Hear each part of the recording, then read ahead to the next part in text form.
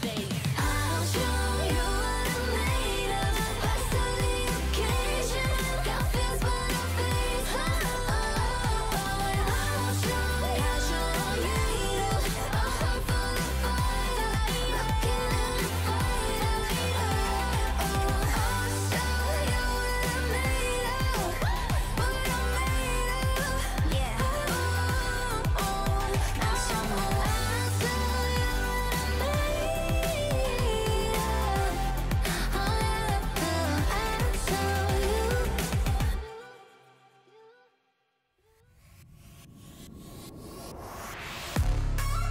KDA, should we show them how we do it every day?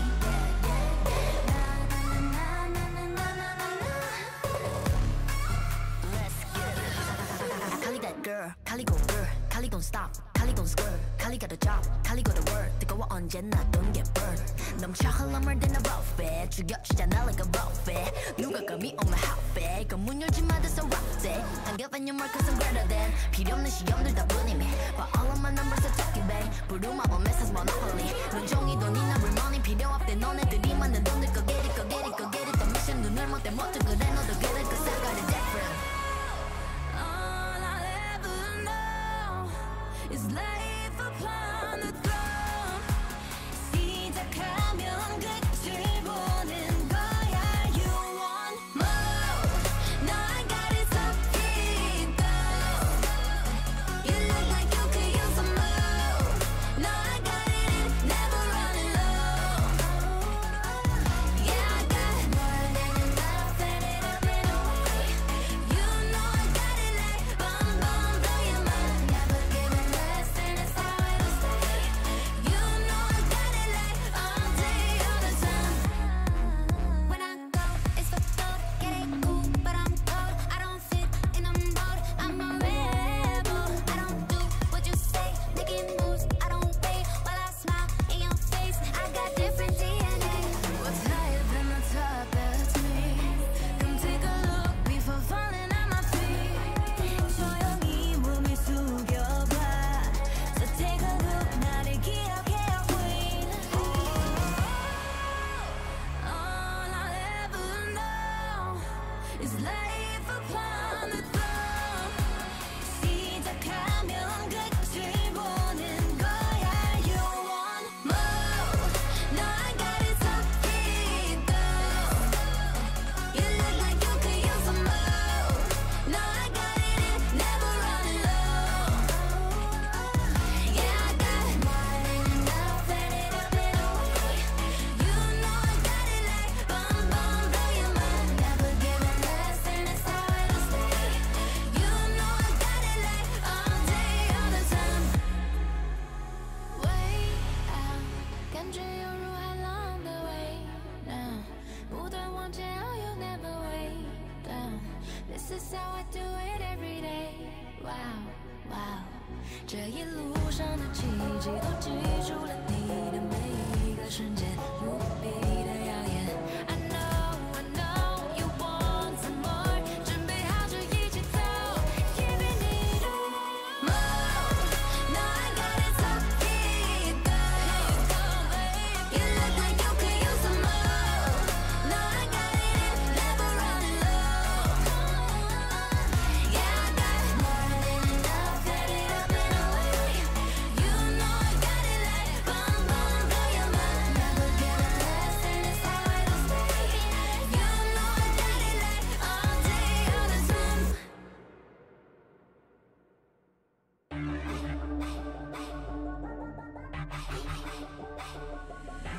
You know who it is, coming round again. We want a dose of this, right now it's KDA. I'm a goddess with a blaze, 소리처럼 내 이름 잊지 못하게 loud loud loud loud. I could take you to the top, 절대 멈추지 못해. 내가 끝내주는 bag, yeah, yeah, yeah. And when I start to talk like that, oh you know how to react. I'm a picture perfect face with the wild in my veins. You can hear it in my growl, growl, growl, growl. So keep your eyes on me now. 무엇을 보든 좋아할 거야. 다 할 수 없는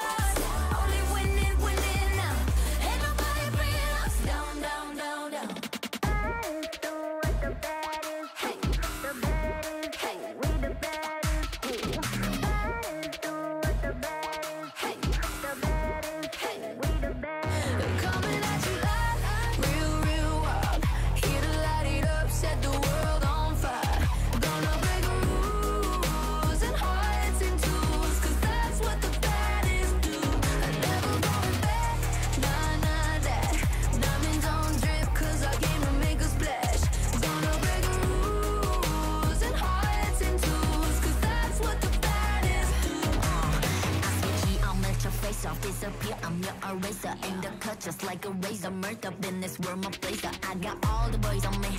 I got all the lines on ring. Knocking dead, turning heads. I got all the eyes on me. Pretty face, 걸어 들어와. 유행선두자. 원하지만 못하잖아. 애가 타잖아. You like roll, 달리 유도 go. 난 알지, I know. 준비해, cause I like the ball. 멈추지 않아. 나는 내 그게 like a bag. 그거 말고 bye. 믿어봐, 그만큼 크게. 어깨 펴고 high. 100% 덤비지 못해. 죽여주잖아. 나는 boss. 간지 with the sauce. 원하면 줄게. I'm doing damage when just how I planned it. I do what I want when I say. 모든 날 따라해 난 끝내주잖아. To live on the edge of insane. Coming at you loud. Real, real wild. Here to light it up. Set the world on fire. Gonna break rules and hearts and tools. Cause that's what the baddest do. I never going back. Nah, nah, that. Diamonds on drip. Cause I came to make a splash. Gonna break rules and hearts and tools. Cause that's what the baddest do. It's crazy. Sorry for the bad news. Sorry I'm so bad. Only took a minute for me to get what you had. Sorry for the bad news. No, it makes you sad. There for a minute, baby, you should pack your bags. Way that I look should be breaking the law. If I don't got it, I take what I want. My circle small like a round of applause. You know that I love the sound of applause. You know I mean everything that I say. When you see me come and get out of the way. I can just lay, I can just lay. Back and I'm better and ready to stay. I'm doing damage when just how I planned it. I do what I want when I say. 모든 날 따라해 난 끝내주잖아. To live on the edge of insane. It's crazy. Sorry, not sorry for being the best. 언제든지 내가 좀 해. Look at the gold, all on my chest. Look at the gold.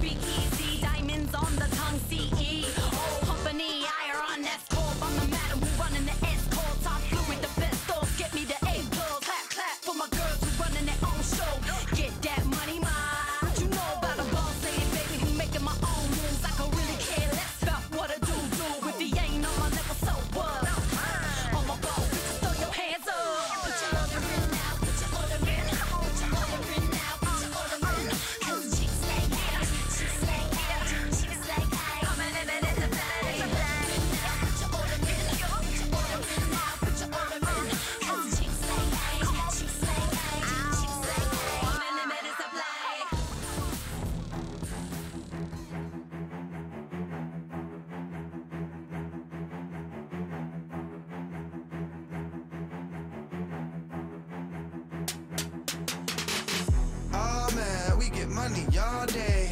All I do is work, all I do is get paid, yeah. Oh man, we get money all day. All I do is work, all I do is get paid, yeah. All I do is work, all I do is work. All I do is work, all I do is get paid, yeah. All I do is work, all I do is work. All I do is work, all I do is let me work.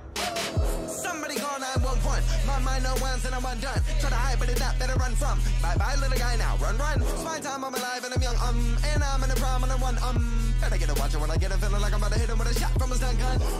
Ain't I'm about to get him on a different kind of level. I'll be handling like I thought it would be, ain't nobody ready for it. Better get him out, I'm about to make harder than a pot of lava on the one side. Call it what you want, man. I'm about to see the only one who's winning, and I gotta be a little bit offended by the way you trying to talk to me. I'm about to come and check and ask what you really want, son. Y'all don't get it, neither do I, look, I'll admit it. Y'all are trying to take island visits. I'ma run my own island business. It don't exist, I'll invent it. Man, I'm about to be childish with it. Money about to be piling up this so high we might see a pilot hit it. Bang, you gon' remember my name. I got the infinite aim, bringing the infinite pain. Working to get to the fame, then I'ma dip in a similar vein. Whipping the whip when I'm switching the lane. Admitting I'm gifted is simply insane. Man, let me work. Oh man, we get money all day. All I do is work, all I do is get paid, yeah. Oh man, we get money all day. All I do is work, all I do is get paid, yeah. All I do is work, all I do is work. All I do is work, all I do is get paid, yeah. All I do is work, all I do is work. All I do is work, all I do is let me work. Yeah, all I do is work, all I do is work.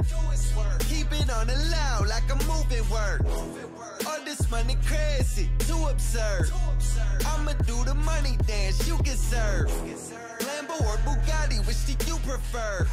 You standing there in silence, you should use your words. Look, actions speak louder than what you have heard. We bout that action, so you know we bout to do it. Word. My, what a business. Money crazy, so I know just what it's like to be senseless. They say that I can't be crap. Somebody find me a dentist. I'm about to buy up your tap. So soon you might be evicted. I'm saying, man, oh man, we get money all day. I can't hear you talking, I don't care what y'all say. Out of getting nothing, and it's what you call pay.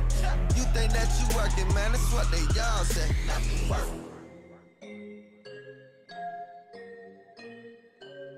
Yeah,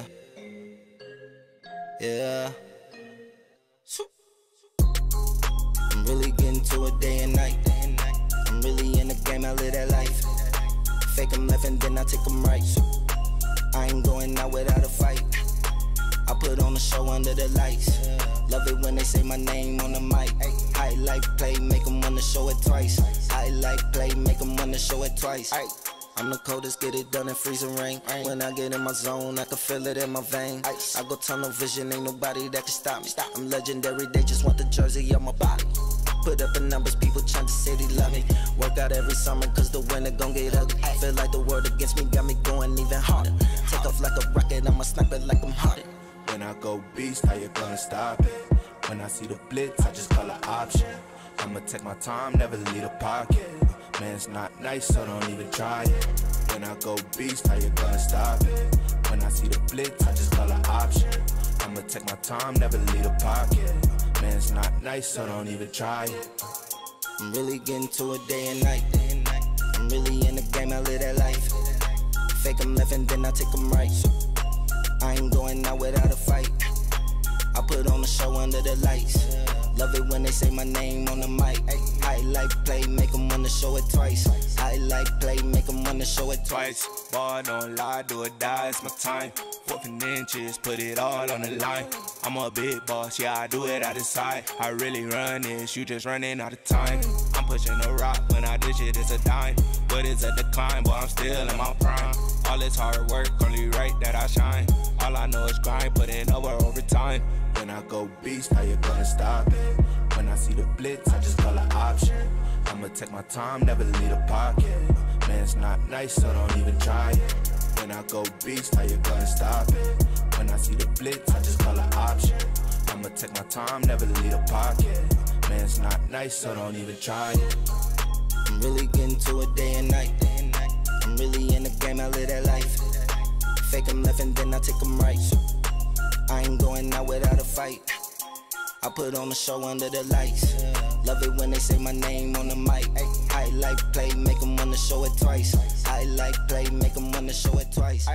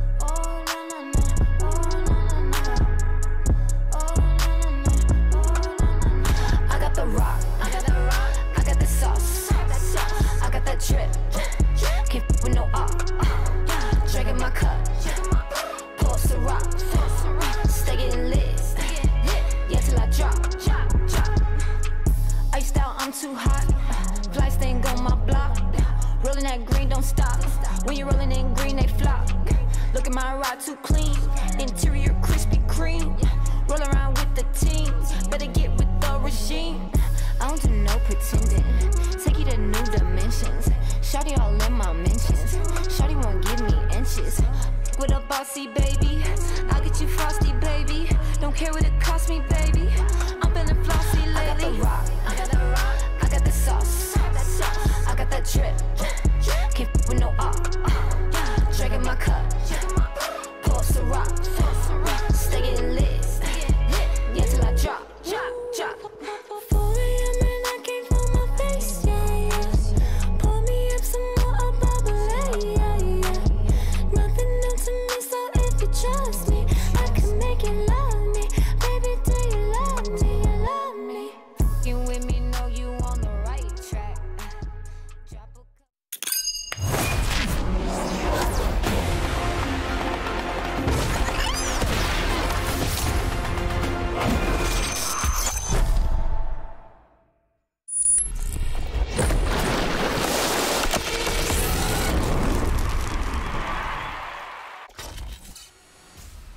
Matter of fact, we creeping, now we sneaking. Enemy highs, we be seeking. Lurking through waters and bushes, oh man. Cool dodge, we deepin'. All of we die, one at a time. Those are the facts, we don't throw dice. Ready to fire, ready or not, we letting it climb.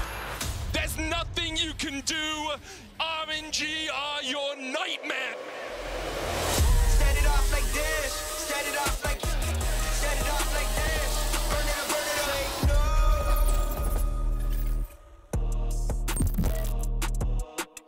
no. Welcome to beautiful Busan, South Korea, host of the 2022 Mid-Season Invitational. The fans have shown up in full force to support the home favorites, LCK champions T1, for the opening day of the group stage, and it's a historic day for many reasons. So in our first game, we will see a VCS team on the international stage for the first time in almost 3 years. This is the Saigon Buffalo squad arriving at the Busan Esports Arena. Of course, their opponents, T1 and Faker, will be playing at an international tournament in front of their home crowd for the first time. We'll see if they can continue their undefeated run. It's mind-boggling. I'm Quick Shot, that's Cool Blog. Welcome to the show. Yeah, 2014 Worlds after Faker had won in 2013. He didn't even qualify. Yep. Crazy. And now he gets to play in front of the home crowd. Opening game, and has the honor of playing the VCS's second seed. I mean, VCS, nice to have them back in. I think you say that second seed. I actually genuinely feel like a lot of teams are underestimating what this team can do, but we'll dive deeper into that later. We will. Before we do get to those seed teams, ever beat MSI? Well, we'll find out. Before we get to the teams, let's quickly remind everyone of the format here at MSI. Get ready to take notes because the best teams in the world are about to show up and show out in Busan, South Korea for the 2022 Mid-Season Invitational. The top team from each region will compete in up to 3 stages of MSI: the group stage, the rumble stage, and the knockout stage. 11 teams will participate in MSI. They are the Split 1 winners from LPL, LEC, LCK, LCS, PCS, VCS, TCL, LLA, LJL, CBLOL, and LCO. All 11 teams will start their journey in the group stage. The teams have been drawn into 2 groups of 4 and 1 group of 3 to play a best-of-1 double round robin within their respective group. The top 2 teams from each group will move on to the rumble stage, where all 6 remaining teams will play a best-of-1 double round robin. Then, the top 4 teams will advance to the knockout stage, where they will compete in a best-of-5 single elimination round. When the dust settles, the 2 teams remaining will face off in the finals to determine the best League of Legends team in the world. The winner takes home the trophy and the MSI 2022 champion title. You can catch all the action May 10th to 29th on lolesports.com. Well, it's May 10th already, and I do need to have a small correction in that video. The video was recorded prior to look. I did not lie. At the time of recording, it was true. So some quick updates. Due to the cancellation of the LCL spring season, the CIS will not be participating at MSI 2022. And as Jat so rightly pointed out, yes, I did lie. The VCS Spring 2022 champions, GAM, will represent Vietnam in the Southeast Asia Games. So therefore, Saigon Buffalo will be the VCS team for MSI 2022. These are the groups. We've seen the format. I think quick takeaways from me right now, Jat, is that every single MSI champion except EDG is participating at the event. Yeah, multi-time winner RNG, multi-time winner T1. It's actually amazing the historic nature of the teams that managed to qualify here in 2022. And also with the format changes, if they go deep, we're going to get to see these teams play for 3 weeks. Now we'll have to find out who's going to stand out on top and whether or not T1 and RNG will be challenged by anybody else. Now the patch that teams will be playing on is 12.8. We were joined by Matt, because I can't say his gamer name, Froxen, from the game development team on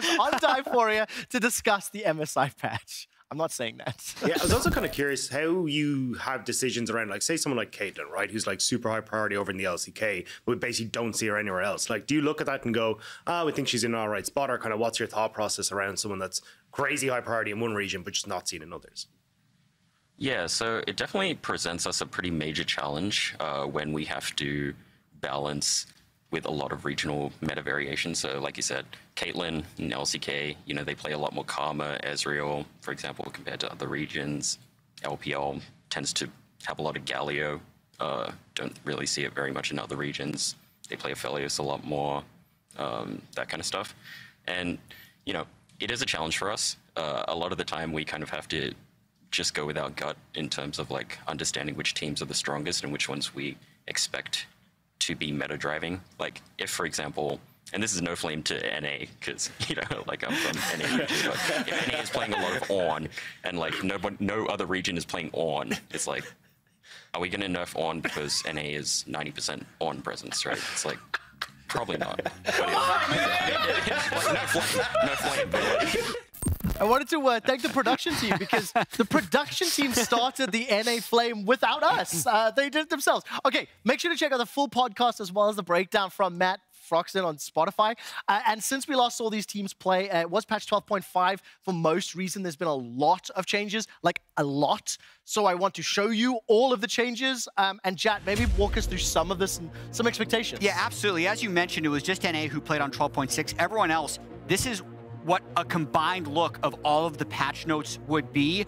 That is a huge amount of buffs, a huge amount of nerfs, and even though these players do experience it in solo queue, not every team is going to have the same read with this long off of playing on a competitive patch. So I think we're going to see a lot of different types of meta reads, at least at first. Especially when you take into the consideration of scrim bubbles as well, different teams developing their own metas. Every team who got here with the way they play to MSI is not the way they will be playing at MSI. It's a complete different style. It's going to be a complete different meta. So all of a sudden, how adaptable as you are as a team is going to matter as well at this tournament. Yeah, and as much as people think that pro teams and pro players like read patch notes and then give you an analysis They really of this being don't. strong, no, it's literally, oh, I gotta feel it first. Yeah. That's so many things to try. That's a lot of feelings. You're not gonna have a solid read What at do first. you feel will be showing up in the first few days, Jack? That is a difficult question to ask. I'm really curious to see what happens to the AD carry meta because we had basically a whole split of Zeri or Caitlyn are kind of like these pick ban things, but the things we saw on the Rift were Jinx and Aphelios, which are hyper carries, low mobility. That has a lot of knock-on effects of the rest of the meta if those champions are no longer highly played. And I also feel like the likes of, the facilitating junglers we saw, Volibear, Jarvan, blind picked all the time, all of a sudden, Poppy got mecha buffed as well. So I feel like these blind picks will never come through anymore. And if they do, I'm really hoping to see Punish with a Poppy pick that seems like a hidden OP to all this mobility we all of a sudden have in the game. Oh, very excited to see him. I wonder if Ezreal's going to make his way back into the meta. I know Wolf and Valdez are very excited about that a little earlier backstage. Now, let's take a look at the games we've got in store for our opening day with the next installment in the North America versus European rivalry coming up in Game 4 with EG versus G2. I touched on it a moment ago. T1 will be kicking these off against Saigon Buffalo. And I think very important to call out the reigning MSI champions, RNG, will take to the stage in game number 5. So we have 6 matchups ahead. And as we are getting closer to the very first one, I thought it would be important to break down some of the teams competing at MSI and breaking them down group by group. So let's start with Group B. The reigning champions, RNG, they will be facing off against their semi-final opponent from last year's MSI and PSG Talon, as well as the Brazilian and Turkish representatives, the Istanbul Wildcats, and CBLOL's Red Kenids. I mean, when I see this group, for me, it's RNG and PSG at the top. I am expecting Brazil and Turkey to kind of try to play spoiler, but that's where the power stacks in my head. And I think most people would, as well as viewers as well, especially when you set the expectations that, oh, this was the semifinals of last MSI. Oh, I saw PSG Talent at Worlds too. Problem is, they got rid of River and Mabel. They're no longer there, and they've had to rebuild around some of the players that, Mabel and River was the main driving factors. So all of a sudden, we're having a look at a PSG Talent that's definitely not going to come in with the same oomph as we saw last GS MSI. And I actually think some of the other wildcard teams can actually come up here and threaten for that Tier 2 spot. That's going to be the test, right? So we got Istanbul Wildcats and Red Kenids that are going to be trying to sneak into the Rumble stage. So the Rumble stage is what people would otherwise know as the group stage, and this group stage was previously known as the play-in, but it didn't have like a reigning MSI champion in it. So it's honestly such a Herculean task to ask the Red Kenids to make it out of this group when they're literally in the group with last year's champions. And even though I think probably a little bit weaker in the side of PSG Talon, last year's semifinals. We can thank Dignitas for signing River. He was great in NA. So if you're saying Dignitas doesn't have a presence internationally, I show you PSG if they're worse without River. Shots fired. Okay, I need to move us along because you just talk about the other group that's going to set Reddit on fire, Group C. North American European rivals, G2 taking on EG as well as the LCO's Order. I think this has to be the group of life. I think all 3 teams are happy about their opponents. I also think all 3 teams made the lower bracket run, finishing 4th in their leagues, and frankly, surprising that they are the representatives at MSI. So many things are interesting about this group. All English-speaking broadcasts that you have, all, 9-9 EG, 11-7 G2 during the regular season, and it's absolutely the group of life because 2 teams still get out, even though there's only 3 teams in the group. So everyone is going to be happy about being against the other teams in the group. And G2, of course, they won MSI in 2019, along with RNG and SKT, or T1 rather, the title winners. But let's talk about Evil Geniuses, their first time on the stage. EG, a little bit of a shock, a new organization to the international front, and they've got a lot to prove. Yeah, think they're a new organization, but they're experienced players. Oh, yeah. So you can look at Impact kissing the NA trophy. That's his 5th NA title, and also Impact won the World Championship in 2013. The guy next to him, Vulcan, was at MSI on C9 last year, and then Inspired was the LEC MVP, like, what, 8 months ago? So, yes, they are a new org, and JoJo and Danny will be making their first MSI, but I don't think they're going to be completely inexperienced. But that's the interesting thing about this EG roster. You named the veteran players, but I feel like it's more about the rookies as well, really coming into it, who can now finally leave their mark on the international stage. And, you know, finally, NA talent finally coming through. I think EG, not the one that you expected, but surely the one you hope for and the one you're cheering for now. Let's briefly touch on the fact that Order are here representing the LCO. Last year, Pentanet surprised. During the course of rehearsals, I'm going to steal something that Jat said, and that, you know, NA has pillaged the LCO region. I know Gulborg added on as well that ERLs has taken a lot of players. I'm going to come, Gulborg, what do you make of Order and their chances to upset this group? I think it's really difficult for them to come in and do the same Pentanet did. I think a lot of the Australian players went to the North American regions. They went to the European regional regions, right? Like Papu is playing in Big now in Prime League instead. So yeah, they came in with new players, and I think for Order, it's a really tough task for them to replicate what Pentanet did. And yes, they're in the group of life, but I still think that they will have the toughest challenge out of all the teams trying to get through as well. I love the spirit of the LCO. Like, the OPL was dissolved 2 years ago, and people didn't expect them. They expected them to be the worst team at MSI last year. Yeah. So the fact that they were able to make that run, it doesn't mean they'll do it again, but all these guys are doing it for the love of the game. They're not doing it for big salaries. They're not doing it to make it big.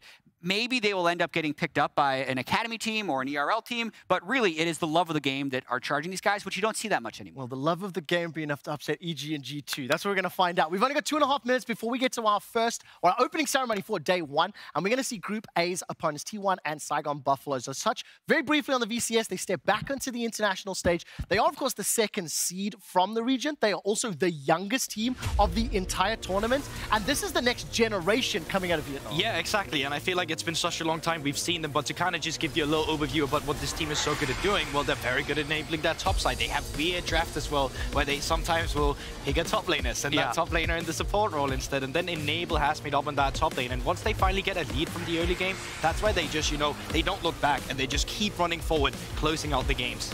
Definitely, even though you don't have the #1 seed from the VCS, you have a team that is very much the spiritual successor of what the VCS brings 100%. in terms of being high kills and deaths. I'm someone who loves trends, Trevor. And something I realized between most teams at MSI is they're either a team that prioritizes getting first Herald or a team that prioritizes getting first Drake. The only team that doesn't really prioritize either is the Saigon Buffalo. They do prioritize getting first blood, though. They were #1 in their region of just getting the first kill. So we're going to see a very flippy early game, I think, from them, because their shot of beating T1 is not through objective control, it's not through late game macro, it's just if they win enough early skirmishes, maybe they can be ahead enough to win team fights later. Less than a minute, Gulborg. I want to come to you for some early game stats before we head over to opening ceremony. T1, they are undefeated in 2022. They haven't lost a series, they have lost a few games, and now they're going to stand down the face of Saigon Buffalo. I saw a question from Fion asking, if you lose a BO1, does it count as losing a series? Yes, it does. So let's talk about the early game impact and what Saigon Buffaloes have to do. It's very interesting how they do it, right? Because from the Saigon Buffaloes, they have some of the highest kills at 14 minutes you can get. But you take a look at it, it's also some of the highest deaths. That this team is all or nothing, okay? The goal difference is not as good as T1 because T1, they're aggressive as well. They got a lot of kills, they die a lot too, but their laners are so freaking Saigon Buffaloes, win lane, get kills, that's how you beat T1. And honestly, in a best-of-1 scenario where T1 someone time will get cocky, they have lost some games in their first best-of-3s that they had, you might actually get a little bit of a turnaround where Saigon Buffaloes, if they win in the first 15 minutes of the game, they might actually be able to close out the game, but it's a very slim chance. Yeah, if they're ahead in 50 minutes, then they have a slim chance of winning the game. T1 is the overwhelming favorite, 42-8 map score, 18-0 regular season, the prohibitive favorites coming into the tournament. Everyone wants to see what Faker will do. That's it, I have to cut you off. The group stage of Busan starts right now.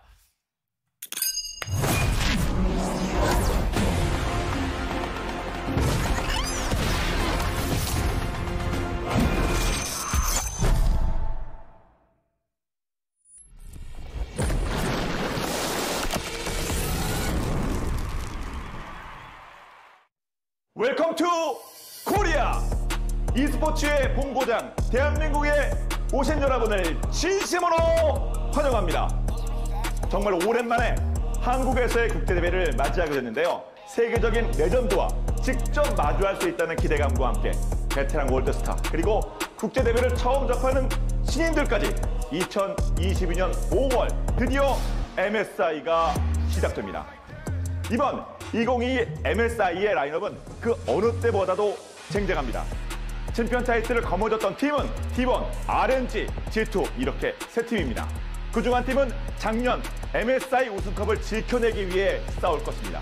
이들뿐 아니라 각 지역을 제패한 팀들이 모든 것을 걸고 세상을 움직일 준비를 마쳤습니다. 과연 이 전장에서 누가 살아남을까요? 누가 최정상에 올라 자신의 이름을 영원히 남길 수 있을까요? 과연 누가 MSI의 챔피언의 자리에 오르게 될까요? 여러분께서 무엇을 상상하시든 그 이상을 보게 되실 겁니다. 자, 이제 LCK의 홈그라운드인 이곳 서울을 떠나 오늘부터 3주간 대회가 펼쳐질 부산행 열차에 올라타실 시간입니다. 자, 여러분 준비하시고 쏘십시오. 단 한순간도 놓치지 마시기 바랍니다. Take note! 자, 가겠습니다.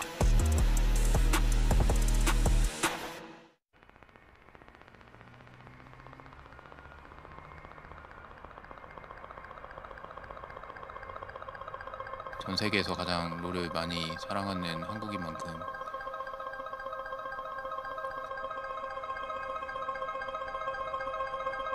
그래서 저희가 여기서 MSI를 치른다는 게 굉장히 큰 의미인 것 같습니다.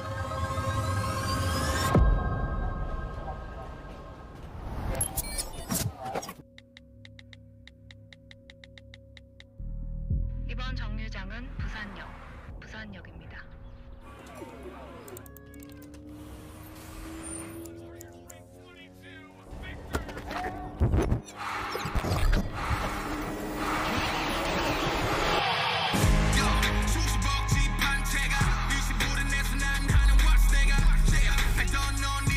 Last time we were here, we won it all.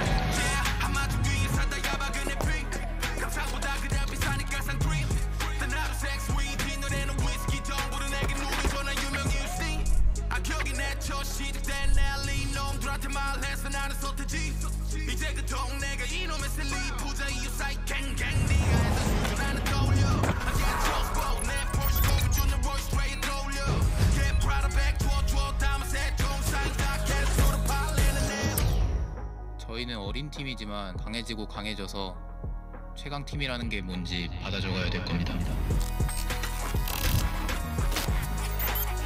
Ngày em sẽ tìm ra điểm yếu của bạn và 5 người chúng tôi sẽ hủy diệt bạn.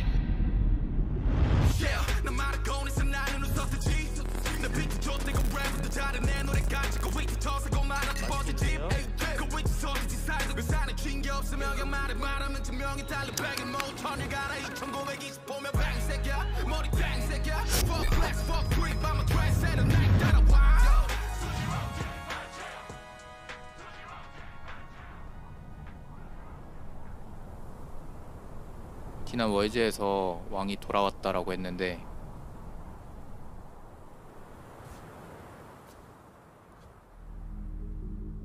I never left.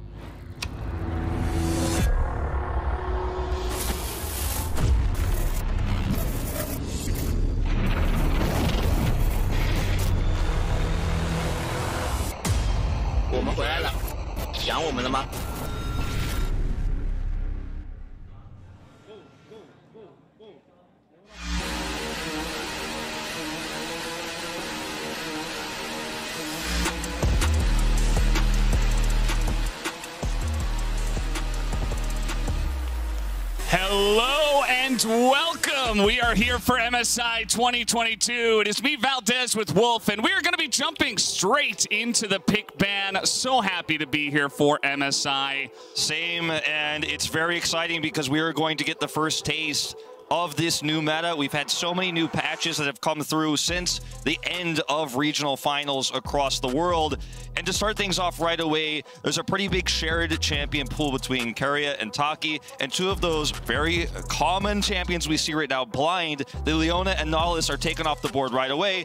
Zeus's Jace also taken away right off the bat here, so a lot of research definitely going into this one here for Saigon Buffalo. Yeah, and you know, we were talking about some of the shared champion pools, also Froggy playing a bunch of Ahri, Faker obviously very well known for playing that in recent times as well. Also take a look at the Caitlyn ban there for the bottom lane, so we're very curious about, you know, what the AD carry meta is going to be, but I think that Gumayusi still will command that respect on that champion. And I think Jat said it best on the desk earlier, is if you have a strong expectation for what the meta will be, you're probably going to be wrong at this stage because we simply just do not have enough information, and I think the teams themselves haven't settled down yet what is going to be the top picks. But we're leaving Twisted Fate open against Faker in a team that's very famous for their early game macro, in control of first Rift Herald into taking down towers early. Very powerful pick that works with so many different types of compositions, so it's no surprise to see Faker pick that one up very early here.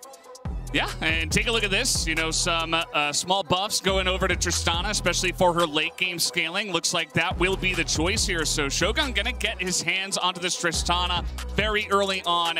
And you were talking about, you know, banning away T1. It's rough, man. It's never easy. You got to choose one. They let that go. And take a look at this. Wukong just straight up coming out here. Yeah, Wukong blind as well here very early on in this draft. In the LCK region, we almost never see this champion. It's been called for quite a bit. Nami picked up very early here, usually paired with the Lucian. Of course, Lucian's still open, so that could be a pick here to try to dominate the early laning phase, where Gumayusi and Keria, Gumayusi if you want to put their names together, have had the most dominant 2v2s in the LCK out of any bottom duo. And that's, of course, with players like Ruler in our region, of course. And you give them control of that bottom lane early, they get an early lead, and things can be disastrous with the prio they're going to gain. We are going to see Silas coming out here. Pretty common response to the TF. Just want to make sure you have some globals yourself. You take away that Destiny Gate, and you're getting around the map yourself as well. Can put on some pressure in the lane. Not going to go for the Galio, another response that we do see, even the Rise as well. But again, you know, the meta's shifting. We're here on 12.8, and things will look different. Yeah, I really like this Rakan ban as well for the Lucian Nami lane. Definitely things can go awry when you're trying to put that pressure on with Rakan in those 2v2s. And the Viego ban here is a very owner-specific ban, especially considering that you have CC set up already in the mid lane with the Twisted Fate. So that's what we've seen Owner and Faker rely on, whether it's the Ahri pick into the Viego or the Twisted Fate into the Viego. Very strong combo.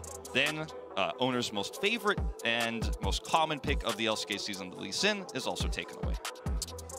Yeah, we do see the Rel as the final ban there on blue side, and now we're hovering the Zyra.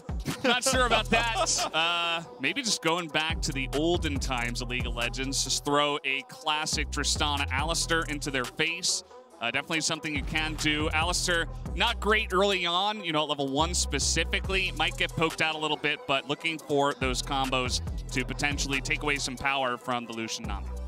The Gwen pick here, you know, despite some nerfs and changes, still going to be a very common one here from the LCK region. Gumayusi going to pick this one up, and it's great for those early skirmishes and brawls, so not surprised to see this at all. And Vi, my favorite arcane champion, you know. I know what everyone's spamming in the chat, but yeah, very exciting to see this one. We did see this actually played in our region.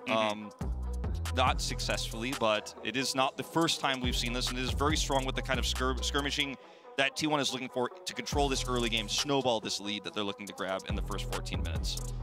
Yeah, and we are going to see Kennen. Yeah, the Kennen comes out here, and you know, it's going to be pretty nice in that lane against the Gwen. Just has the range advantage, and they did go down to Gambit in the finals over there in the VCS, but this is one of the champions that he looked really good on.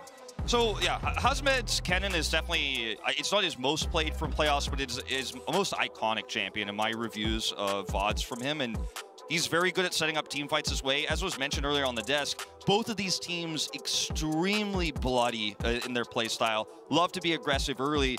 And I do think this game will very likely be decided in the first 15 minutes and possibly even decided by the first Rift Herald fight, especially when you consider how Feast or Famine T1's composition is going to be. Yes, they do have some insurances with Gwen in late game team fights, but if you get to a late game where you are not stomping with this composition, you are going to find yourself falling very far behind. Yeah, it's a very T1-esque kind of composition. Maybe not something we've seen a lot, but definitely plays to their play style. They love to get in your face very confidently, take away the kill, and then take away the game very early on.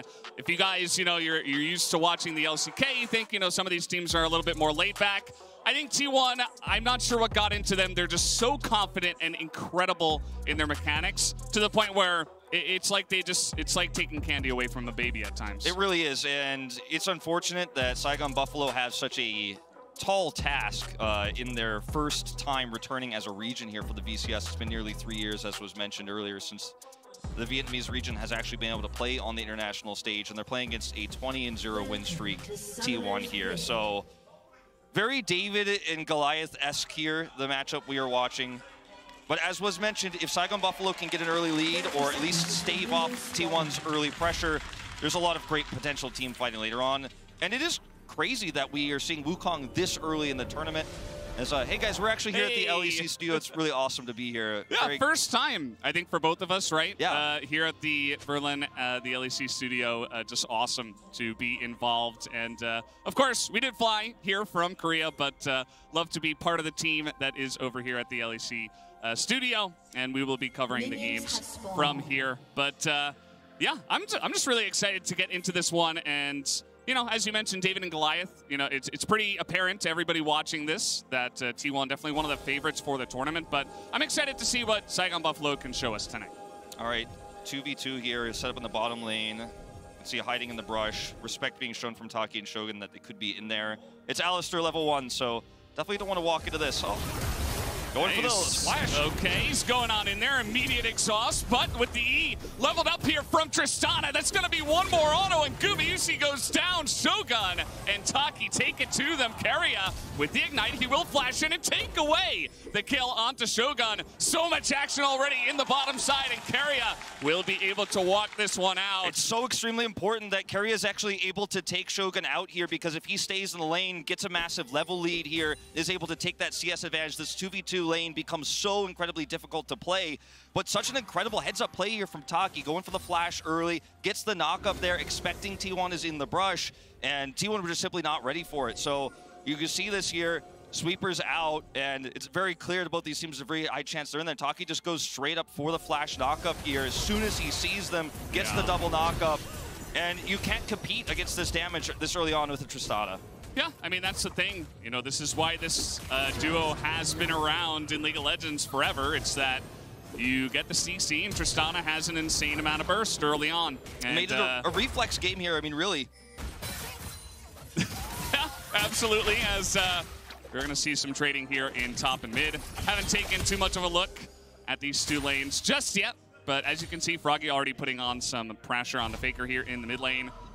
And, yeah, it's going to be interesting to see, guys like Froggy coming on over here, as we will have another combo here, but Taki getting a little bit chunked out. Yeah, notice how differently things go when Taki's not getting a double knock-up, right, in a fight like this, with Lucian being able to kind of poke and do that consistent damage, with Nami, of course, being ranged as well. It's a little bit tougher to actually continue to put that pressure on here in this 2v2. Owner nearby as well. Need to be so careful. And I think there's a lot of underestimating that people are doing of the BCS region right now, because we haven't seen them in international tournaments. Their first opponent is T1. We've already seen, though, small gold lead here with that first blood. Saigon Buffalo came to play early, and this is their playstyle. They are aggressive. They take extremely high risks early. And against T1, especially against T1's comp, I think you do have to play that way. Now, around the first Rift Herald, that's the kind of risky play we'll see if Saigon Buffalo commits to, because that's where T1's comp is going to start to really come online. And if they get that first Rift Herald, a gold lead is how T1 snowballs this game. So that might be where Saigon Buffalo might want to pump the brakes a little bit. Okay, a little bit of action up in the top side. BJ looking for a bit of a dive here, but Gwen is immune immediately. BJ is taking all the turret shots and nearly gets taken out. Zeus is taken pretty low here and might have to back off the wave. Yeah, he will get away here. Notice Owner coming up as well to protect if there was going to be a follow-up here. Flash, of course, having to be burned here for BJ with the failed dive, quote-unquote. It will, of course, force Zeus to back, but he has teleport. Meanwhile... Oh, here we go. Guma a little bit too far up, but they're trying to trade it back, but the extra jump comes in for Shogun, and this is just going to be a double kill on the bottom side as the Saigon Buffalo duo are taking out T1. 3 kills early for Shogun. This is the Lucian Nami lane getting destroyed right now, and it's Gumayusa Carrier that are getting destroyed in this 2v2. And once again, it's Taki on the heads-up play here, as we'll see how this one started off. We came in a little bit late on the fight. Just going to be headbutt in. Shogun collapses in. Gumayusa's positioning here way too greedy. You see Carrier tries to Aqua Prison to stave off the pressure, but it's just too much damage too fast for Tristana at these early levels. And this is going to get much worse before it gets better. Yeah, and it's a couple of things, you know. He really wanted that cannon. It's the first game of the tournament. Gumayusa is on a low-range AD carry. He's like, oh man, I'd really love that cannon. But he got punished for it. And as you mentioned, the Aqua Prison missing Tristana means that, yeah, he just gets taken out. So, you know, this is a duo that we have been touting in the LCK as obviously the best in the LCK, but also we've been talking about how great they are around the world as well, and now they're just getting shown up very early on in this first game. Yeah, it's important to remember the context of what Lucian Nami is supposed to do in a 2v2 is to get kind of guaranteed prio and give you control over early objectives. It's a very strong duo because of Nami's passive, and Froggy has level 6. Not going to be useful in this matchup, of course, though, to duel. But going back to the point, the fact that Tristana is this far ahead, has 3 kills early, means that now Saigon Buffalo are going to feel very comfortable to actually try to commit to that Rift Herald fight. You know, bring their AD carry over, not going to be looking to trade plates. And T1's comp is going to struggle in the later parts if they can't get a tempo lead. And it's so difficult when your 2v2 on the bottom side has gone this far awry. Yeah, so Owner is down here. He's not level 6, but neither is BJ, who is hanging around the area. This first Drake, being a Hextech Drake, can be pretty nice to pick up early. T1 not necessarily a team that like to collapse on the early Drakes and really make a move on it. They love to get the early Rift Heralds, as I'll have to hold that thought. We are engaging on the Owner here, but Taki and BJ will pump the brakes and just get out of here. Yeah, so... Again, you know, we haven't seen the power of Shogun's gold just yet because he's still sitting, of course, on that Noon Quiver. And, you know, this is going to really explode and balloon very soon, but we haven't quite gotten there just yet. So Gumayusa and Carry, you can see they are essentially functionally doing what this Lucian Nami lane is supposed to do despite the 3 kills here for Shogun at the moment. But as that Rift Herald does start to spawn, it's going to be a very strong moment for Saigon Buffalo because Tristana does have this extra gold. They do have a Kennen who has Flash and ult available. We haven't really visited the top side of the map that much this game, but the fact that they can look for that scrappy team fight with the Sylas here as well, which is such a common response to Twisted Fate, is meaning that Saigon Buffalo can take an early lead. Here we go. This is the Destiny Gate stolen, and Guma is up the river, and he actually does have a pretty nice gap, so... a great instinctual response, I would say, here from Guma to go the correct way and escape any death. Yeah, it was not going to stick around to try to clear that control ward. It's going to leave here right away. But the Skivs, of course, again, showing a lot of control here of the bottom side. Not quite able to take this plate out just yet. But Rift Herald is spawning. Shogun is going to have the fast track over there. Remember, this is a Kennen that has Slicing Maelstrom, one of the strongest ultimates in the game on Rift Herald fights. But the pressure in this lane means he can't really get there. Take note that Faker has Ignite from the Unsealed Spellbook, also has the ultimate advantage right now, as it's going to be big for T1 to try to get the advantage around this top side. And you see that BJ and Hazmet, they will be called off. They're not going to try to collapse onto Zeus or anything like that. So Faker just, his presence is felt for sure. Yeah, and this is so unusual for T1 to actually not be grouping for a Rift Herald this early as well. Like, T1 is the team that would fight for Rift Herald no matter what in our region for so long, regardless of circumstances, and see it ignored this early. So unusual. This time, the bubble comes in, and Shogun, this time, he goes down as Froggy now gets pretty low. Looks like there wasn't enough vision around the mid lane, as we will have him going down here, and you can hear the fans, they're allowed to cheer out now. It is awesome to hear that they are ready to go and cheer for T1 here at MSI. Yeah. Okay, Taki once again for the engage. Okay, going on in here, but you can see that Shogun not really confident to get on in this one, and he will just get burst down. It gets a little bit too close to the sun, and trying to force it there with Saigon Buffalo. Here comes BJ with the flash coming in. The immediate exhaust and the damage that comes out of Lucian. Nami might be enough, but not quite, as BJ will be able to take him out at the end and at least trade one back. You could tell there was a little bit of miscommunication there for Saigon Buffaloes. Of course, the Rift Herald is taken topside while this is happening. With that engage there from Taki, because Shogun doesn't go in, BJ is nearby with blue buff half taken. So he's in the vicinity. It looks like the idea is to look for that gank a little bit earlier, to look for that 2v2 kill there. But actually, unfortunately, with a really nice reaction there from Keria and the exhaust from Guma, they can't make anything happen here on the play. He does, of course, rotate down, but at the cost of this early Rift Herald that T1 have now picked up. They've actually taken a gold lead, and a lot of the wind is now out of the sails here for Saigon Buffalo. Yeah, we'll take another look here at this mid play. Looks like Froggy, you know, he's been aggressive the entire time, and this time Owner is here to punish him. Yeah. Really easy kill here. This is the play I'm talking about. Notice BJ is on blue buff right now. So Taki decides to go in here. Shogun is a little bit timid on it. There's a wave crashing in. And see the zoom out here. BJ is nowhere really near the vicinity. And it's a really nice turn here from Keria.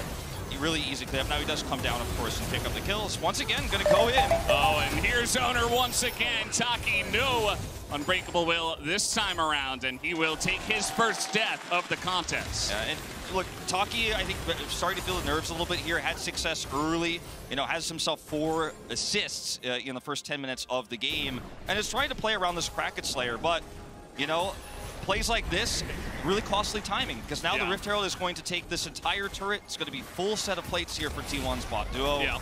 And this is typical T1. You know, they will go even with you.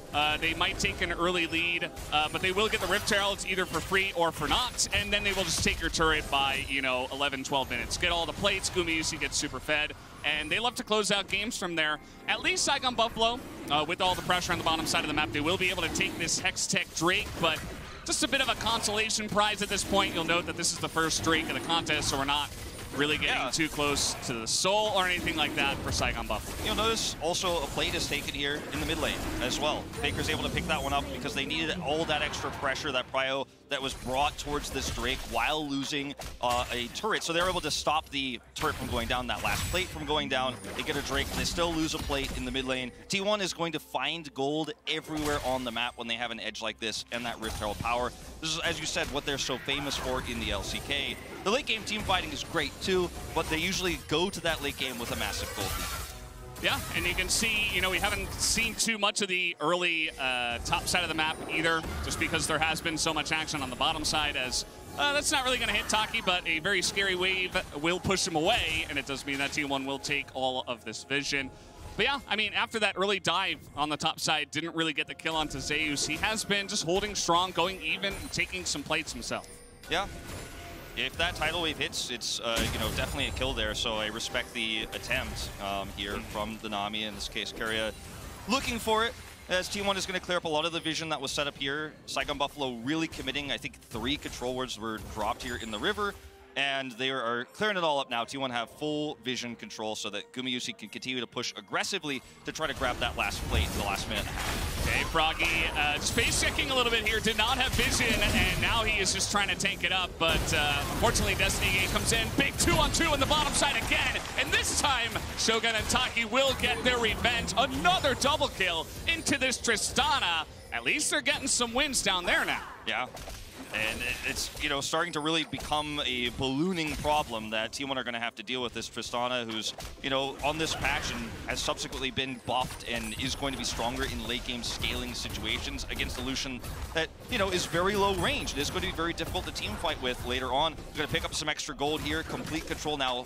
This pendulum swings back to Saigon Buffalo in the bottom lane. At the cost of mid plates, of course, here. This might be a race for first turret blood, as we do see Owner and Baker really trying to take this one down. But I think that Taki, or rather Shogun and BJ, should get the win, and they will. The first turret blood will go the way of Saigon Buffalo as a stolen by ultimate, as in goes Froggy extremely aggressively just to try to save this turret. And he will, as here comes Hosmet. He's got the angle onto Baker, as Baker will get comboed, and he's trying to get CC'd 100-0, and now with 4 members of the Buffaloes. He will be taken down. I cannot overstate, I think, the lack of respect that T1 has shown actually in this game in several moments where they're looking to trade objectives. They lose the race, of course, because it's a Twisted Fate hitting a turret, right, versus Tristana on the bottom side. You're not going to win that race. You're overextended where you don't have control of topside. If Hazmet is just a little bit faster, flash slicing Maelstroms, that could be 3 kills picked up there for Saigon Buffalo. And T1 just a little bit too aggressive here, are pushed off, unable to get that bottom turret, unable to get that mid turret. And we're looking at a world, and I know T1 still have a gold lead, fans at home, but it's 400 gold.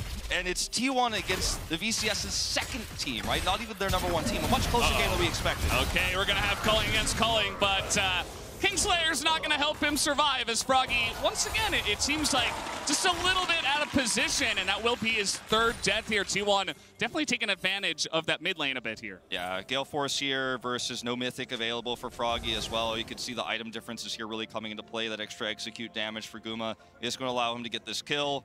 And this is a scrappy game. This is what we expected to see from these two teams. It's just action non-stop. Yes, Froggy is 10 to the level 8 here, but Guma gets the jump on him, does his combo here, gets the passive to proc maximum amount of times, has the Gale Force damage coming through, just knows his champion, knows his opponent's limits very well here, and pulls off the kill. Yeah, pretty nice stuff. I think we are going to slow this one down a little bit before we do get into this Cloud Drake that is coming up just next in a minute. As you see that both the bottom lanes have now moved into the mid lane. Perhaps Guma and Keria will feel a bit safer to not get comboed as they have been multiple times on the bottom side. Taki is positioning very aggressively, goes into the Unbreakable Will and just gets blown up just like that. Not able to survive on the Alistar. And I think a big part of this play is the fact that the top side is controlled so heavily. Hazmet doesn't have a place to teleport to. He's not free enough to actually try to make something happen. BJ was on the flank, as you guys were showing, or observers were showing rather, that he could have come in there to try to set up a play there with Taki, but he was just a little bit too far away, and he's trying to control an objective that hasn't yet spawned. Meanwhile, Owner gets Rift Herald. So, you know, at the end of the day, it's a big win for T1. Zeus has been stalked through the jungle, and now he's got to go 1v2 in his Shroud, as now the Gwen ultimate is stolen. The damage not quite there. Zeus will survive as Keria gets there just barely on time, and BJ is going to get ignited down by Keria, who will pick up the kill, and now Owner is looking for a little bit more. Meanwhile, topside Faker survives there. Hazmet even commits the flash, is unable to kill him. And Shogun is just dead here, does not have another jump. That is going to be a killing spree now for Owner, who casually picks up the Vi and is now 3-0 in the first game of MSI. What do you think about the Nami impact in professional play in recent times? Of course, we've seen Nami years ago in many different other matchups, but in professional play, it's usually just for controlling the 2v2 in the laning phase, but how Keria has been able to use his ultimate as a peeling tool in so many of these scenarios on the bottom side has been fantastic and has really punished some overextensions from Saigon Buffalo. This means second Drake is picked up here for T1. Rift Herald still in Owner's hands, and T1's experience here, and I think patience is paying off. Not again, Taki. Okay, he is going to get out alive here with this one, as Culling will be stolen by Froggy, but yeah, Guma has a Nami behind him, so he will be totally fine. As, yeah, you know, you were talking a little bit about nerves. I think that the positioning may be a little bit more to be wanted for Taki, I would say. He's maybe not respecting the Destiny Gate, and T1, they're a ferocious team, right? If you're out of position, they will take you down. This is the expectation for if T1 got ahead earlier on in this game with the comp that should have been ahead, where they would be. You know, pushing this far into the jungle as Tidal Wave's going to come out. Yeah, not going to hit him, as we do have second Rift Herald coming in, but this is a huge teleport flank coming in now from Hazmet, but he's all alone. He is going to be forced into this one early on. The slicing Maelstrom only hits Owner, as okay, Owner is actually going to go down. Faker tries to get the kill onto Kennen, but it's not going to quite work out.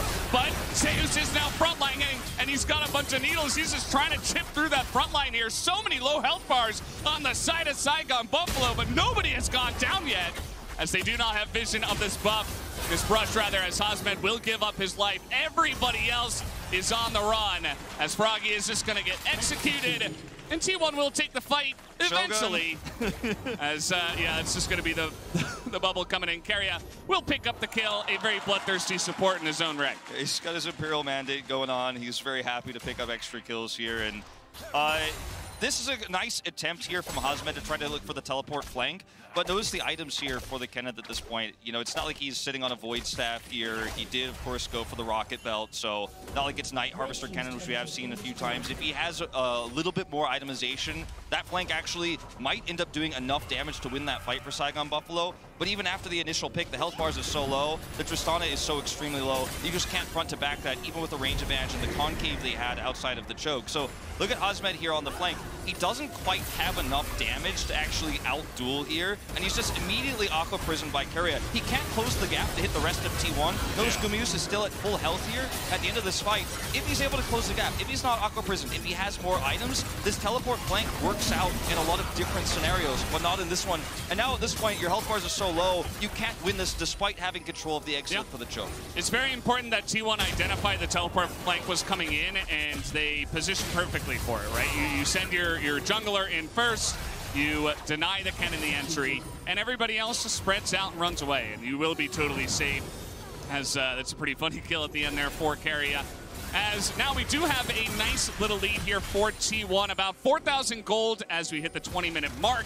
The Baron has spawned. And here we go. We do have some poking coming out here, trying to force that Unbreakable Will. It will actually be forced.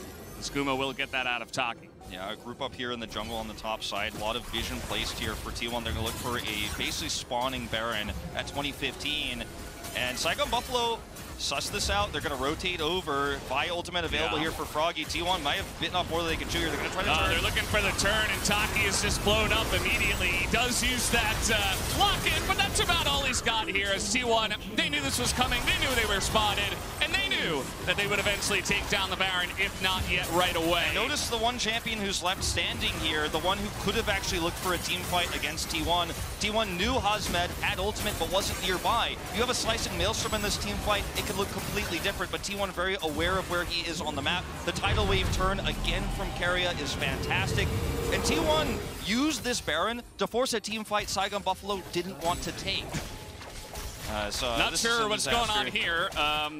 Faker with red buff just says, I've got exhaust as well because I have unsealed spellbook, and yeah, I think I'll just take the kill. Thank you very much. And this is now Hazmed with no Slicing Maelstrom for the upcoming Drake. If Saigon Buffalo were going to look to contest that one, they don't have control over it, but that's just another tool now missing. Hazmed was trying to win that 1v1, which I think was a bit optimistic here.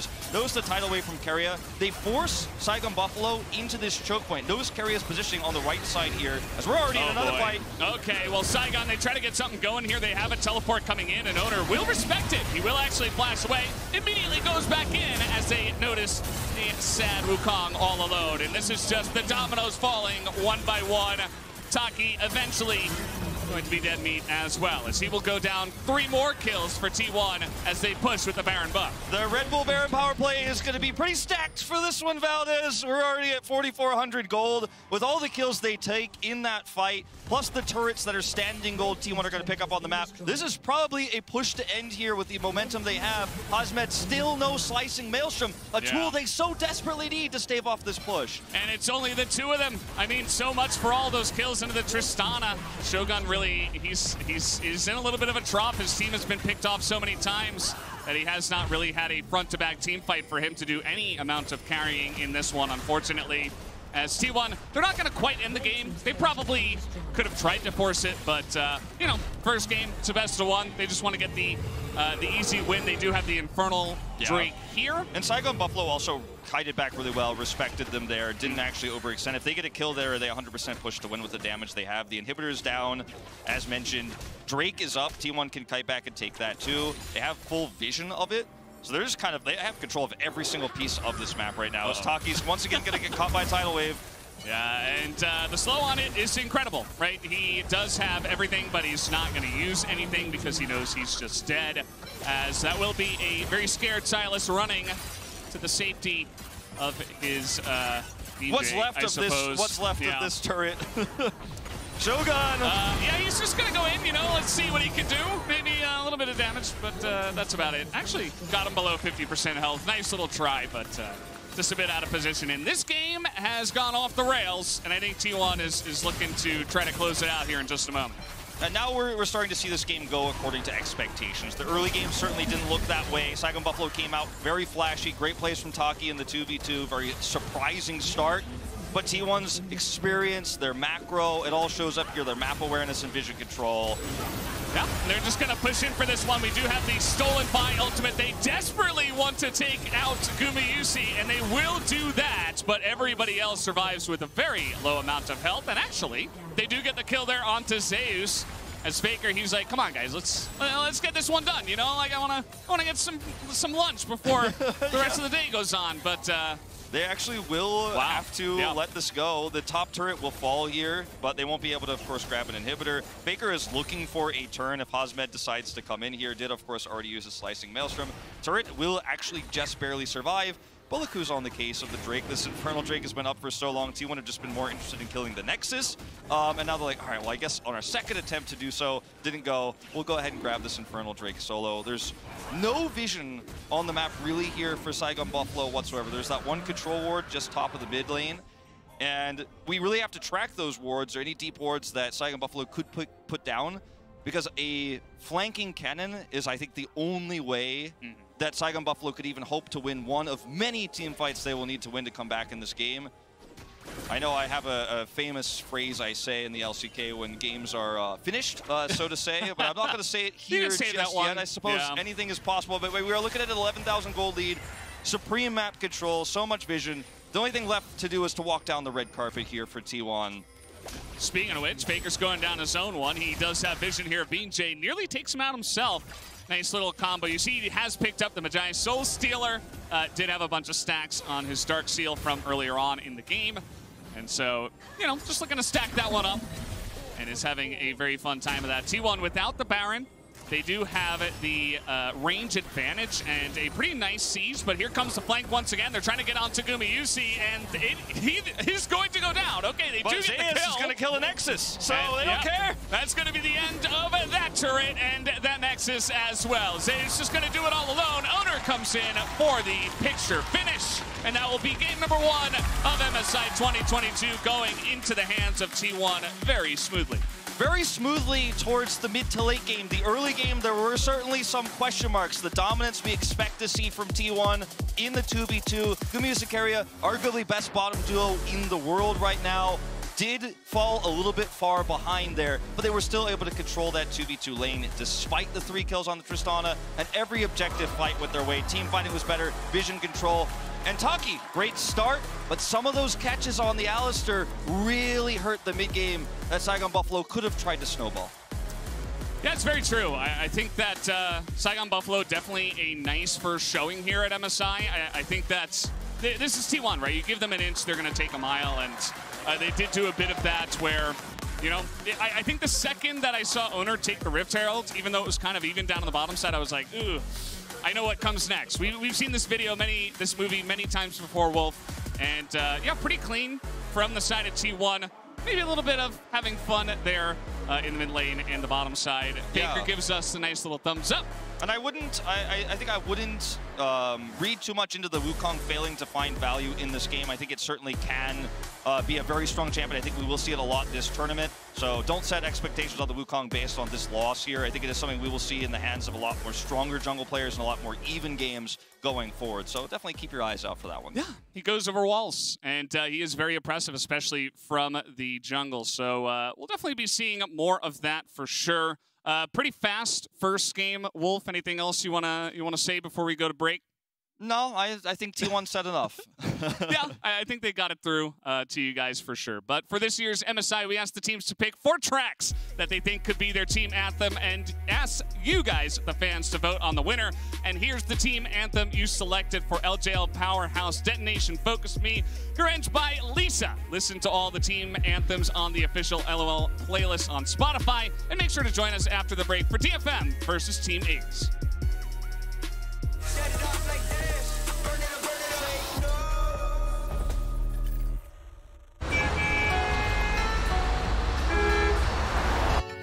I woke up to the morning sky first.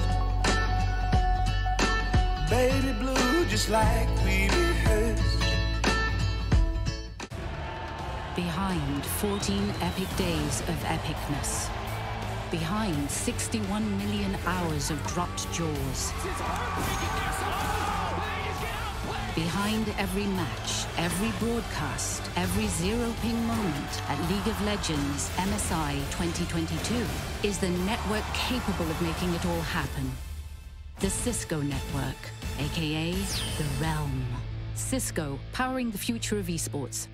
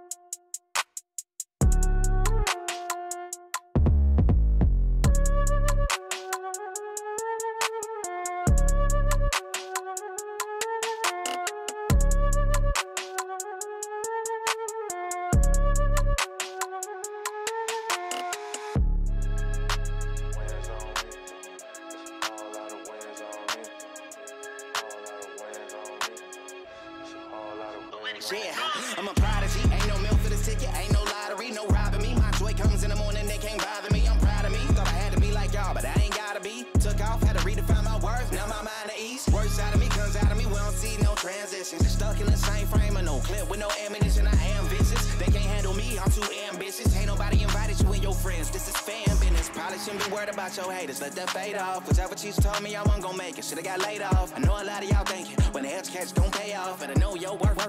Add tax and take off. Yeah, I gotta win. I can tell they ain't want us around. They ain't gotta say it. Been doing this a long time. I put that on my mama head. Game recognized, game we good. We ain't gotta play it. I've been in the jump all week. Leveled up though. Ooh wee. That's a whole lot of wins on me. That's a whole lot of wins on me. I'm a big dog. No leash. You all part. No teeth. That's a whole lot of wins on me. That's a whole lot of wins on me. Come through like I'm Dolomite. Hold up, this a holy site. You think you a legend, what they say, I say for sure you right. All I ever know is being ready to fire, ready or not, we letting it climb.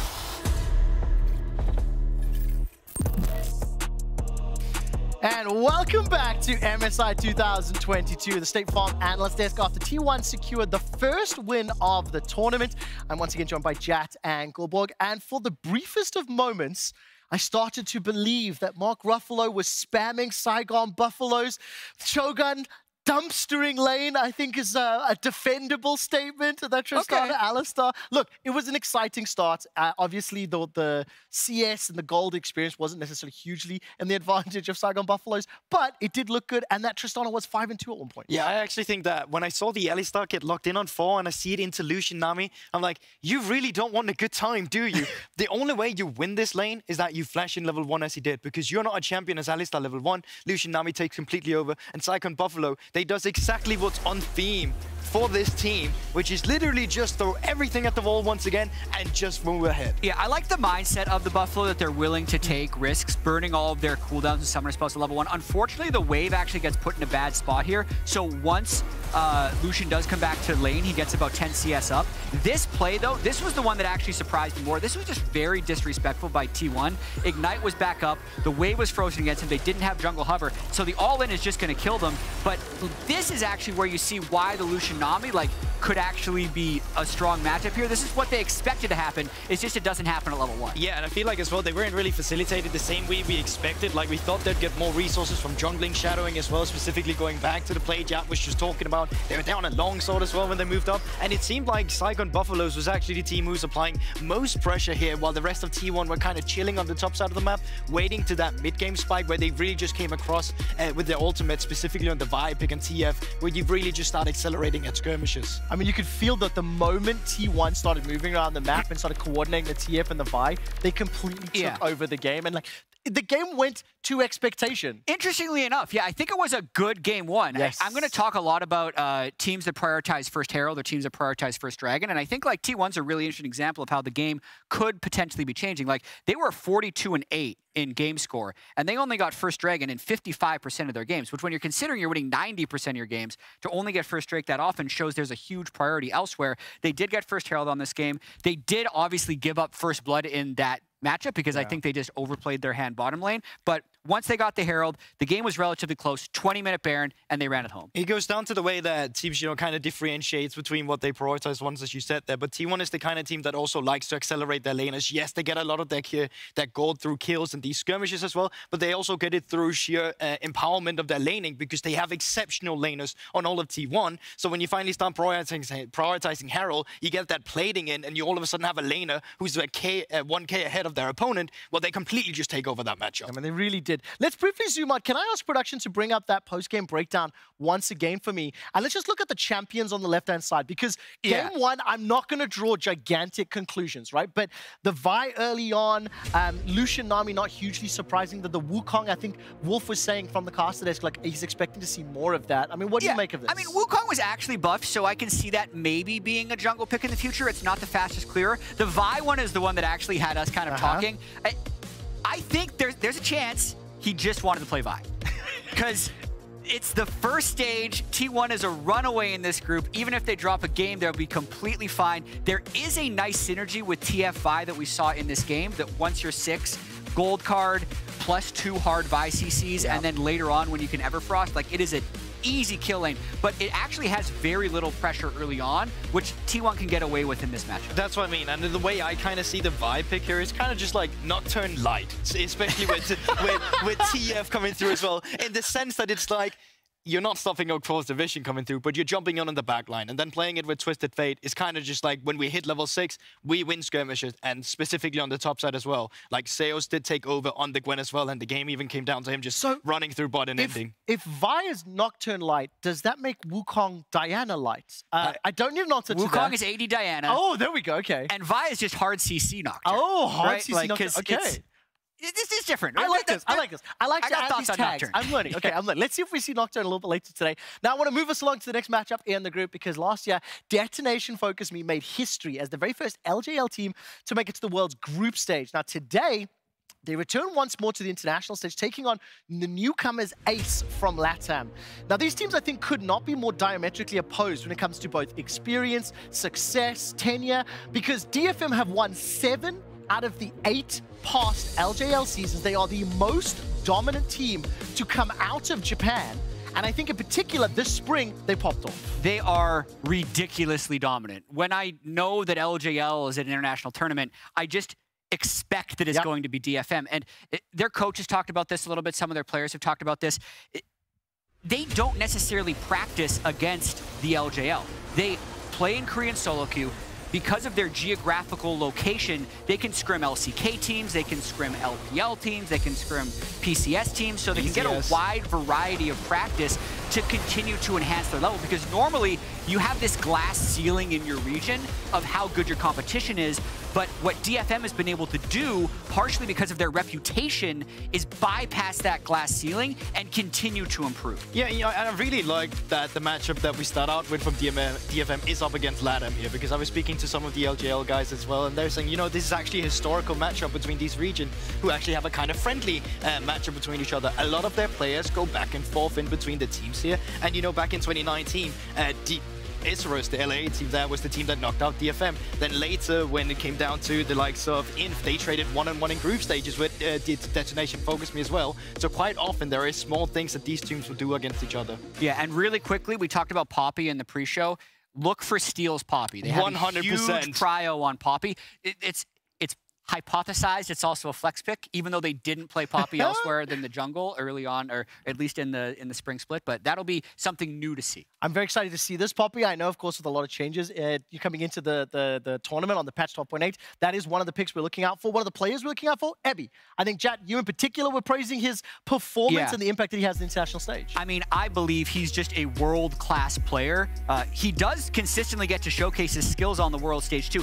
I'm shocked he hasn't moved to a major region in the past 5 years because this guy is extremely good. He, generally speaking, very strong laning phase, has more of a bruiser type play style in team fights. Actually, no Ornn at all this split, but plus 890 gold, plus 10 CS at 10 in his laning phase. And then the whole team is also just dominant in team fights. And if you're not familiar with Epi, he'll always throw that one thumbs up whenever he's in front of the camera. And yeah, I mean, the champions we really know him for is the likes of Nah. Even Urgot is a champion that he'll bring out and make work as well with press the attack. So he likes to take the dominance for himself. And I fully agree with Jad when he's saying he's a world-class top laner, because he has been. And look at the stats from his regional league. Highest damage per minute, highest CSD of 14, highest goal difference of 14.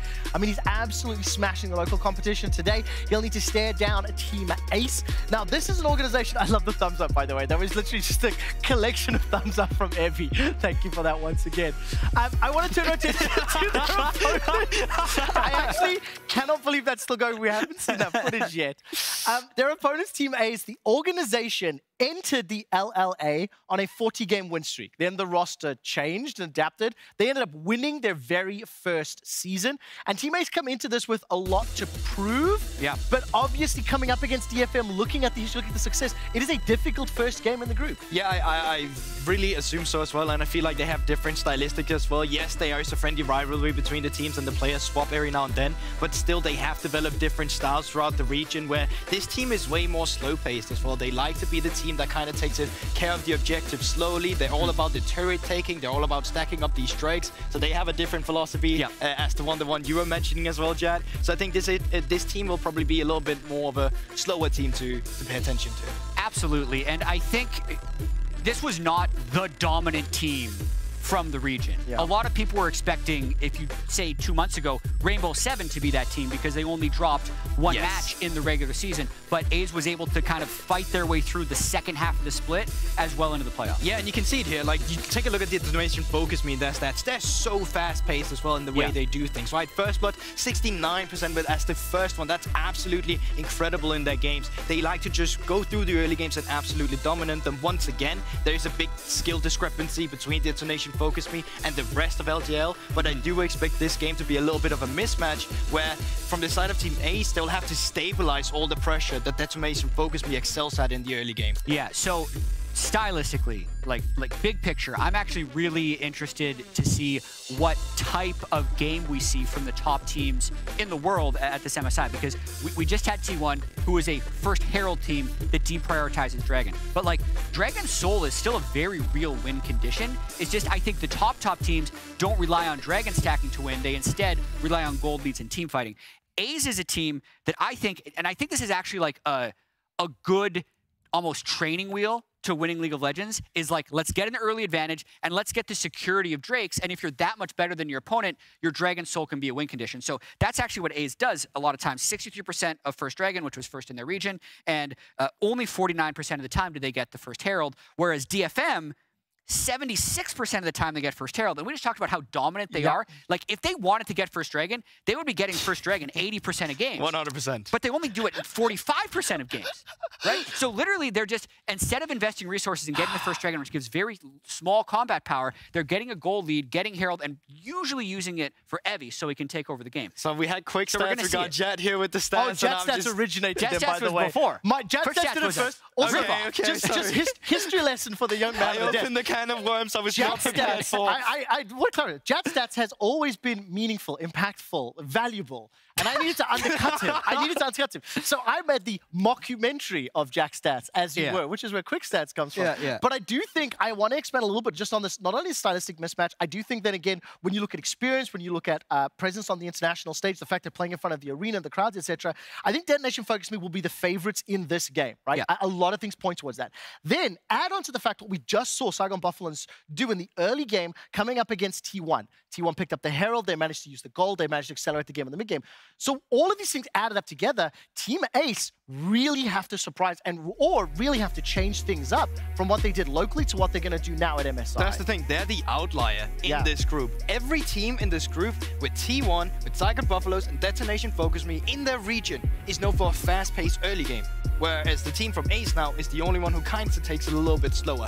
And I think if you want to hone in on a little bit of how they actually do it is that you need your AD carry ahead, right? If you fall behind in the pressure, you don't really have too much to play for. You have 5-Kid on the roster, and funnily enough, 5-Kid on Team Ace used to play with the support of Harb that's now Detonation Focus Me. So there's some rivalry in the bot lane as well. They know each other, but once again, stylistically speaking, there's so many threats that Team Ace will have to stabilize and match up against when they play against Team Detonation Focus Me. It's going to be very, very difficult. We just saw a glimpse there of the players that are just about set up on stage, and I think we're going to be able to head over to the Costas in just a moment if my producers will give me the thumbs up for that one. Let's find out whether or not Team Ace can surprise everybody and withstand the pressure that DFM will throw at them. It's one of the most experienced lineups at MSI, taking on those newcomers, Team Ace. Let's see what the new blood from LATAM are made of.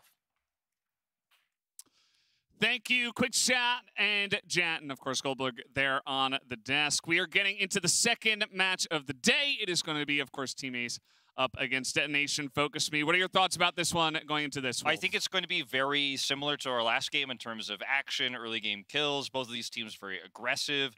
And just generally speaking, Team Ace is a very aggressive team. DFM, a lot of those stats we had in terms of their early game dominance, I think comes from the fact that they are a pretty aggressive team themselves, but also, as was mentioned, an extremely dominant team in their region. So their stats always really look very good. I think this definitely does favor Detonation Focus Me. I think they have overall the stronger roster on paper, but we will see. We've seen a lot of surprises in these early MSI group stages in the past, and I think this is going to be a bloody one, as we've seen also many times in the past of the early first weeks of MSI. It gets crazy, and it's a matchup that's difficult to predict. I really do like Ace's roster they put together, picking up 5-Kid and Lonely from Korea, and it's a pretty strong team overall when you think about its history. And it's very unusual to see Korean imports outside of regions like North America and Europe, but seeing it here in Latin America is awesome as well. Yeah, it's going to be really cool to see. You were talking about Lonely as well, a guy that used to play for Sandbox when they were just Sandbox Gaming back in 2020. Was there for about 5 months. I think he played one split. Mixed results, but I'm curious to see how he has developed over his time over here in the LLA and how he will mesh with this roster over here. Definitely a fun one to watch. I think this one could set the tone for the rest of the group and, see who's going to be one of the stronger teams to potentially give T1 a shot at their money a little bit later on. Yeah, I do agree. And it's going to be so exciting to see where DFM's power level is on this international stage, because Yutapon, is a player who we know, we talk about all the time. There he is on camera here, as a player who has so much experience, more than basically anybody but Faker in these types of international events. And he's going to be the leader who has to pull this team together. Obviously, he, Steel, and Evie have played together for so many years. They know each other very well. And the newer imports to the roster, after Arya left, Yaharong and Harp here are going to have to pick up where they left off. And I think that based on what we've seen in the LJL and the dominance they showed in their own region, they've had enough time to kind of figure it out. And I think that DFM could be somewhat of a dark horse in this group, potentially, as they have been in the past. Yeah, it's funny you say that, because I do feel like we say that quite often about the team. They do so well in their own region that, we expect a lot out of them on the international stage, and maybe they can get that started off here. But it looks like we are ready to jump into Pick Ban. And, we already saw one of the games. I'm not sure if that's really going to be what the meta is, though, for the rest of MSI. Yeah, I mean, I don't think the Vi is going to be very common. Yeah, I was like, should I say it? You said it. I appreciate that you were the one who took the bullet for that one. But The bans we see here, obviously, Yaharong's LeBlanc, very strong. The Poppy that was already discussed on the desk, a very, very common pick for Steel. Steel's champion pool actually very small in terms of the champions he's played in the LJL. I mentioned the Wukong. We're going to see a lot more of it. First pick priority here for A's this early on in the draft. It's just another sign that we're going to be seeing a lot more of this guy. Yeah, I mean, he's just able to set up so much nowadays with some of the changes that he did receive, so definitely will be seeing him a lot. In terms of Steel, you know, you were already talking about him a little bit. Maybe we'll see a Hecarim, maybe we'll see a Graves. I was going to say Nocturne, as there is the big thumbs up. Thank you, Evie, for that pick. Another one for the highlight reel. Yeah. One thing we were talking about for DFM is actually it feels like a team that has emulated a lot from actually Damo and Kia. So it'll be interesting to see, you know, can Steel kind of emulate the Canyon Graves that we have seen many times in the past. Yeah, and I think the Lucian could potentially be a flex pick in a draft like this, although with the Graves pick this early, you don't have a lot of CC to set up there in the mid lane, but you know, we'll see what he ends up pairing it with. I think this Renata pick does lean more towards going to the bottom side here. You see the Samira is picked up early here. Samira plus Wukong is a combo you don't want to face in the mid game, especially if A's get an early lead. Immortal Shield Bow plus the Wukong knockup makes for a very fiery team fight. Combo that, of course, with the Nautilus. And A's already looking to be scrappy on, you know, Drake's 2 and 3, those Rift Herald fights. Very strong team fighting composition that doesn't have the same late game oomph as a lot of other AD carries.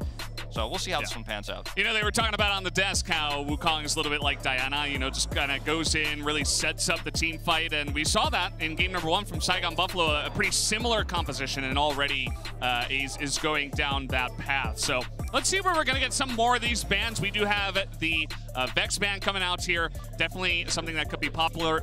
We already do have the Ahri ban very early on from the side of DFM as well. Yeah. And Gangplank taken away here. Don't want to be dealing with that, especially in terms of scaling problems you can run into later on in the game. Gangplank is just so strong right now. Just ask anyone about it, or ask anyone who plays top lane, regardless of elo, and they're going to tell you they've run into their fair share of Gangplanks right now in this meta on this patch. But it's definitely one way to stop DFM from having a little bit more stability towards the later parts of the game. And it could really slow, the Cannon Barrage could, you know, slow obviously what A's are building here, and can really mess up some of those mid-game team fights too. So I do like the ban.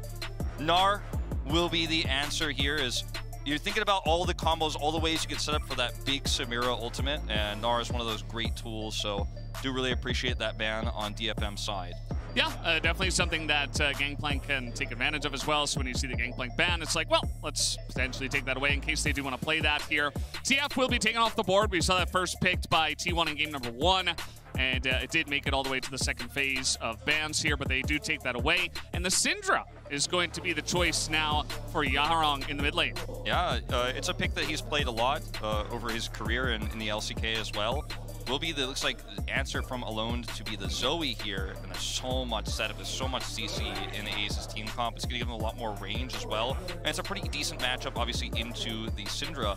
Flipping it over, though, will be the Rumble to come through instead, feeling like a bit of a throwback here in this one, and I like the pressure you can bring on, and you layer that damage into the ultimate coming through from Samira and all the CC you've already got in this composition. Exactly. This is going to get scrappy. It's layers on layers, right? You roll out the red carpet, a good old Wukong runs down it, and Samira brings it in as well. Now, the Victor is going to be the follow-up. Definitely another champ that, you know, I guess in terms of the composition, he can throw out a Chaos Storm and say, well, you know, maybe I'll go into my Zonias, maybe I'll die, but I'll do a lot of burst damage as well. It is a hefty amount of magic damage with the Rumble and the Victor, but definitely, again, focus on just wombo comboing in some of these fights. I personally would have rather seen the Victor pick here for DFM as kind of a late game shoring up of the damage, because yes, they do have the Graves damage later on, but Lucian is going to fall off significantly.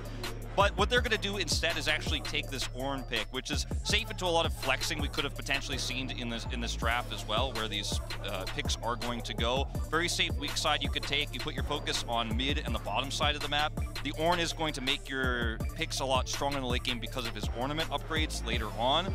But the Syndra is going to set up for big damage. There's a lot of CC here for DFM between the Call of the Forge God and the Scatter of the Weak. plus, of course, the Renata ult that's going to make this very difficult to run into. And I think that is going to be, in the mid-game, the biggest problem for Ace. Similar to Keiria's tidal waves we saw in the previous game, you want to run in with this Wukong composition. You want to look for the engage with the Nautilus, but everybody gets berserked, and then your entire team fight is ruined. You need that Victor damage follow-up. You need that ult coming through from the Rumble as well once your initial engage kind of goes awry.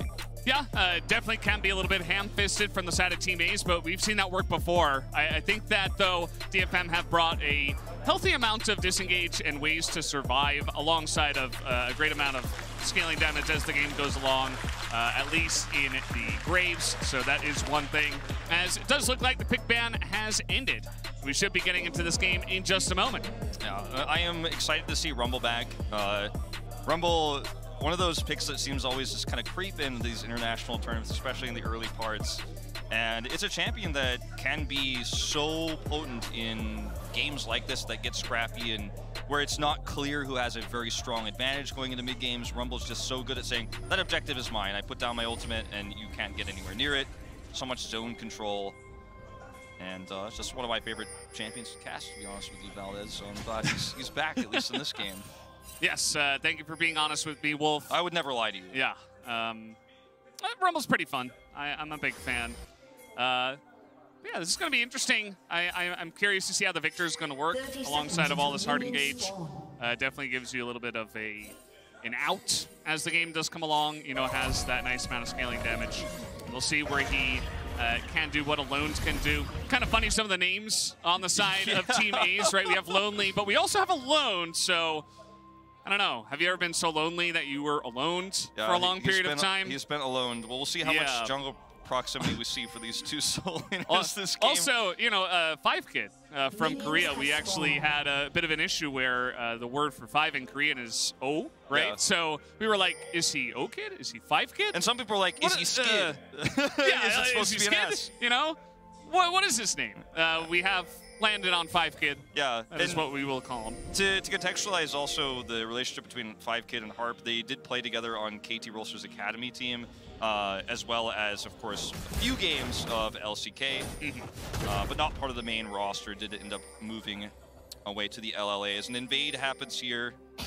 And this is just really annoying to deal with. This Dimitri will just move to the Wolves instead. It's actually going to be pretty big, as we do have some nice CC onto Harp.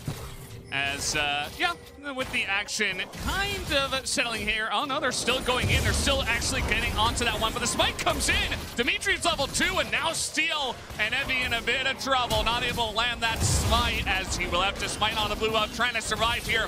Gets that dash away once again, and will flash to get to safety. Do Ace have the damage to actually take anyone out? Looks like the answer will actually be no. No, but the advantages gained here are pretty real, because Steel obviously had to smite there, is very low, is going to have to now go back and have a very delayed start to his jungle. Dimitri hits level 2 faster, is going to have a free blue buff here uncontested now. And, you know, the health that was taken, the damage that Evie had taken there and sustained is going to make that early level 1 of the laning phase very frustrating. You can see Lonely already hits 2 faster. And Dimitri going to go ahead and start this Gromp. Has a really, really nice lead. I mean, notice where Steel is right now. He's actually gone over to the right side of the jungle. Is several camps behind. And DFM didn't have to play this aggressively, but really wanted to actually stop this Wukong in its tracks. The clear that Wukong obviously has can be very frustrating to play against. It can be so strong in the mid game, but it actually backfires. And now, in fact, Wukong has a massive advantage, which is exactly the opposite of what was intended here for DFM. Yeah, you can see Steel finally kills a camp. It is the blue buff, as he wasn't able to do anything in his own red buff jungle. And he will be a very sad Graves. Now, Graves will be faster at clearing, but that early start is going to be very nice for Dimitri, as you did mention. Yeah, I'm just kind of going to be doing this now for the next long while, and we might not see Steel for a very long while, whereas Dimitri definitely will have some opportunities to get stuff done. I mean, at least in the bottom lane, I'd say. There's not a huge amount of gank assist with the Victor, with the Rumble. But we will have to see if he can make any plays down towards the bottom side of the map. Yeah, you know, post 6 obviously going to be a lot stronger. Is Evie just going to get the knock up here to push Lonely back? The aggressive trading there. Yeah. I wanted to point out something that we've seen a small trend so far is that with the nerfs to some of our more traditional and more common AD carries like late game scaling, Jinx, and Aphelios, we have seen more early to mid game focused AD carries from everyone basically so far. Obviously, Tristana can be strong in the early game and in the late parts. Just hold that thought. Alone. Alone, he's on in the smoke cloud. He is not going to be able to get out of this one. The flash comes in. One more auto, and Yaharong will take him out. Not the cleanest kill, but they get the job done. As you can see, that steal actually is active early on in this game. Yeah, very impressive, or important rather, start here for DFM after the jungle went so awry. It's just, I don't think a trade you want to take Dimitri is very far away. And this is the problem, of course, once you miss your engage like that, you're going to take a lot of that Lucian damage back. And Steel's up here. Yeah, look at this. I mean, we don't have any flash now, and Steel is just making so much work happen. Not sure he's not going to be able to get this kill, though, as Evie not really able to set up for that one. We will have, the grasp will come in there, and 5kid will go down and straight. Gets a little bit too close to the sun, and Udapon will easily scoop another kill. That's 2 kills now for the bottom lane of DFM. And this is what I was talking about. You don't want to trade like that in this lane. If you don't actually have enough damage to secure the kill, the Lucian will, with his passive, trade back so much damage in the early game. He's hitting you repeatedly, and then suddenly, DFM's bot duo has kill pressure to push back onto you, and you could see that they just kind of got destroyed there. Before 5kid has his ultimate available, you're not going to be able to turn around like this. So going back to, of course, this earlier moment here, the vision around the bottom side of the map here is just Alone has nothing. They pinged it, but he has no idea. I mean, he's clearly just focused on the laning here. Yaharong's low mana, trying to get advantages there. And as you mentioned, it wasn't the cleanest kill here for Yaharong, but he gets it done in the end. And just notice how much abuse you're going to take with Samira Nautilus in a lane like this when you don't have the ability to hook, you don't have pulling pressure, you just die straight up. Yeah, great play from Harp, just waits out the block. He's able to get the handshake in, and just very well played mechanically. They're able to get the 2v2, which is very nice to see. As Evie is struggling up here after the early game. That's just how this matchup is going to go. Yeah, note also that he went for Grasp here in this lane. A couple of technically melee champions, he should be able to proc it quite a lot, but it does mean that he doesn't have really like the Ignite that he can switch to with that Unseal spellbook we see very often. He doesn't have a smite for later on, stuff like that. So yeah, I mean, he's not able to help himself out a little bit in some of these skirmishes. Honestly, even with the exhaust he could pick up against this composition could be so great into the Samira, into the Wukong. So a bit of a surprising pick. But either way, he's struggling in this laning phase. Isn't going to be able to get as much value out of it with how things have gone so far. And, Rift Herald is going to be the first team fight focused objective here for these two teams. Samira obviously going to be so strong in the early levels with the Wukong. If they can hit 6 before that, and they're on track to do so. Tense moment here as the vision is shown. You can see there's just not a whole lot of it. Yeah. Seemed like DFM pretty aware of what was going on down here in the bottom side. And so they will just back away from it. Don't want to get caught out. Seal has been very active in this game. I've been loving what he's been able to hold in the early game. As now Straight is taking a huge amount of free damage, and he's just going to die. Now 5kid doesn't have any way to save himself. Seal already used that block, and that's just a double kill into the hands of Udapon. They are now stomping this bottom lane. Yeah, and this is, again, somewhat unforced errors here, unfortunately, for the bot duo for A's, and they've given so much power to Udapon now on a pick that is extremely powerful when fed like this, and it's not going to be, basically the laning phase is over for 5kid now. He is just never going to have kill pressure. He is just always going to be under threat. This is going to be a free dragon that comes as a bonus to these kills here on the bottom side. I think just a lack of respect to how much damage Udapon can put on with this Lucian pick in the early game is really the name of the game here. A's just disrespecting it quite a bit. As in terms of the top prio here, it is going to make it a little bit tougher for DFM to rotate over to take Rift Herald priority. They did take the Drake, but A's still, with the timing of the back here for Alone in the mid lane and their lack of control bottom side, just don't have enough control to start this one up early. There's a ward on this, so this is not a secret, and knows the rotation's coming over. You see Harp on his way over here. Yeah.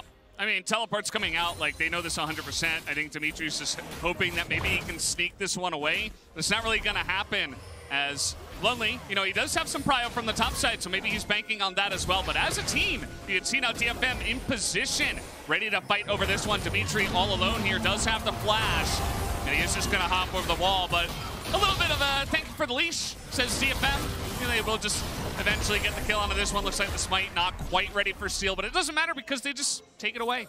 Yeah, and I think for A's, this is a moment where, you know, we as casters, we have the bird's eye view, we can see everything. It feels almost foolish to try to start this Rift Herald. But what other choice do they really have in a situation like this where they have some top prio, they want to try to utilize that? The bottom lane is over. Like, you didn't even have level 6 for this fight because 5kid was removed. He's not going to be able to Inferno trigger here and look for that powerful team fight with Wukong. So they do have to give this up when it's contested from DFM. And if DFM was a little bit slow on the drop, maybe you steal this way, maybe you get lucky.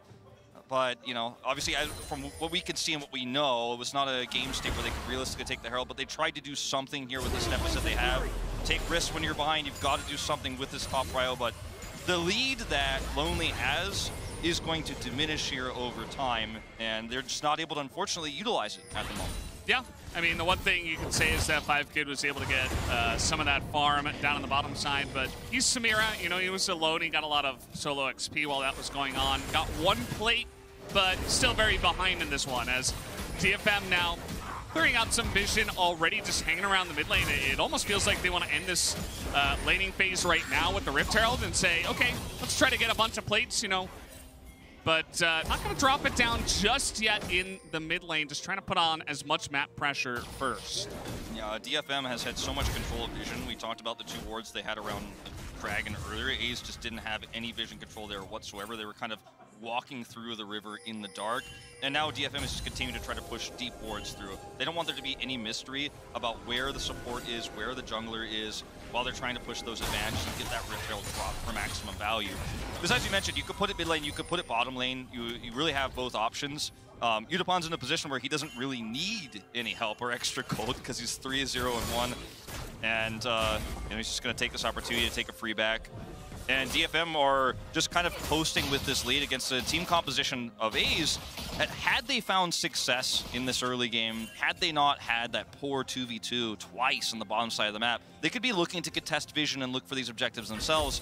Now they just kind of have to sit back and hope for that, you know, Rumble scaling later team fights, wait for that Victor to come online, because it's not going to be the scrappy Inferno trigger Wukong ult fights in the mid game that they were hoping for. Yeah, we did get that Massacre Mythic purchase out here from Udapon. He did get the Gale Force at 11 minutes into the game. So all of those kills and all that gold just being piled into him to pick up that early Mythic. Really enjoying himself in this one. As Dimitri, you can see he's looking for stuff. I mean, this is what the Wukong wants to do. But as I mentioned before, I mean, Yaharong Syndra, he can just take this at range. He never has to be in danger. He doesn't have to face check unless he has lane control. And he's never going to put himself into a position where a Victor with really no gank assist is ever going to be able to take him down. So I want to point out something too here, Valdez, as in terms of Steel's build, we see this actually quite often in Korea, the Umbral Glaive start for Graves, and this is very common when your team has a lead, because you have the lethality stats, of course, that it gives you, and you can pick people off, you could be oppressive, you could be so aggressive around early team fights. It also means you get more vision control, and it makes it so difficult for A's who have no map control whatsoever to play the game or take any sort of objectives, or even look to control their own jungle. Yeah. And this is a little bit of what we were expecting, you know, the follow-up to that early lead that DFM were able to pick up. They are going to drop it down to the bottom side just to make sure they get the first turret blood, and they will hand all of that gold over to Udapon as well. Very delicious. And it also sets up for this Drake. The timing of this is perfect. Drake spawns in 15 seconds. Is going to be that Mountain Drake to be the second for them. They have complete prio. Notice the deep warding here, several control wards. And now they're just going to start putting the pressure on in the mid lane to guarantee prio here, taking more jungle camps away from Dimitri. Alone to way far forward here. Yeah, Scout of the Week misses, so he will survive. But, you know, it's one of those games where, yes, you're the Victor, you can wave clear. But DFM are just going to look to put on as much pressure onto these turret plates early on as possible. They will take a second one, and they're grouped up for the Dragon, as you were talking about, looking to stack those Drakes. Yeah, and you know that there's no flank coming because you killed the bottom turret. You have full control there. You have 2 control wards bottom of the pit, and to the left of the Drake pit, you were just there. You know everything. There's no unknowns here for DFM. And when you have a lead like this with a composition like what they're running, you can try to just continually fight and snowball with your Lucian pick. or you could just control the map and take every objective and force A's out of the game by kind of out-grinding the important objectives around the map. And that's going to be the safer way that DFM play this out. Yeah, we do see Lonely. He picks up 2 plates in the top side. Heavy, you know, he's just hanging out. You know, he's enjoying his time. He's like, yeah, my team's doing really well. I'm Ornn. Let me just sit here and get some levels and try to survive. Doesn't matter that I'm that far behind. Whatever. You know, my team will be able to carry me through this one, and then I will give them items later on. Yeah, exactly. And just hang out. Evie is basically a second shopkeeper who works for DFM in this game, and he is a long-range engage tool. He's much more friendly than Boris, I find, actually. Ornn is he's a really nice guy. He's very friendly. happy he's with us, yeah. This could be, you know, this is again where the power of the Umbral Glaive comes in through here for Steel. He could push far forward like this and start to threaten dives on the turret. And they have, because of this Syndra pick, so much ability to actually, from long range, just look for an explosive pick if there's not some respect. And if A's respects you, you get a turret. Oh, no. Not like this. Not like this. Not like this, Lonely. He does have the ult coming in down onto Lonely. Lonely did already flash. The damage should be there, but not quite, actually. Evie not able to get that kill down as now the Wukong comes in. Dimitri able to take out one. The Berserk comes in, though, and they will be able to turn it onto Alone. He was a little bit out of position by himself in the river, so at least CFM are able to trade one back. And they do trade one back, but again, it's on to the champion that is going to be fine, you know, in every case here. This is a bit overextended from Yaharong. Yeah, nice little juke there from Dimitri as well, able to get out of the Scout of the Week. As now the depth chart does come in. Yaharong just had no idea that Dimitri had stuck around with a teleport, and the guy's coming up the river. He will be punished for his maneuver. Yeah, that was very greedy from Yaharong, but based on what he had seen, he thought that A's were having a back timing there, and he was just going to try to get extra value on the top side. The reality is that he's picked and punished, and now this is second Rift Herald going over to A's here, so they're going to get a large amount of success from this, and there wasn't anything cross-map that DFM got while all that pressure was topside to kill Yaharong. They really just love bullying Alones here, it feels like, as we will have Gravity Field come down, and Harp will just have to back out of this one. In terms of late game scaling, there is the effect that we're going to have with these two massive AP late game champions, the Rumble and the Victor, who can do so much damage later on. So those are the ones you want to bully. Those are the ones you don't want to let sit back and farm. I notice that is exactly what they have been doing, because they're going to be the somewhat of an insurance policy here for A's. So DFM trying to punish them here as best as possible. Unfortunately, it's a limited success here through the mid game. And if a Victor just gets to sit back and farm like this, in terms of damage output later on, he will outdo Syndra in every scenario. So it's really going to be about good team fight setups here. This is Lonely, of course, the catch onto him, so to speak, but the turnaround was really nice. They just don't quite have enough damage here. Yeah. I mean, you think about it, Lonely is pretty far ahead. He's got those 2 extra levels, so he's very survivable, actually. And, you know, the Lethality Graves, he missed his end of the line. There's a lot of damage that he just wasn't able to put into Lonely. So with the flash, he's able to survive for so long.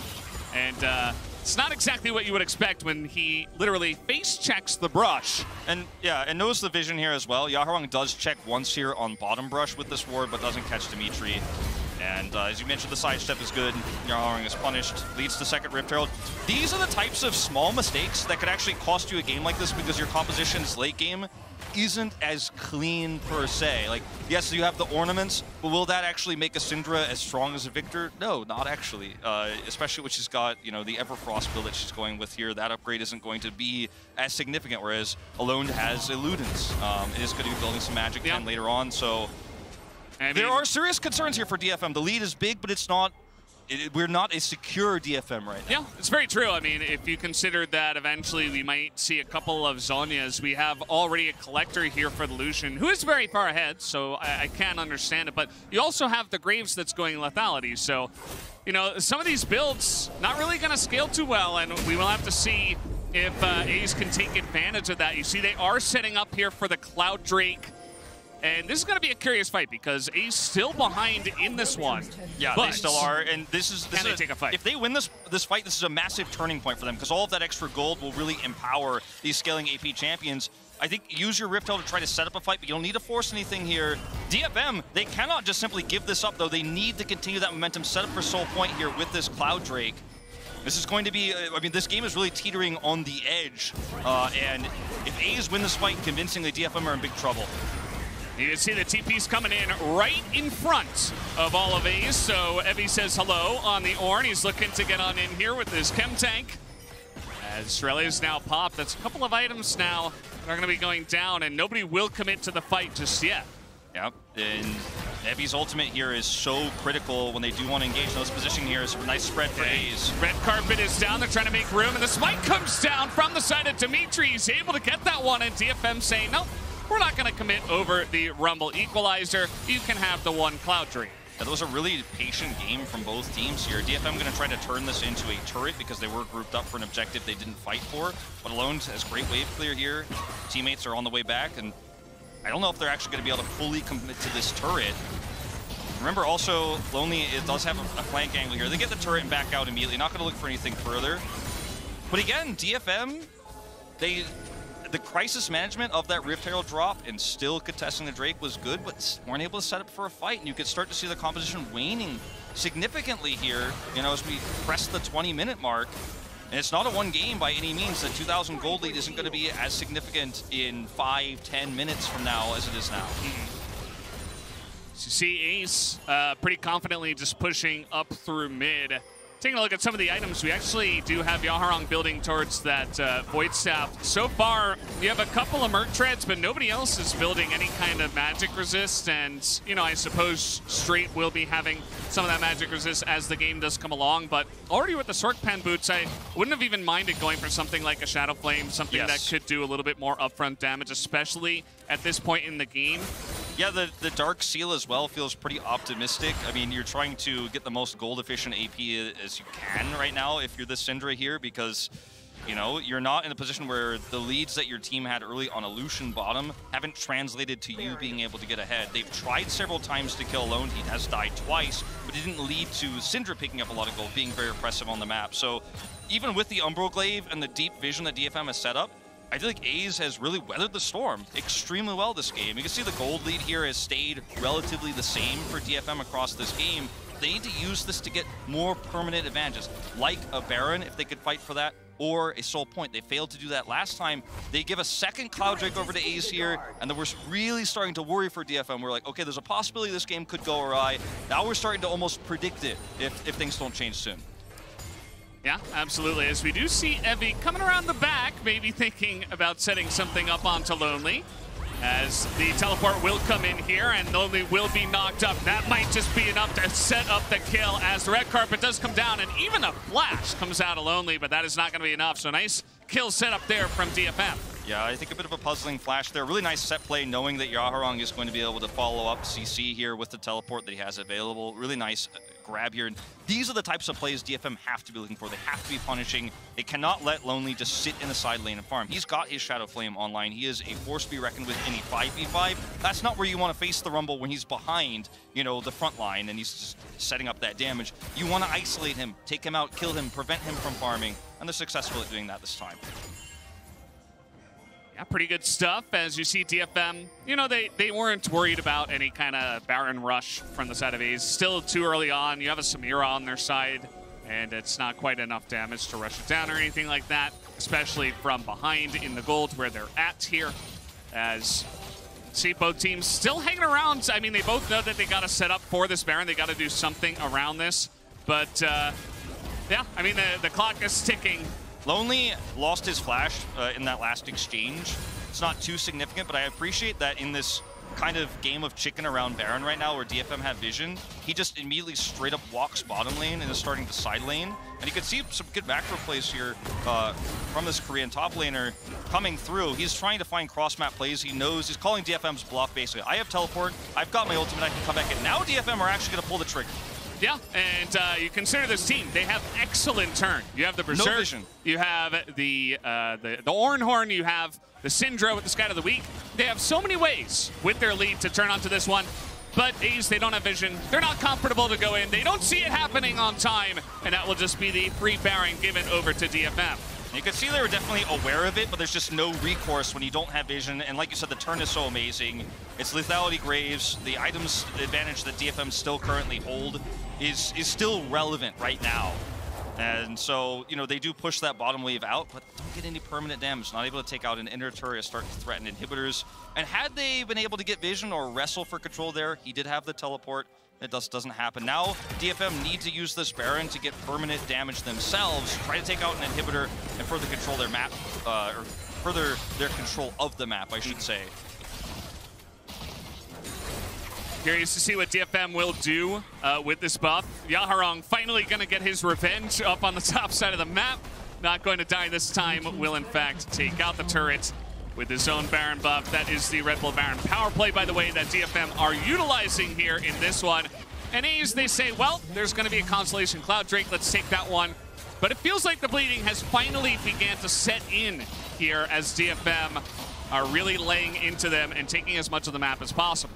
Yeah, Notice alone is pushing bottom, and so every time DFM group up to try to take these turrets out, they haven't been able to actually really do it very quickly, and so there are trade-offs here, you know? Again, that late-game victory is becoming more and more relevant. Every second he gets to spend in the side lane, they will get this turret, but it comes at a price. Yeah, second turret does come down here. And DFM at a very strong point in the game. You know, the Syzygy even completed here for Steel, the upgrade of the Eclipse. Just a very strong Graves in this one and can really chunk anybody on the side of Team A's. Nobody's really built too much armor. You see a couple of plated steel caps, and that's about it. You know, Nautilus is taking a couple of pieces, but everybody has to get damage, everybody else, I should say. And so we're forgoing Zhonya stuff like this, but that just means that Yutapon and Seal are going to just be chunking people out. They absolutely will. Hey, look at the position here for Evie is so good. The Flash Berserk gonna get 3 of them, and Evie is just tanking everything up. Everybody else on the side of Team A is just trying to survive as they will turn this one on to Lonely. He is going to go down, and the culling is safe for now. And there's the chunk damage that comes in. Nearly everybody on the side of Team A's will be taken out. That is, in fact, going to be the ace and the teleport into the mid lane as DFM will look to take down game number 1 for them. I really like the pivot in the draft here for A's, trying to get some late game scaling. They knew their win condition. They were avoiding these types of fights, but eventually you will have to face the music. Setup here is very poor going to this fight. Evie has a nice angle, is able to get those knockups through. 1-1 team fight and a wipe at this stage of the game with the items that DFM have, and as you say, it's a teleport to mid to end the game. That's just going to do it with the Baron. It should be enough. We do have Dimitri trying to make one final play, but a little bit sad at the end there. Straight says, well, how about me? Maybe I can get something going, but it is not going to happen. Big thumbs up from Evie. As Detonate's Focus Me will take down their first game here in Group A, now sitting at 1-0. There were some shaky moments through the mid game for DFM where it looked like, okay, they're not utilizing their lead as well as they could have, but the early game was oppressive. Remember, this is with a really rough start for Steel in the jungle, and they still were able to, through the 2v2s in the bottom side of the map, this Lucian pick, once again, really rearing its head in what can lead to such a nice tempo advantage. We saw the Emerald Glaives come out, their vision control was great, and despite some great farming there for those champions, the Rumble and the Victor, that were hoping to go to a 35-minute, 40-minute game maybe and be relevant later, eventually they did have to face the music. They did have to look for that team fight. And they were caught out of position completely there, and the game ends. DFM definitely looking to be the stronger team here. I think it was pretty clear, pretty cut and dry in terms of their understanding of how to control from an early lead. Yeah, pretty good showing from them. I think, you know, perhaps a little bit sleepy to start it off, but a very strong finish, as you did put it. So pretty good to see from Detonation Focus Me as well. So pretty fun game number 2. Of course, not going to be the end of what we do have for our casting. A very exciting follow-up game that we will be having here. Wolf, what do you think about G2 versus Order? I am pretty excited for it. I think most people are favoring G2 going into that one, but I'm really excited for it. I finally get to cast G2 for the first time, so that's big hype for me. Before we jump to that, I guess there's another time where I'm like, okay, another Wukong loss. People may be judging it. They're like, oh, Wukong 0-2 so far. Still think is very strong. Let's still not judge it just yet. I'm gonna continue saying that until it starts winning, okay? Yeah, you might be waiting a bit, but we'll have to wait and see. Guys, we're turning our attention towards Group C as the MSI 2019 champions G2 Esports take to the stage alongside LCO newcomers Order. Stay tuned, we'll be right back.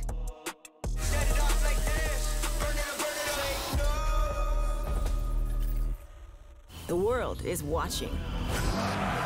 Get on board. Check the lanes. Pay attention to the best. Join the ranks. Be the challenger. All in for the trophy. This is for all senses. This is for all players. Buckle up. Take notes. MSI 2022. Driven by Mercedes EQ.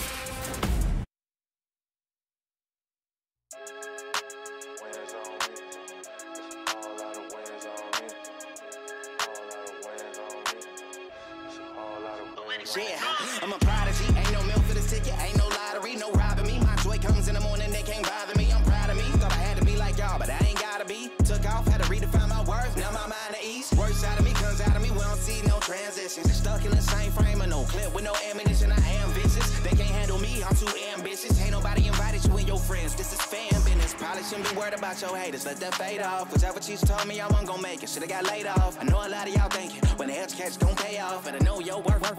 Add tax and take off, take off. Yeah, I gotta win. I can tell they ain't want us around. They ain't gotta say it. Been doing this a long time. I put that on my mama head. Game recognized, game we good. We ain't gotta play it. I've been in the jump all week, leveled up though. Ooh wee, that's a whole lot of wins on me. That's a whole lot of wins on me. I'm a big dog, no leash. You all bark, no teeth. That's a whole lot of wins on me. That's a whole lot of wins on me. Come through like I'm Dolomite. Hold up, this a holy site. You think you a legend, what they say, I say for sure you right. All I ever know is being OG, I'm a prototype. Cooler than the polo sweater, brighter than the police light. Beast mode, this a deep grind. Speak gold up at each line. No cheat code, I'm a beast, bro. You a bistro and it's E-time. Got big goals and a big dream on the beach shore, taking me time. My whole team lit too tough, we too up like peace signs. I'm real, raised up in the field. Grinding while the sun is on me, I ain't got no chill.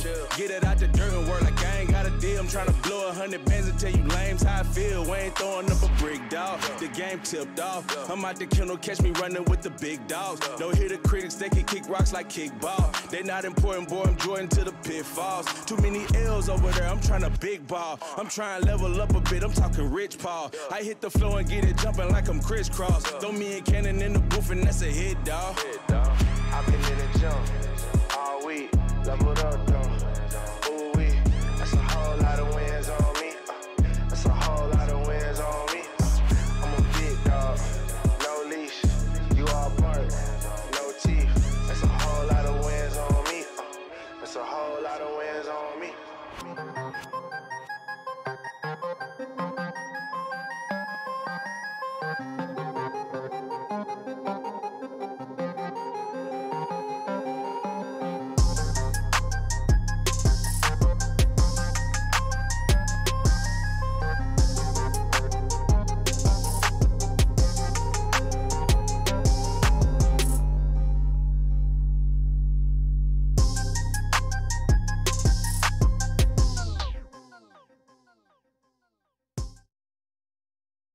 Ready to fire, ready or not, we letting it go on.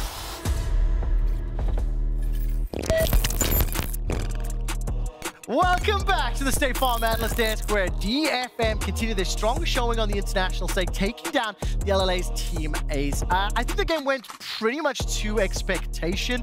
The early game from DFM, definitely very dominant, but I think sneaking away their Baron, I think just showing a greater understanding of the Rift. It's kind of just DFM, you know, if you allow them to take these chances, they will just take them. Worst case scenarios will be that they'll just back off. And yeah, I think you're completely right when saying that this game did go as to expectations. Once again, Team Ace have a very slow slow playstyle, and their lanes were never really facilitated. And when your bot lane just gets run over by Utapon, who had a stellar performance on the Lucian, it's really difficult to play the game. Jet, I'm trying to think. We were trying to, you're really trying to help us understand teams that play for Herald or play for Dragon, and DFM just get everything. They just got both. So if you are really good compared to the other team, especially with like an early game team composition, you can just get both. Right. And it's way better to get both, obviously. It's like cake, eating it. Both good. And first blood, and first tower. Surprisingly sweaty game for DFM, though. Like, we'll look at this. They got first Drake, first Herald. They got a Baron at, what, like 24 minutes. They won at like 27. So you think they stomped them. I think they were actually very close to losing this game. Okay, give me a second before we get to that. Let's quickly announce the OP player of the game. It was DFM's veteran Utapon playing that Lucian, I think, from the very early plays in terms of both picking up the kills and then moving that pressure around. It felt to me like the game was kind of over by 12 minutes, and that's when we're going to start building some of the sweatiness. You know, the average of Detonation focused me of getting ahead with 3k gold by 14. They were 3k ahead by 14 minutes once again, and a large amount of that lead came from this bot lane. And I think the fact that the bot lane was getting ahead against 5kid, who in the LLA playoffs had been one of the reasons they were dominant, really just put this team Ace even further behind. You know, he's so used 5kid to be playing the Sire, but Utapon and the Lucian just completely shut him down, and he never really got to play the game. Absolutely. Just such a great performance by DFM's bottom lane. And then I also think, even though you don't see it in combat power, the Umbral Blade of Graves jungle gave them incredible vision control, which is why they were able to sneak that Baron. They were indeed. Now, of course, there was that Dragon, I think the second or third, and when we bring up the PGB, the post-game breakdown, I do want to ask Jack, like, just how much of a chance you gave Team A's, because they were able to pick up, I think it was the third Dragon, they stalled things out, and that's exactly what the team comp wanted. I mean, the Baron sneak is where the game turned, because I think A's, you saw actually the third Dragon fight is where you realized it was going to be close, because DFM couldn't actually get position and they couldn't retake ground, and then as fourth Dragon was coming up, A's over-prioritized and DFM got it. But what I want to point the attention to, Wolf was talking about this on the desk, and the Wukong, I actually don't want to see teams pick Graves and Lucian into Wukong.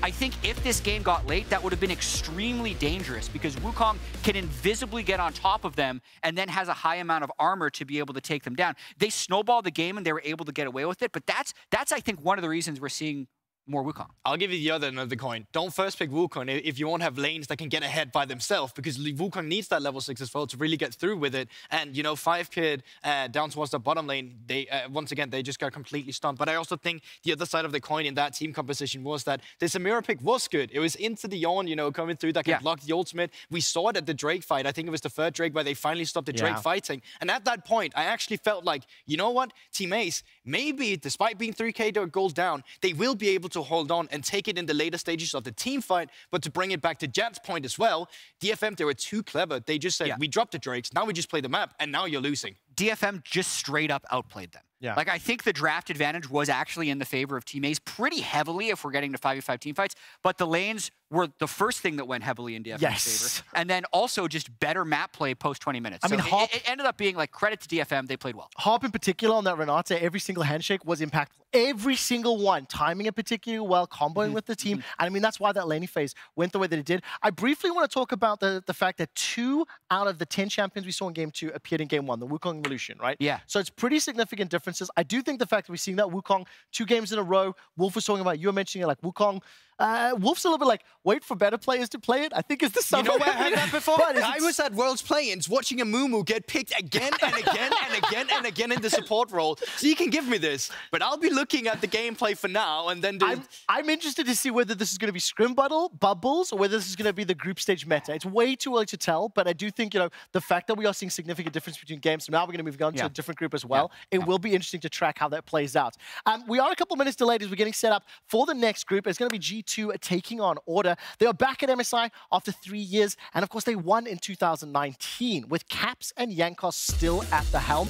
Let's start to talk a little bit about G2. It's a brand new look for them, a rebuild after a failed 2021, Broken Blade, Flacket, and Targamas have now joined the veterans and the old names of Jankos and Caps. Yeah, I think it also just gives them a new style. They still have the same versatility, new players. You know, they came in with a very topside heavy focus in the regular season. Moving on towards the playoffs, the players finally started gelling together. They also started playing easier teamfight composition. But I think that really facilitated the style that Flacket has, which is be a hyper carry in the late game. It allowed Targamas to excel in what he's best at, making moves on the map. So I think the triple men of just Targamas, Jankos, and Caps linking up on the map, creating pressure, was really what made this team so difficult to play against. I think as well the development from G2, and this will be a story you'll hear a lot, with, especially with EG as well as Order and G2.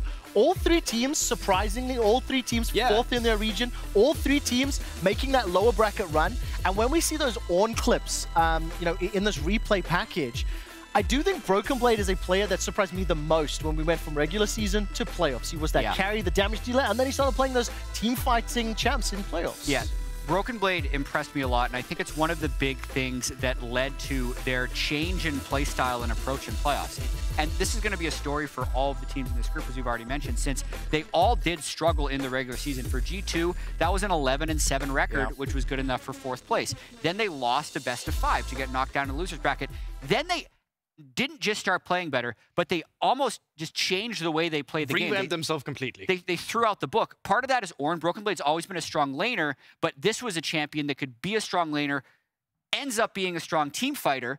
I mean, every time you describe Ornn, he actually sounds really good. At this level of play, he is. Yeah, but if Broken Blade can do well in lane with it, then you can actually let Caps and Jankos run the show, play more of a team fighting style. And this is one of the most interesting teams to me at MSI here, because I'm going to be doing this thing where I'm tracking like first Dragon teams or first Herald teams. And I think this is an overgeneralization, but the teams that play on slim margins go for first Herald. It's more punishing, because if you get a 2,000 gold lead, lose a fight at 20 minutes, suddenly you're down 2 Drakes, and the gold is even, and the Dragon Soul is no longer a win condition.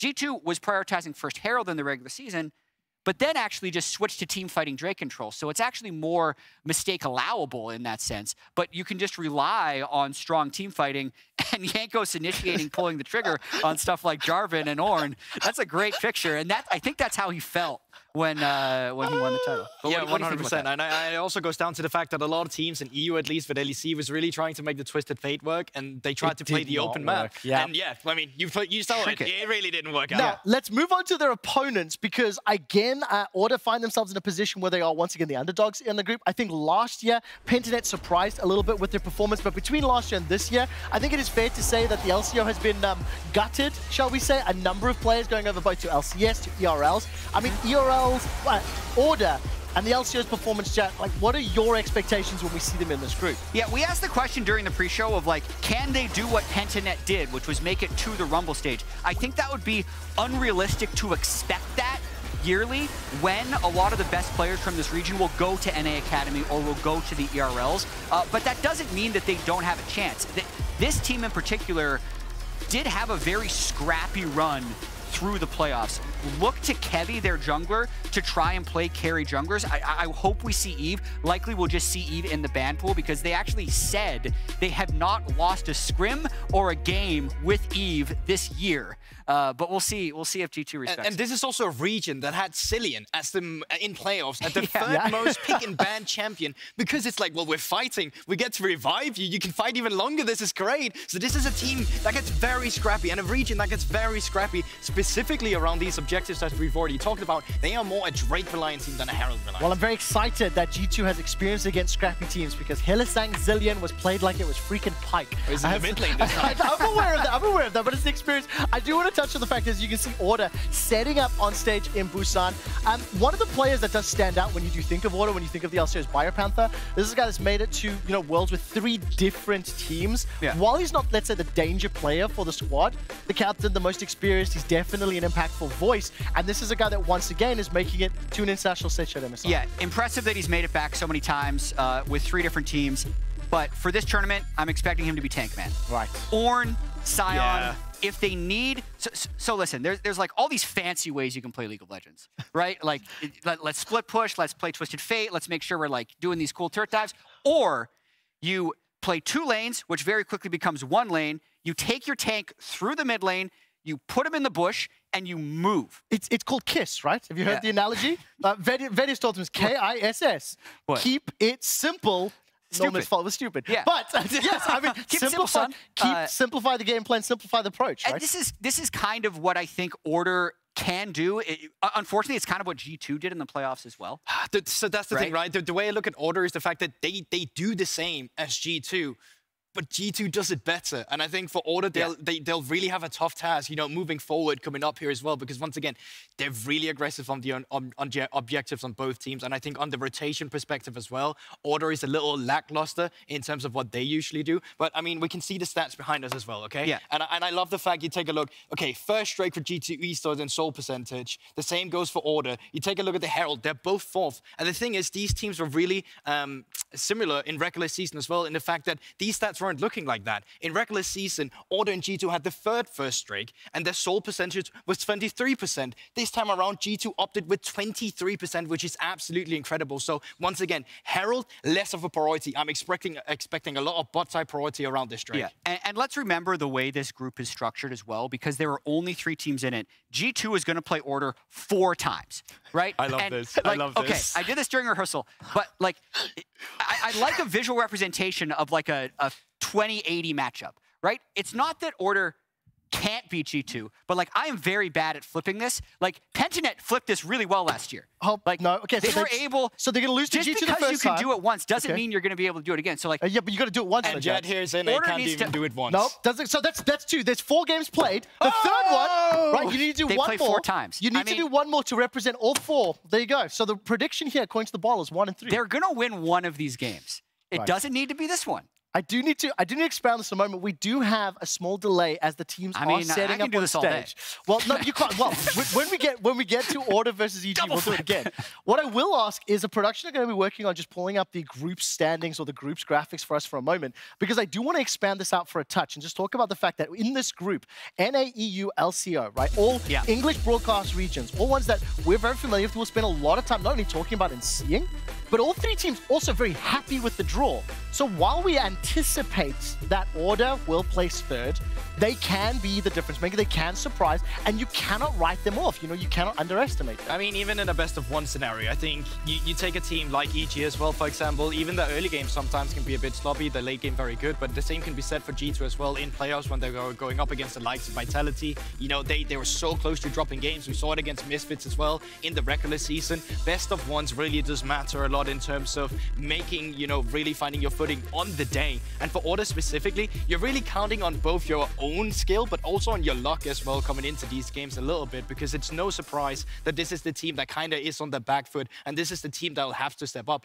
I think at times and at their best, they do have tools to it, like when they sometimes play for Puma. He plays a lot of lane. You have Celine in the mid lane. Like when you have a lot of these things that can go well for you, maybe you have these chances that can come through, but I have to reiterate, once again, they are the underdog, G2 are the favorites, and it is going to be a difficult game. I mean, Caps Yankos, they won MSI in 2019. Yes. Do you guys subscribe to the Caps crowd buff? Yes. I think it's a real thing. I think so too. I think so too. When you look at playoffs, when you think of the finals weekend in particular, the 3-0, and Claps returning to stage after challenging last year, shall we say, you know, I think so. Yeah. I mean, obviously, Caps and Jensen are different players, but I think they share one trait, where it's... They're Danish. Okay, they share multiple traits, but the one I'm going to talk about is as such. It's that I think because they've played for so long, they need motivators to hit peak performance. If you apply too much stress, that can be bad, but most of the time, like, I don't think you'll find someone who's like, oh yeah, Caps, this guy's really focused in scrims.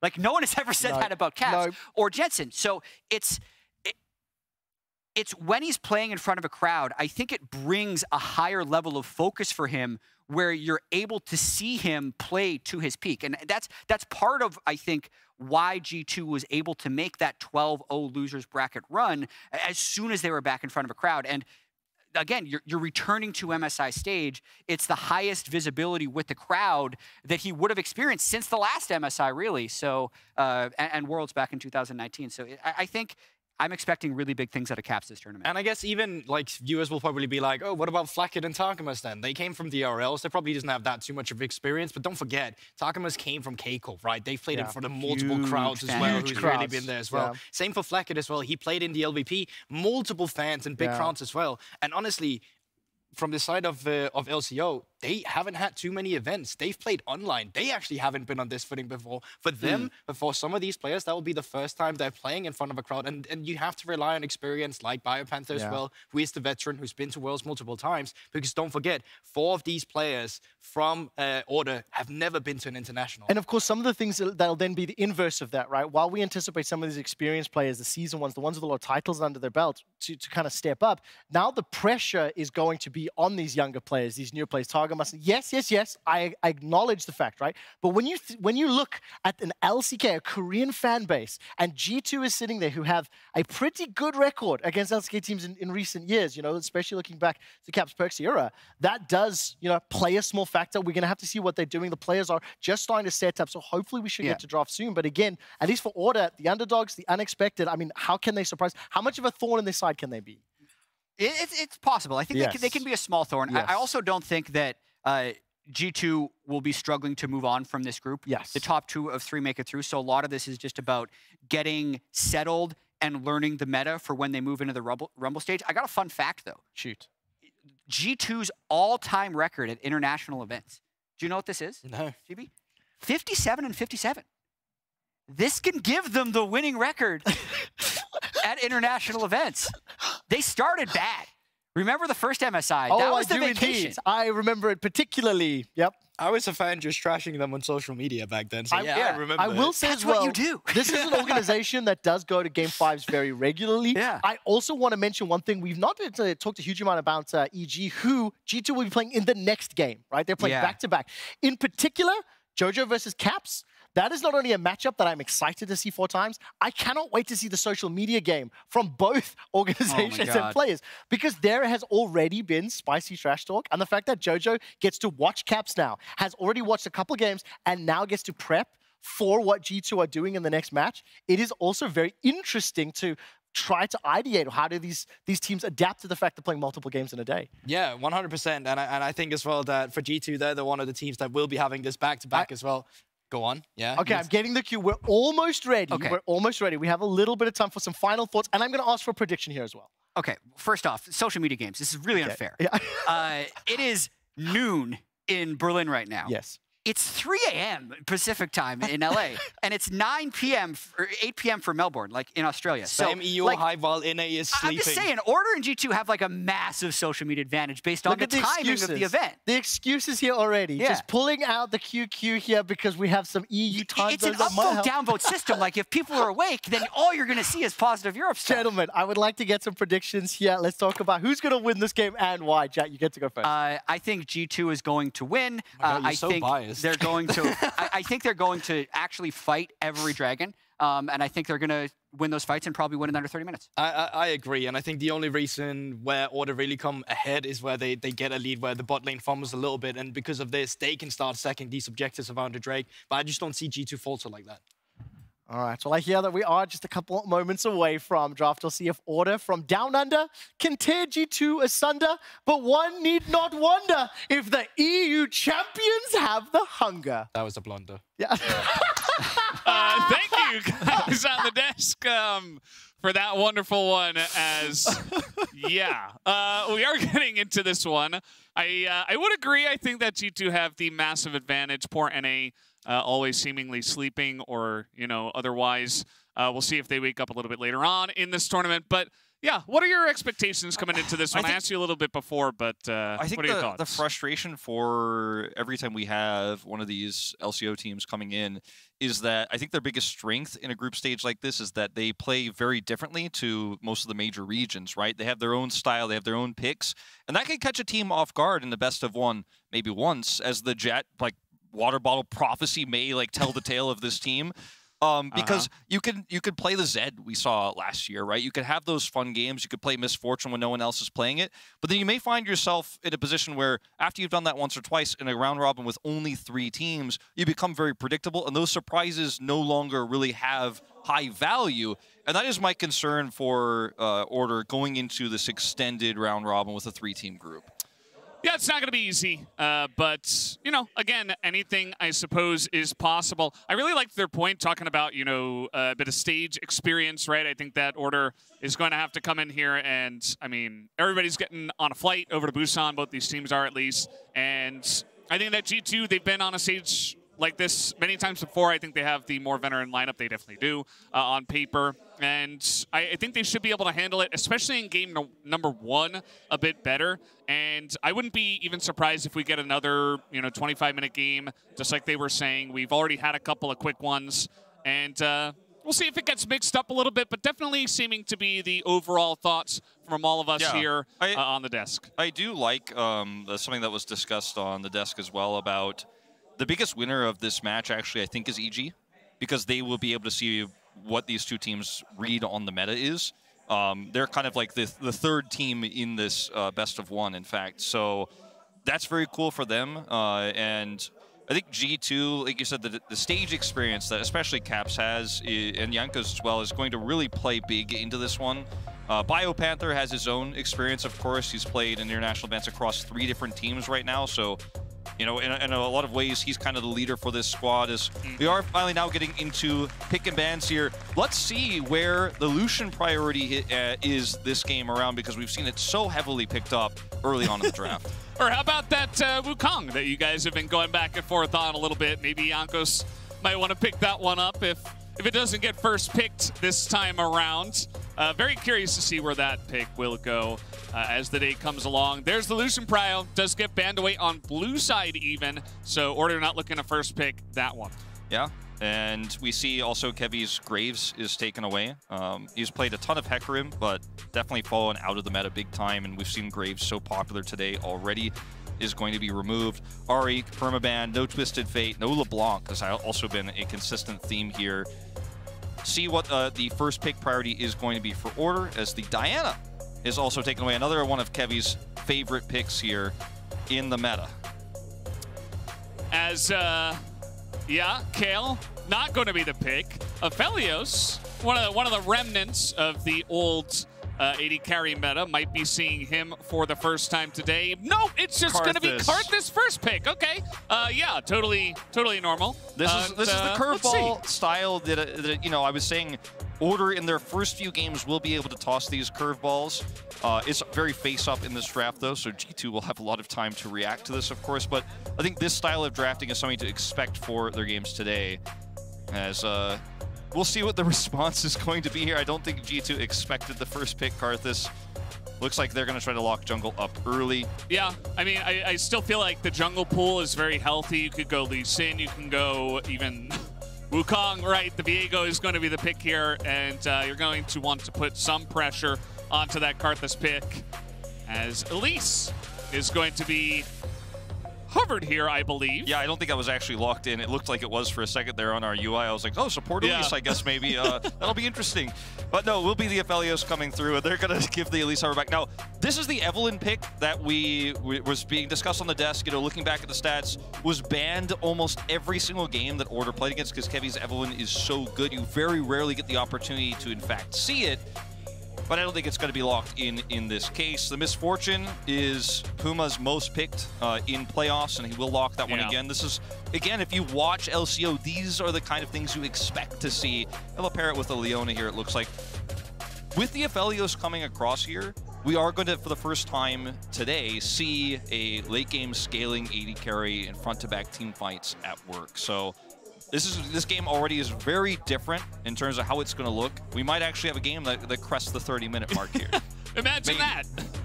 Don't get your hopes up, though. We'll have to wait and see on that one, Wolf, as just removing about 7 items from Caps' desk as he can get into the game.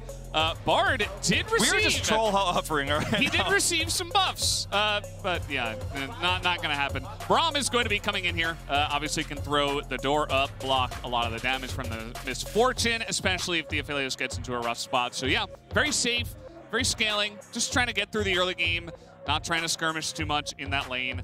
And Yeah, I don't mind it from G2. Must feel like the favorites themselves. So because Karthus has a great clear time, obviously, and can be very powerful in terms of scaling, his impact globally is very important. The said ban here, not a shocker. Yeah. But going to on that kind of note is, if Caps gets a champion that can have set up CC for Viego, whatever Kasei ends up playing here in the mid lane is going to be so difficult to play, because in the early parts of it, he will not have Kevy's help, you know, and when you have a Viego who could set up a stun for a mid laner who can then CC chain that together, Caps will have so much agency, whereas later on, obviously, the Karthus who's going to farm the jungle very well will have a strong impact. So I think the focus on the mid lane could have been an option here for Order in the second ban phase, but they take the Gangplank away instead. Yeah, something to note with the Karthus, you really love him as the only AP kind of carry on your team. So I love the bans here from the side of G2. They want to take a lot of, you know, we already see the Graves taken away. We already see the Lucian. It's a lot of these high tier 80 picks already taken off the board. They're going to go ahead and take away 2 more from Kasei with the Aurelia and the Zed. And that means he might need to dig a little bit deeper into his champion pool, something AD, to help Karthus just be able to be the only magic damage dealer on his team. That's a really good call. And Zoe is some of that CC I was talking about, the setup for Viego, the burst damage she has and the pick potential against a jungler that is not very survivable, against a Misfortune that, you know, is not going to be helped with the composition just yet at surviving and avoiding these bubbles. You know, the Leona feels a bit of a kind of an awkward pick with the composition they put together so far. Very strong for 2v2s, but in terms of moving around the map can be very difficult. And I really like the Zoe pick for it. And there's the AD option they're going to go here with the Yone in the mid lane for Kasei. Yeah, you know, we were asked what statues we wanted to put here on the desk for our first cast, the LEC studio. We went with Yasuo. You know, maybe we should have looked at that Yone, but that's neither here nor there. As we are going to see Nasus hovered at the end here, but, you know, it has been chosen, I believe, by this team at least once in the support role. Lots of fun hovers in this first game between these two. Yes. The Aatrox actually goes so well with this draft, though, I think, for Order here, because they can win mid-game fights so extremely well. If they can control that part of the game, then the late game Karthus comes through. He's going to have that ultimate that's going to hit the entire team. Scrappy fights around Rift Herald, second, third Drake fights, where Order can really hit big spikes. The Fiora response here for Broken Blade, definitely a really exciting one, because it does give G2 opportunities to slow the game down in the later parts. The side laning he can put off is going to be so frustrating to deal with here. And getting into if he runs into the Karthus just can't compete. He doesn't have any tank stats really, so he can't really make an impact to help out, whereas Jankos has so much agency in both top and mid lanes here with the Zoe and the Fiora. So the early game is going to be so difficult here for Order outside of 5v5 team fights. But in the laning phase, I think G2 has such a massive advantage. I would totally agree. I'm very glad that you put a lot of focus onto that jungle matchup, because, you know, it was very face up from Order. They're like, no, we're just going to, you know, he's just going to farm. He's just going to sit there on the Karthus and hopefully he can make the late game. And then they're like, well, Jankos, maybe he just gets to rule the Rift on the Viego and we don't get to see any of that scaling at all. So very curious to see how this game is going to come through with that in mind.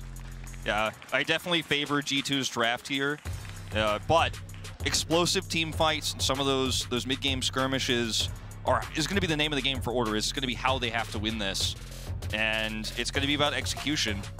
Again, nerves clearly don't seem to be an issue for Order with those hovers we were seeing. It feels like definitely channeling a little bit of the energy we saw from Pentanet GG last year. Yeah, I mean, that's the best way to get into it, right? You just want to be a little bit just having fun, you know, relaxed. You want to try to get into it in that manner. As let's see how this one is going to go. I think this is a very exciting matchup. Will we see an early upset? How good are G2 really? Can they prove it here in this first game? I don't think there are any nerves, you know. I'm feeling like personally, you know, the narrative we do, some of these casters were like, oh, it's their first international event, like they could be nervous. There's a crowd. No, I don't think so. I'm just not feeling that right now. All right. Well, this is going to be a fun one. Whenever you get the Yone game, you know, a little bit of Aatrox, it does feel like the the potential for things to go very wrong for G2 is high if things start off very well for Order, and if they end up winning that first Rift Herald fight, for example, that's one way that this game goes off the rails. But we will have to wait and see. Like, I don't want to predict how this game is going to go because the volatility of Order's comp is very high. Let's just say. No, that's that's very true, very apparent, and you know, no Alistair this time around, no flash onto the two of them. I think this bottom lane can be very relaxed and perhaps even a little bit sleepy. We'll have to wait and see if I think Flagon and Targamas want to put on any pressure at all. Otherwise, maybe not. But guys, don't forget to grab your exclusive Scare Prize Prime Gaming emote so you can strut when you flash in and turn a fight. Definitely a very nice emote. Big fan myself. Yep. Karthus is one of those jungle picks that in pro play does kind of come up every now and then, but it's usually not from your tournament favorite teams. It's also one of those solo queue champions that if you want to ride through solo queue, a lot of famous streamers like to play this pick. Not one that you see in a match like this very often, and one that I don't think we'll necessarily see from Kevy going forward in this group. They did it very face-up. And we've talked about the strengths of it. Obviously, it's clear time is the one that you're going to see. If you look at the CS numbers between Kevy and Jankos, he's going to have an advantage throughout all of this early game, and that's just the point of Karthus. He clears insanely fast. We watch it. But he isn't going to be a gank powerhouse in the early parts, and that's where things can go very awry in these solo lanes. So I think that is going to be the focal point for Jankos, is abuse Kasei, abuse Biopanther, if possible, look for those ganks. Honestly, Bubble, comes in. He's totally fine. Exhaust being held right now by Caps. Just kind of laughing at Kasei. And as you mentioned, you know, Yanku's still dealing with his own jungle here. It's going to take him a while to catch up. And this is going to be the name of the game. But I think after, you know, one clear at least, maybe 1.5, 2 clears, he should begin to get a bit active on this map. Really loved the holding of the Fiora counter pick as well for Broken Blade up in the top side. Maybe even expecting the Aatrox to come in, just looking for even more of that 80 damage on the side of Order with the composition with the Karthus. And should be having a pretty fun time on this one, although we do see Kevy just hovering around the top side of the map. Yeah, I mean, he's not going to be able to battle very well into the Fiora, but the slow he'll be able to put down is actually massive into Fiora. And when Fiora is alone here without Jankos' help, I think there is some kill potential here. There's the slow. Yeah, he'll just dash away, and actually just going to repost that one. So Broken Blade, I believe, took about negative damage from that trade, and now he's going in on Biopanther. Really able to get that weak spot as Kevy's still hanging around. Nice knock up to really shore up the trade, otherwise not would have looked too good for the side of Order, and Kevy comes up here and helps push to get Biopanther out of this lane. Broken Blade knows exactly what he's doing, though. He's trying to keep Kevy here for longer, take away his farming time, and he knows that if he can bait a few more of these fights or a few more of these engages from the Aatrox, they can actually then turn it, because Jankos is pathing towards the top side here. Order or realize this rather, don't stay too long, back away. But that was really well played from Broken Blade. He could just catch the wave there under turret at no cost to him. And notice that even though it is a 0-0 game here, G2 have a massive pull. And this is a lot based on the CS numbers in the solo lanes. So now level 3 Braum, Targamas, he is here. With Kevy coming in from the top side to the bottom side, you should expect him to just come into his own jungle as the wall is going to spot him out. Kevy throws the thumbs up, kind of almost expecting it himself. And he should be fine, although he will lose some of these chickens. Yeah, be unfortunate for Kevy here. And they're really making Kevy's life frustrating right now. He had a nice lead early, as you always do, and he still holds that CS advantage, but some of his jungle is being taken away. And it's the jungle matchup we talked about that's so difficult to play for the Karthus when there's so much explosive power in the Viego early. And solo laners can't really try to push advantages here because of that jungle threat from Jankos. They can't track where he is. And I think that's reflected in the CS numbers you see in both solo lanes. Like, Broken Blade is more than double the CS of Biopanther. Another great riposte from him. Uh-oh. Bit of damage coming in, and that's the smite on top of it. First blood. Caps able to close the door early in this matchup. And that's going to be a whole wave that's crashing into this turret as well. Really unfortunate for Kisei, is going to lose out. Does have the teleport. We often see Yone's take Ignite in a lot of different matchups to have that kill pressure. Luckily for him, he has the teleport, so won't lose too much of this, but it is pretty significant. G2 in these soul lanes, so much power. Yeah, Broken Bay, he's got level 6 here. He has even a nice amount of poke damage on a BioPanther already. It's just another lane that we knew was not going to be fun here for the side of Order. Yeah, it's not fun, and you know, the power of the Viego into the Karthus means that you can push your advantage so extremely hard in these solo lanes. Even the bottom side here, a bit of trouble for Puma and Corporal. We'll take a look at this kill from Caps once again. Has the Chilling Smite picked up here, but he just gets over the minions, hits the Trouble Bubble, and despite the dash attempt here, Kisei cannot get away. Yeah, it's just level 6 hit first, you know. I think you have to identify that in Caps. I think he's looking at another kill here, but the minions are coming in and didn't quite have the cooldown on his Q ready just yet. He is still level 7, but it doesn't matter. He doesn't need the kill. He's already done so much damage in this lane. As you see, Corporal will just hop away with the plant. You feel the dominoes already beginning to fall a bit here. If Kevy was playing a jungler that has the ability to kind of assist and help out in these moments, Caps wouldn't be able to play like that. That's a nice trade, actually, as the ult comes out from Broken Blade, but it's a bit too little too late. BioPanther is able to outplay that. The riposte, I think, a little bit ill-timed. Yeah, a little bit. And it led to his death. A little bit ill-timed. Kevy has level 6 as well here. This was definitely a setup play for BioPanther. Is able to hit those knockups, and this is going to turn the tide a little bit here on the top side of the map. Finally, a little bit of breathing room for BioPanther. Getting that kill on the Broken Blade, does not have teleport. Wave going to crash through. And now, you know, it opens up the map a little bit here for Order. And the longer this, you know, the closer we get to that first fight on Rift Herald is when Order are really going to start to actually look for this team comp's real power in Yone ult, in the Aatrox power in mid-game, obviously the ultimate that you can see from the Misfortune. All of these, you know, are extremely powerful on first Herald fight. Let's watch this fight again. Riposte early here, so still gets caught by the pull and is taken out.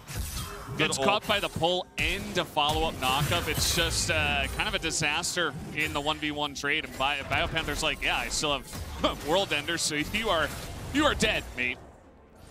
No commitment here from the bottom side of the map here for Order on Rift Herald, which is a bit puzzling considering I think this is one of the moments where Order's composition is at its strongest to fight for objective, and they just simply give it up.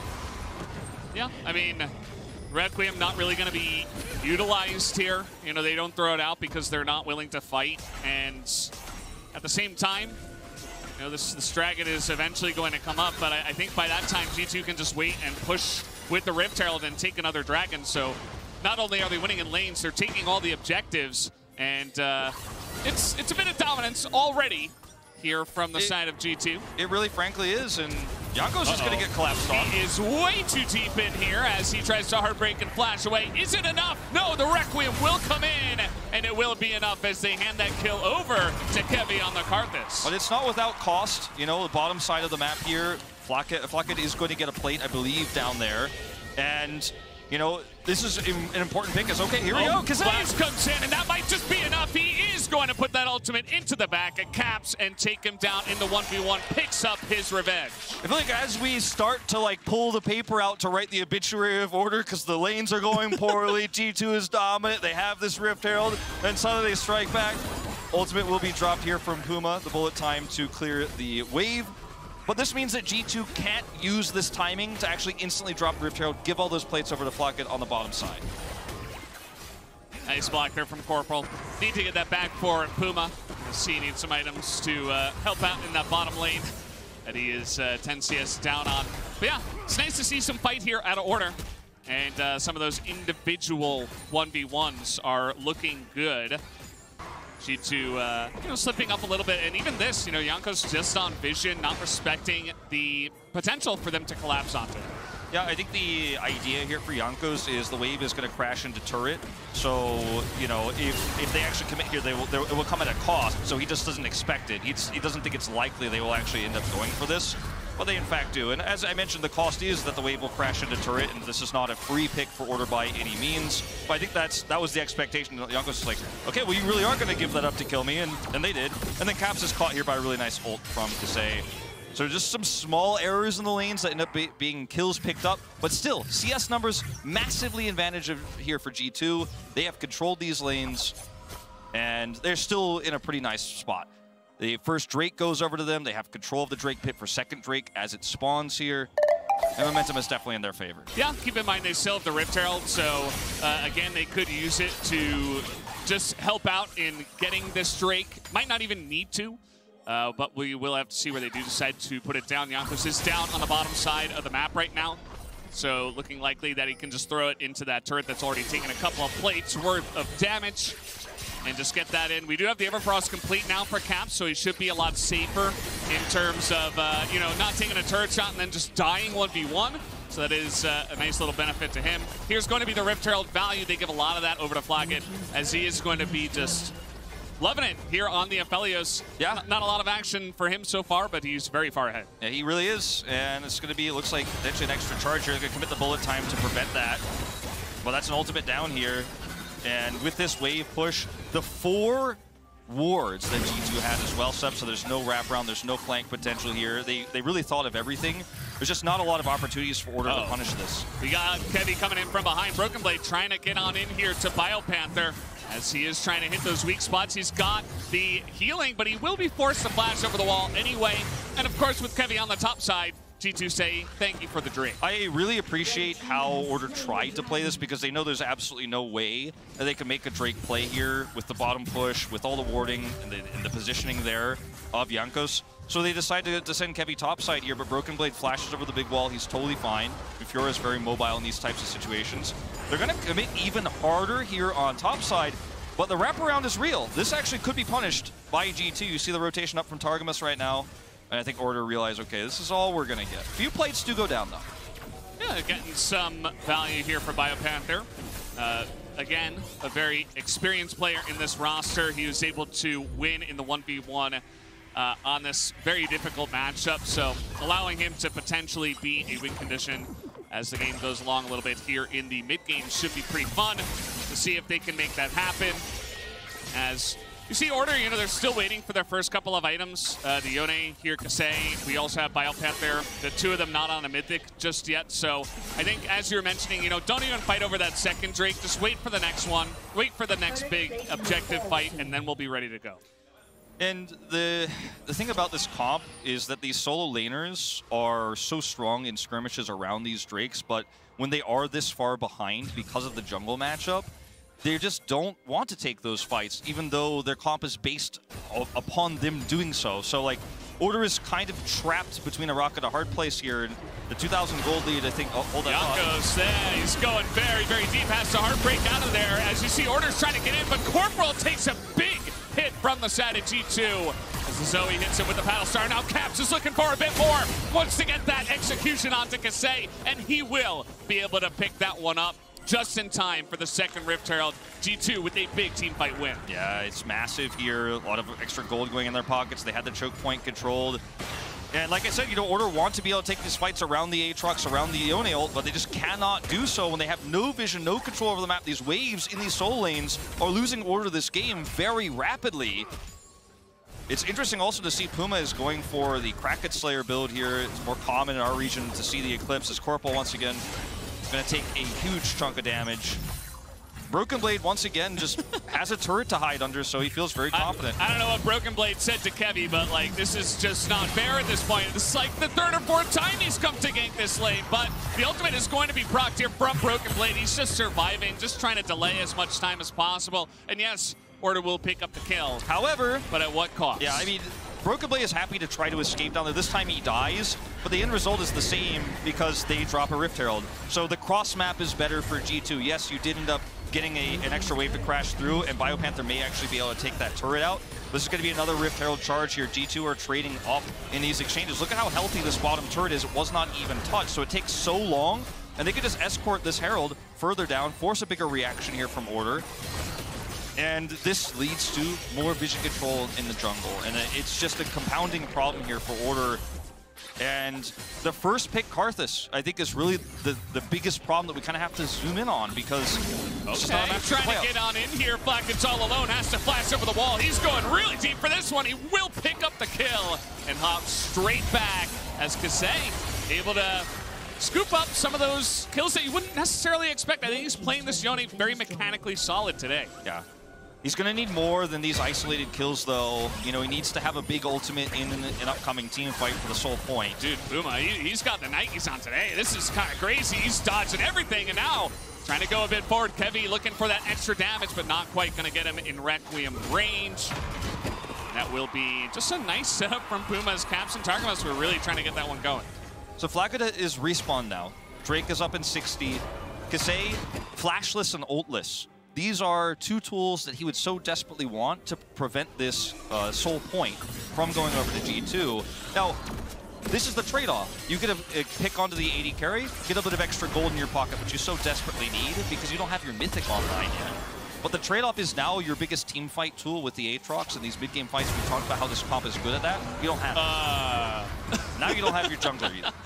Yeah, okay, goodbye, Karthus. You see, he is not going to elect to use the Requiem, and he will come up here in 25 seconds, but he will not be available for this Dragon fight. So, suppose he could Requiem when he does come back, but you can see that the amount of siege that G2 have as well, with just even Zoe and Aphelios from ahead, is enough to just control so much of this mid lane. Like, look at the vision. And they're going to take this Dragon as well for free. It's actually quite insane as Dragon is taken for free. It's a lot of damage into Kasei, but it's a nice little bait, and they bit the bait there as now the Requiem comes in. Caps is also going to go down. That's a couple of kills under the belt here of Order, just like that. It's extremely greedy from G2 to push that far into all the CC and the setup there with the Leona, obviously, and the Yone. But the vision control that's set up down here on the bottom side is actually just quite insane. You can see all the wards here for G2 on the bottom side of the map. So they feel very comfortable just pushing down bottom side and going for the Drake solo for Jankos. And these tradebacks have made the gold lead a little bit shrunken, right? Order has the kill advantage right now, and this will lead to a mid-turret take. But these champions are starting to lose their power spikes, right? They're going to fall off in the later parts of the game, and that's the bigger concern. If the Yone ults had been big to lead to Order controlling Drakes and having, if they were the ones who were holding 3 Drakes right now, we wouldn't be talking as much about how this composition scales later on. But because they're the ones who are facing Soul Point, they're on a big clock right now, and the time is ticking down very fast. As this is how Kevy died, we were kind of in a bit of a replay when this did occur. Really nice ult from Flacket there at the end to finish him off. It's just the pick potential this comp has, and when you have vision this much controlled, Caps has so much agency. Now this is a bit of an overextension here from Broken. Yeah, I mean, they have all the vision in the enemy jungle, but they don't have vision behind the Yone, so they're like, oh, it's just him. We can take him out real quick. We have a lot of damage. We're very far ahead. And then, of course, you run straight into MF and Leona, and you begin to question your life decisions, your life choices, as we will have the Randuins here for Caps. Might help him out a little bit, actually, as the teleport is coming in. Kasei takes a lot of damage. Does go and proc that shield bow. Here comes Broken Blade. Will he actually dive the turret? Looks like the answer is no. Kasei does not have ult because he used it to escape. So Broken Blade might feel, you know, like maybe I could actually dive this and pull this off when this wave crashes through. But we'll think better of it. Is a level down as well in this matchup. Decides to walk away. A lot of extra free side laning going over to Biopanther as well at the top side of the map here.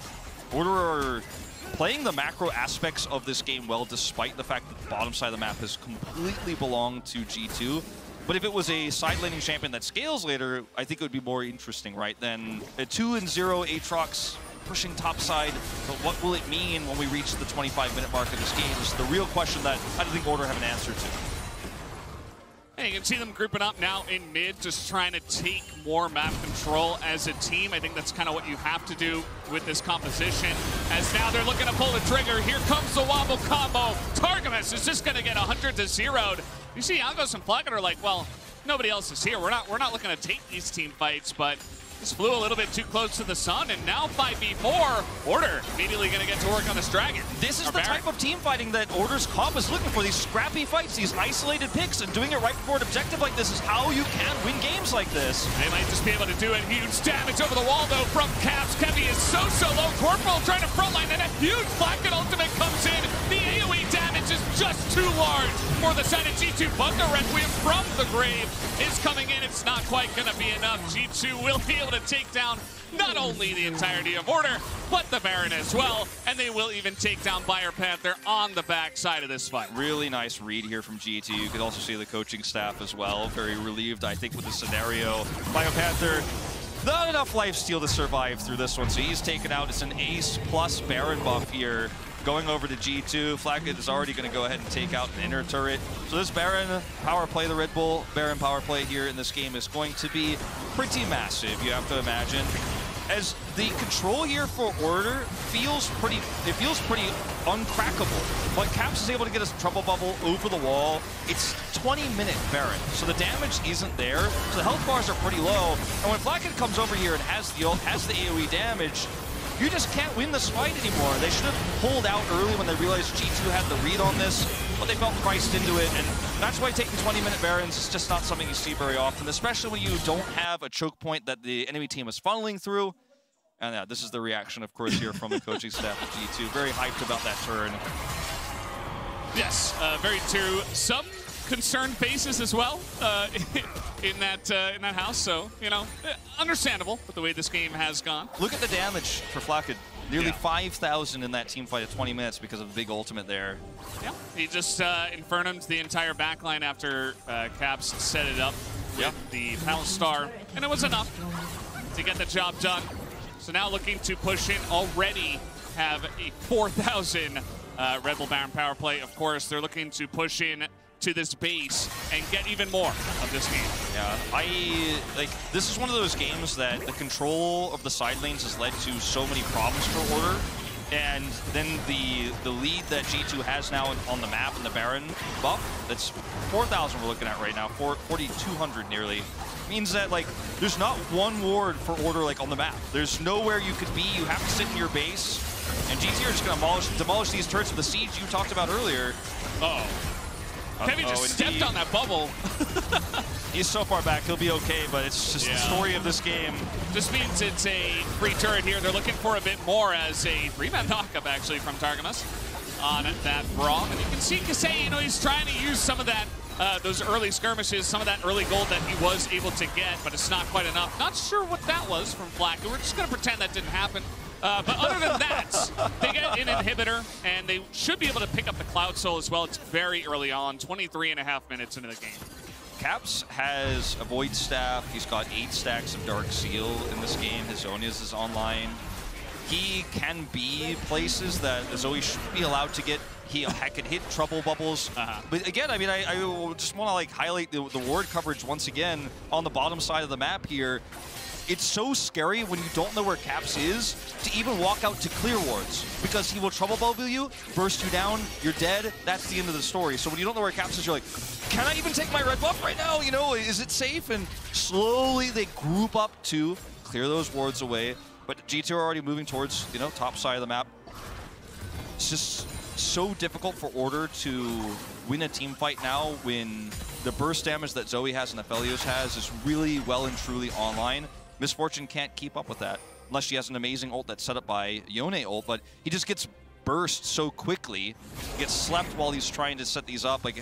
Your opportunities are limited, Valdez. Yeah, that's what I'm trying to say with so many words. Yeah, you take the goal difference graph, and something happened there after 20 minutes. I'm sure you guys remember the Baron call one pick into thinking they can do it, and they have a Karthus. They have a lot of damage on the Baron, but just a little bit too early and a little bit too much poke damage from the side of G2 was all it took. It was a great fight, and I think Order got a little bit too far ahead of themselves on that one. So now Kasei is committing very heavily onto a fed Fiora, or at least a Fiora at all. Not very fed, but you know. Hullbreaker. Able to survive enough, right? She has Hullbreaker, she has a stopwatch. Yeah. You're not going to kill her. It's not going to happen. As Corporal will just die, and Broken Blade will be able to use that. Really nice knock up from the Aatrox. Biopanther really trying to make a case here G2 win this one towards the end, but with the Requiem coming out, we might get a kill here. Nope, not quite, as he will actually die before it goes off. And it's now G2 just cleaning up the pieces of the puzzle here. Flacken, really nice stopwatch. That's one to win my heart, indeed, as a stopwatch connoisseur myself. And that might just do it. Everybody on the side of order goes down, and G2 are in the base and looking to end this game. Yeah, they've got a set of super minions coming down to the bottom side as well. Cap's just looking for more kills as they wait for the minions. So it's all over but the Cryan, unfortunately, is Corporal's gonna look for a stun setup. Yeah. And it will not happen. He's trying to, you know, he's trying to do his best, but yeah, it's going to be the end of the game, guys. G2 with a strong showing here. Not the cleanest game, but they got it done in swift fashion. About a 27-minute game once again, as Caps with a star performance on the Zoe this time around. And the Viego pick has always been a staple of the LEC. I think it was more popular in the LEC than other regions for a long time, and you know, obviously it took off in the LCK in particular later on. But it was such a great response to the early Karthus pick, and those solo lanes just could not operate at all whatsoever because Karthus just can't protect those lanes. You got the Viego there, the CS advantages were real, and the kills that we did see, unfortunately, from Kisei were not at impactful moments. They were not at moments that could lead to advantages, except the Baron they attempted but then failed. And you could see the ideas behind the composition, but I think G2 just reacted so well. And they had the better draft. They outplayed them through the mid-game. Vision control was real, and you know, this is a great sign. I think if you're EG watching this game, you were hoping you were going to maybe see some weak points, but not in this first one. I don't think G2 showed any problems whatsoever. Yeah, generally not, you know, outside of some of the skirmishes, some of the 1v1s, but as you very correctly mentioned, it wasn't enough. You know, you could win a couple of 1v1s, but that's not going to win the game at the end of the day. So, yeah, the expected result has come out here, G2, with the victory over Order, and very nicely done. Caps crowd buff seems real. Yeah. Really great They're pretty plays from popular him. down there. Yeah, I think it might surprise a lot of people to know this, but G2 is an extremely popular team in Korea. And I think because G2 has defeated Korean teams in international events in the past, I think that got a lot of Korean fans' respect. So I guarantee there's a lot of people in Busan right now who specifically came to watch G2 play. They're so happy they're there in Korea. And it must be awesome for Caps to be able to experience that as well, once again in Korea. I can guarantee it. And guys, speaking of G2, we have a banger coming up in game number 4 as G2 will return to the stage for our featured matchup for the day, presented by Mercedes-Benz. NA versus EU, G2 versus Evil Geniuses. Do not miss it.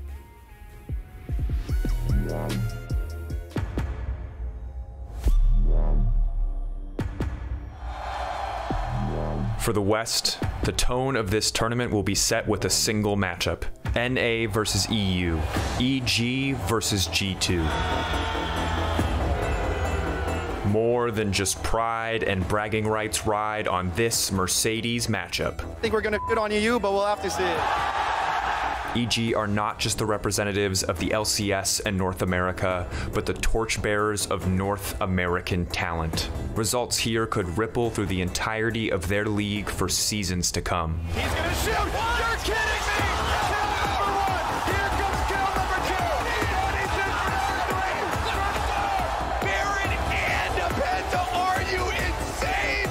G2 were the best in the West, and for one shining moment, they were the best in the world. What peak League of Legends looks like, and it comes from Europe!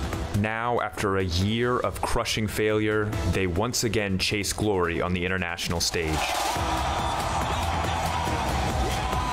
G2 claim their 9th title! There is no better way to kick off MSI than with a historic rivalry of the LEC and the LCS.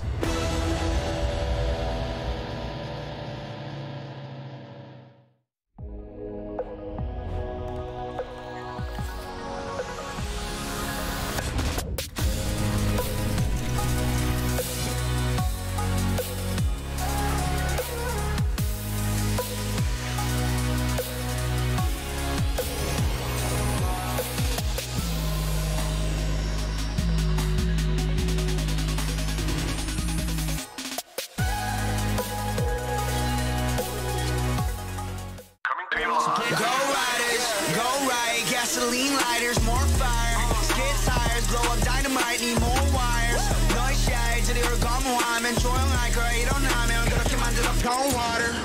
Set it off like this, set it off like, set it off like this, set it off like, set it off like this, set it off like, set it off like this.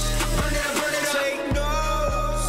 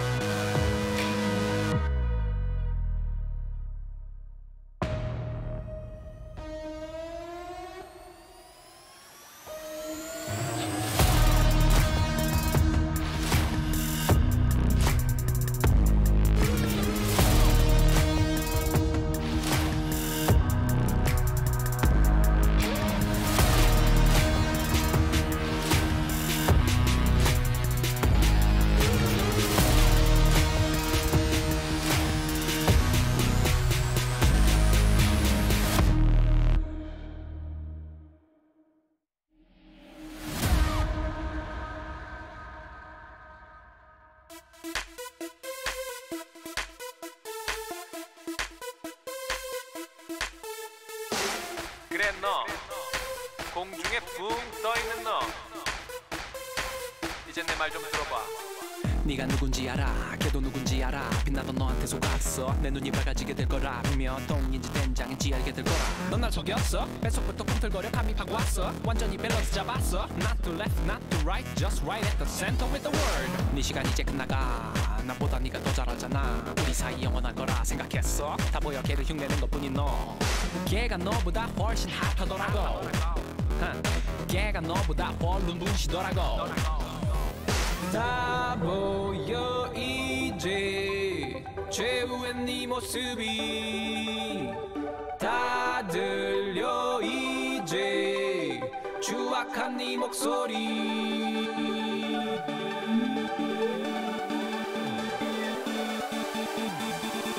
개스웩은 완전 새끈 네 스웩은 완전 잦은. Ready to fire, ready or not, we letting it go on.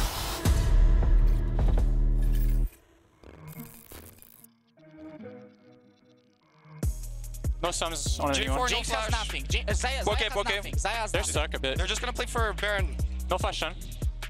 Oh, nice! Oh. Cookie. Zaya's Okay, nice. Slow down, Danny. Chill. Yeah. Nice, you got one. Nice! Yes! And top. Yes! You're top. We can go top. This Cabinero guys. Okay, guys, listen. Everyone listen. Yeah. Breathe now, okay? Yeah, okay. Guys. Yeah, we get Cabinero first. Chill. And Danny. Looking at you. Get a penta. You want another pentakill?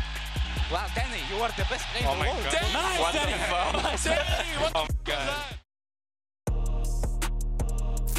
That was sounds of the game presented by Bose, the epic pentakill from EG's Danny during the spring semifinals. Maybe the most epic play in LCS history, if I'm going to be completely honest. A Baron steal into a pentakill. But I wanted to talk about here in State Farm Neighborhood Tactics that they do a lot for Danny to put him in position. If you look at some of the stats, he has the highest gold percentage of any AD carry at MSI and the highest damage percentage of any AD carry at MSI. But with that, they take fewer dragons than any team at MSI. And oftentimes they're trading dragon position to give gold to Danny. So this is from game one of their finals. And I'm just going to call attention to the mini-map right here. Dragon's coming up in about 35 seconds. So basically, it's this wave coming out of base that you're going to want to fight over normally to take Dragon. And they're in a position to do so, right? They have a strong AD carry. The gold is pretty even, but basically they have Ryze up top lane. He could go back to base, teleport to mid lane. They'd have mid prio, and they could basically just kind of take position of Dragon and get in for a pretty solid second Dragon take, but they don't do that at all. So I'm going to speed it up a little bit here.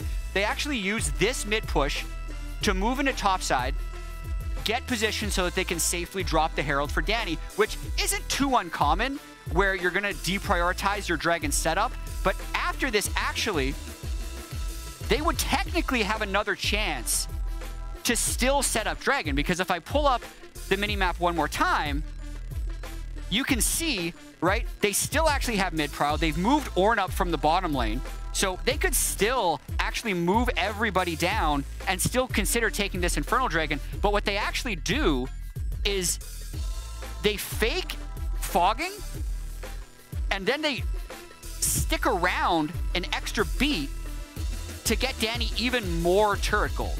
Now, this completely makes it so there's no way they can get Dragon. As you see, 100 Thieves is able to take it.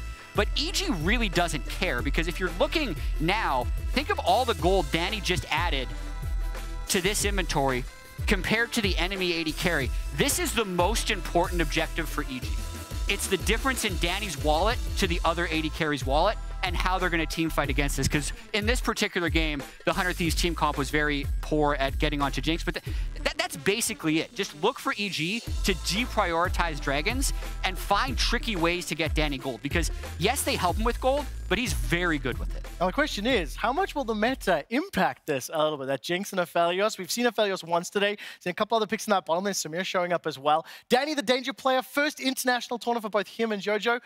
Are you nervous at all about EG's ability to adapt to the meta? I mean, absolutely. Adapting to the stage even, right? Like, they're going to Korea here. Yes, they have 3 experienced international players, but they also have 2 players under 20. They got a 17-year-old mid laner, an 18-year-old AD carry, who have been very good, but you're always concerned about nerves, and you're always concerned about what your meta read is going to be. I think Jinx Aphelios was great for Danny, and for the most part, it looks like that's moving away a little bit. Yeah, but to give him, the benefit of the doubt as well coming in here, I mean, they've already been in front of that huge of a crowd. Play that best of 3 as well. They have veteran players still on the roster, and yes, the question mark of course lays on Jojo Pin and Danny as well coming into it, but it also just seems like there are already players who feeds on this attention. Yeah, you saw the Danny pentakill. Yes. You heard the crowd in the background. That was just a continuously raw throughout the entire play. Danny and EG step up in front of the crowd, they pop off, right? Before the previous game, G2 versus Order, Jad asked the question, is the Caps fan buff a thing? Yes, his Zoe I think so. Was phenomenal. And I just want to have a little bit of fun before we get too serious, because our featured matchup presented by Mercedes-Benz, something I picked personally, is Caps versus Jojo Pune. And Trevor, you might ask, why? Of all the players in the Rift? Well, it's one simple reason, Jojo's spicy tweets. Let's pull up a quick example here, because I'm not here to bring the analysis. What I'm here to tell you is Jojo tweeting, we're going to be shitting on EU at MSI. That's correct. I love Jojo, I love EG. I'm looking forward to the banter. But what I'm really looking forward to is what this young prodigy mid laner from NA is going to do against one of the best mid laners to have ever played the game, let alone the best from Europe. Yeah, like Baby Faker maybe. No, I would never call him Baby Faker. No one would do that to a new up-and-coming player. That would be disrespectful to Faker. I'm out. Jojo Pun, he's just like so much youthful arrogance, and I love seeing it.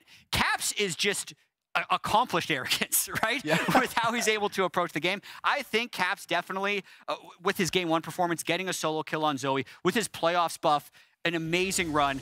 Jojo definitely will have the ego to go up against Caps, but I think it's going to be a very tough match. It's just so interesting, though, because you say the youthful arrogance. That used to be Caps instead, okay? Yes. He's just more veteran now, and he's just kind of stuck with him. I will actually say that I feel like Caps got a little more mature over the course of the years as well, not just in terms of personality, of course, but also in terms of his roles as a player. He's not the guy taking all the resources all the time. You know, he was on the Twisted Fate, enabling the map as well. But I also feel like coming into playoffs, he dropped that style. Now he's on a style where he wants to take control in the laning phase, and we see it when we just watch him take on Order, and he gets that first blood solo kill as well. Yeah, what I will say about Jojo is, coming in from Academy as this like young mid laner, a lot of things you're expecting is this really aggressive laning phase, and then maybe he's not going to be very good at macro, but he's actually been very good in side lanes and making his way to team fights in an efficient way. He played Ryze more than any other champion, which you need to have good side laning to succeed on. So that's what I've been impressed with most from JoJo. Yeah, I was actually going to say the same. Like, I feel like people have a little bit of a misconception of what JoJo actually does, because there's the memes of, yeah,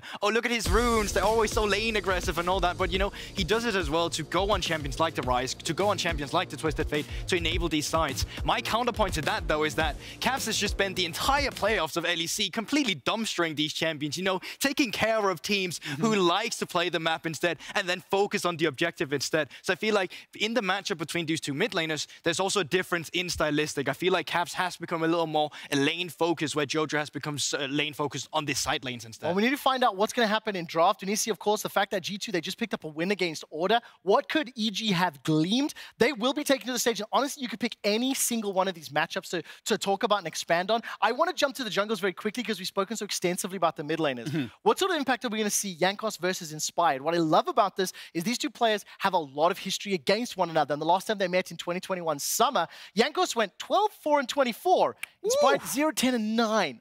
So just in terms of statistical difference, Jankos has always had Inspired's number, whereas Inspired was always good at playing almost everyone else in the LEC. So what difference is he going to bring to the Rift today, not only next to JoJo, but under the EG banner?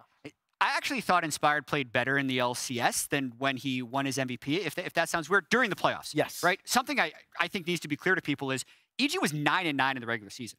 That's the worst regular season record an NA MSI representative has ever had.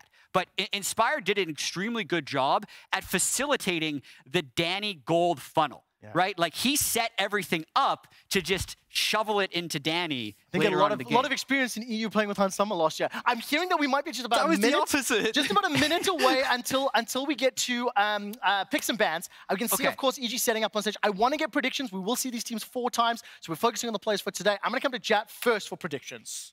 LCS all-time against LEC. 34 wins, 48 losses, 41.5% win rate. I give EG a 41.5% chance to win.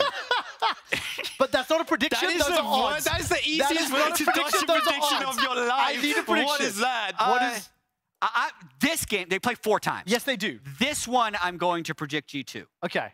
When they play at like 7 a.m. Pacific time, then I'll go EG. I'm going to hold you to that. I'm going to hold you to that. No, we'll see. We'll see. I think G2 has a slight favor.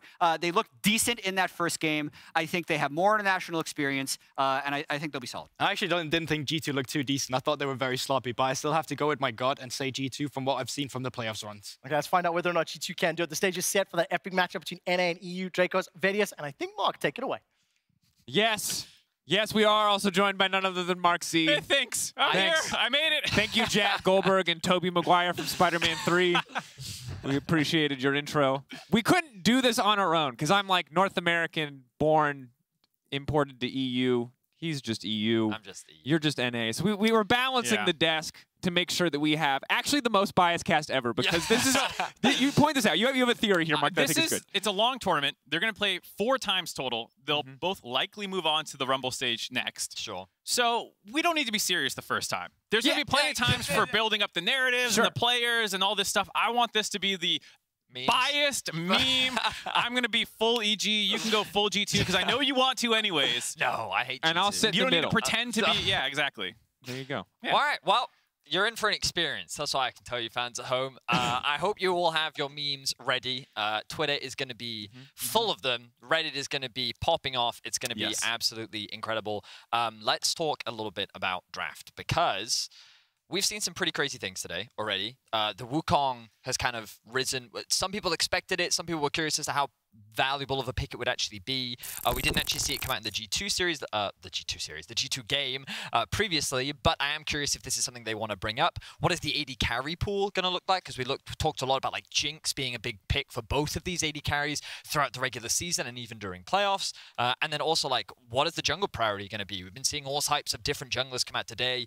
Jankos actually went for his tried and true Viego, which he played a lot during playoffs, but is he going to stick to that or show us something new? A lot of question marks and maybe some things we can predict when it comes to these two teams. As well as the fact that you often get scrim bubbles at the very beginning of tournaments and things like that. So the Wukong in the first 2 games not showing up in the third could be like, well, maybe people from Group C just like didn't get exposed to it somehow, and we'll need to track if one team has a better read on the meta early on. The bot lane, though, is definitely the thing that's the most interesting for me, just because Danny on champions with agency, like Tristana, Zeri, and Jinx, have been his best champions. That's where he gets the pentakills all the time. The FLAOs he can play.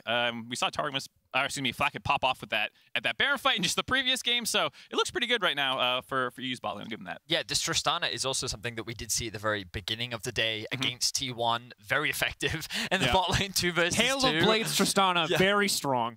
And I wonder how aggressive bot lane is actually going to be, because typically when you think of Flackett as a player, he's not the type to actually try and kill you in the 2 versus 2. Targetmas loves to roam around the map, whereas I do know that Danny, he has struggled a couple times in the 2v2 lanes. But so perhaps against Flackett, this is actually one of the matchups he'd probably fare better in. And I think that we're kind of looking at everything in the context of bot lane, because it just draws my attention to top lane, because we have a lot of Ornn enjoyers from what we saw in playoffs in this matchup. But last game we saw Fiora Aatrox, obviously, which is a little bit out of the mold from the very stable tank top laners we got used to seeing towards the tail end of, I think, both of our playoffs. And I'm curious if it is going to be both of these teams shifting towards that more 1-3-1 style, having a carry on the top side of the map, or if we're just going to get like 5v5, front to back, tanks in the top lane, wet noodle fighting forever. Gross, gross. I hope this is your ego drafts. I know, like I said, it's a long tournament, guys. Have fun this time. We talked about a little bit on the desk about the Inspired and Jankos rivalry, but Broken Blade and Impact have gone back and forth with each other in North America before. So I would love to see, JoJo try and make a name against Caps. Like, all these people have a reason to try and stunt on the person across from them. Yeah, and I think the big thing to consider before we get into this is, while we're all very excited for EG versus G2, Caps versus the water on his desk is currently the matchup that you're watching. He did spill, and we are now waiting for the cleanup to make sure that he is all good. Was some low-key dig at JoJo. I was like, I didn't see it happen. I've been informed. I'm allowed. They tell me when I'm allowed to tell you, audience, and I've been told I'm allowed. Cups. It's a matchup as old as time. There you go. Cups are undefeated, I think. See, because then you could have followed that up with that water's probably going to be the toughest mid lane matchup he fights today. Already starting off vicious banter. You're the vicious banter. I'm supposed to be the non-biased third party. You know what? You can gang up too if you want. You do what your heart tells you to do. I'm not going to sell my region out, but I'm also not just going to go for the dunk. I think it's not an alley-oop situation here where we're going to try to dunk on you, Mark. It's not. We're not going to bully you live and in person. That said, we're into the draft, already seeing 2 mid lane champions taken away. Ahri obviously makes a lot of sense. Not hit since her prevalence in the playoffs. Lucian, and interestingly, the Wukong didn't show up in the previous game, but has seemed all right so far. Hard to have a strong gauge on its power yet. This does suggest to me that Ryze could be something that EG is already looking to prioritize with support up on the desk. I know that JoJo is very enthusiastic about the Ryze champion. I would say it fits very much in towards his playstyle, and with it being up and available, I'm not sure if it would necessarily be a first pick, but something that I expect EG to prioritize early on in the draft. Yeah, we'll have to see. They had some interesting drafts over the course of playoffs. They're a team that showed multiple styles. When they were in matchups they felt disadvantaged in, they could go for very volatile, lots of range marksmen in top, mid, jungle, bot lane. They were doing everything to try and get early advantages in Snowball. But as it got later and later, they got more confident in their team fighting. They went for more scaling team fight oriented picks, but they do have that kind of dichotomy where they can go either way, which I think G2 is a team that obviously can do that as well. Looks like the Ryze will be prioritized for EG for the time being. This does give G2 the window to prioritize jungle. The Jarvan is up and available. We haven't really seen it so far in at MSI, but it was something that Jankos would typically default to throughout playoffs. That, alongside the Ahri, was the mid-jungle that really gave G2 a lot of early game prowess and kind of set them up for their mid-game. You can see the discussions rather coming through a lot. Wow, already a pike! Welcome to International Ego Draft! Or maybe a good pick, we don't know. A blind pike. I mean, the expectations are this is in support, but I'm never going to doubt G2 when it comes to playing this pike in any position. It's not even a draft, it's just an Umbral Glaive enthusiasts meeting. That's literally that's the only thing that we've seen so far. You know what's a great item right now? 5 champs that can build Umbral Glaive. No vision. We'll have to see. I'm excited to see if that actually ends up going the bot lane, like you said. The Ryze is the most played champion for JoJo Pyun this year so far, so that's one of his main. And the Samira for Danny. This is low-key one of his pocket picks that he was really well known for when he was coming up into the scene. Didn't get a ton of games on it in actual pro play, but it is a significant champion for him that they were using quite a bit last year before he made it to the LCS stage. A hyper-aggressive bot lane 2 versus 2 for EG. looking to bring the pain to Flackhead and Targamas, whereas Targamas likely looking to just get out of lane. Most likely. His eyes will be on Jojo in the early game, and he will have to be cautious of those support roams, but the Zeri response from Flackhead is quite interesting. We have seen repeated nerfs thrown towards the champion. My expectations were that this champion was just going to fall out of pro play. Of course, she does have a few more crit modifiers now, so I'll keep an eye on what build Flackhead decides to go for as we move into the second phase of bans. It's definitely still an ego pick a little bit, in the sense that if you've watched Danny throughout the playoffs, as you were saying, not the greatest laning performance, and so you can think and get away with the Zeri pick through the early phase, and then the late game is still largely good for the champion, but it's the early phase that has continually been hit more and more. And it's good to highlight the early phase because Pyke, especially in this matchup, is a feast or famine champion. You hit the hook level 1 with Hail of Blades, you win the lane outright, he gets to roam, he gets to do so much, but if you fall behind in this lane phase, it can get very difficult. The wind wall or the blade wall in the case of Samira, very good against Pyke in general, makes it very hard for Pyke to really do anything effective in the laning phase. That said, as we look ahead in the draft, Ornn, GP, the safe, stable top laners being banned away, and I think the draft is only getting spicier, boys. I'm hoping so. We saw, you know, the Fiora Aatrox matchup. I'm so glad that we're more in line with that right now, with the scaling top laners mostly taken out. Nocturne as well, that was something inspired Road quite a bit in playoffs. They used a lot of Nocturne comps, especially in combination with the Rise, to get across the map. I think it's interesting that both teams have removed some of the safe blind options, with Ornn being removed, Gangplank. I think it's a champion that can be blind, but you have to be very careful depending on who you're playing up against. And Impact's saying, well, you know what, we don't want to have to deal with that, especially the global pressure that it can put down. We want to make sure that our bot lane is still relatively safe. The Syndra matchup and the Anivia. Oh, my, I'm gobsmacked.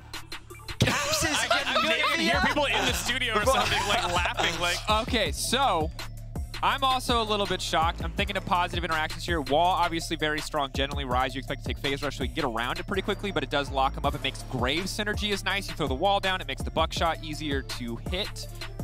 Similarly, you can wall a Nautilus hook. Like I'm just spitballing here, boys. It is a decent matchup, as I understand, for against the Rise, because Rise is so short range that, especially at 6, you get really easy RE auto, like pretty much instantly as soon as you want that proc. The stun is easy to follow up often, as well as Rise is running in. I'm sure Rise will take phase rush, so it can be a little annoying to try and land it later on in the game. But yeah, I think it's mostly about controlling the lane early on and gonna scale decently well. We'll have to see if they also go for the Nasus. And we have Karthus, like this draft just suddenly exploded in weirdness. The Nasus is our meme hover pick. I don't know if you guys had it too. Don't worry. I just want to warn you now. It is the meme hover pick. Someone was trying to talk to me up about Nasus. Nasus support was in theory a thing, but we have yet to see it actually locked in the LEC. That said, we now have Aatrox for the top side. This time versus Gwen, so not going to take the Fiora matchup one more time. Instead, we'll take the Gwen, further adding a little bit more AP damage to this composition. And interesting, going to get another Karthus in the jungle as well. Inspired, no stranger to farming junglers. Excited to see what he can do on this one. So, the thing about the Anivia that I like is that into short-range comps, she's incredibly effective. And you look at champions like Samira, Rise, they're gonna, you can even argue Aatrox as well, they're gonna struggle to be able to close that gap against a champion that provides so much zone control, especially in the river and around those choke points with the wall and the ultimate. The issue with G2's comp, I mean, it's a weird one where I say it's low in terms of crowd control because you have no like easy ways to engage fights. You have no big AoE CC abilities to kind of start things off. You're very reliant on EG kind of coming into you, which I guess they kind of have to, but they also have the option of playing through the side lanes because they have Karthus ultimate along with the Rise to be able to attack sides. They don't have to commit to these team fights if they don't want to. And I think it's interesting because while you did talk about EG playing a lot of crazy compositions over the course of the playoffs, G2 mostly after the Fnatic series kind of played one style. They got Ornn every time they wanted. They played Hecarim to the jungle, always engage jungle, engage support, you know, playing to enable Flacket, playing to enable Caps. So it's going to be interesting to see them very much mix it up, not have nearly as much reliable CC, a lot more volatile lanes as well. This is going to be a look for G2. Not that I don't think that they can play it, but just one that we haven't seen in a lot of games. They can't play it. I'll just lean into the NA side. Yeah, they're screwed. Draft gap. GG, easy win. All right, here we are, onto the Rift. No surprises. It might just be a fist fight at the level 1. Again, Pyke level 1. Aftershock, interestingly. Normally it's Hail of Blades, but in this matchup, as mentioned previously, it is a pretty difficult one for Pyke. And I think we're talking about the lack of CC in frontline, some of these things. You want a little bit more ability that when you go in, because you're basically the only one going in, you can live a little bit longer with Aftershock, because you are the only setup really here for Targamas. Not going to find Danny. Good job, Danny. Yeah, good job. Stay safe. Get in the bush, Danny. Get in the bush, Danny. Oh, he's running. Oh. Okay. All right.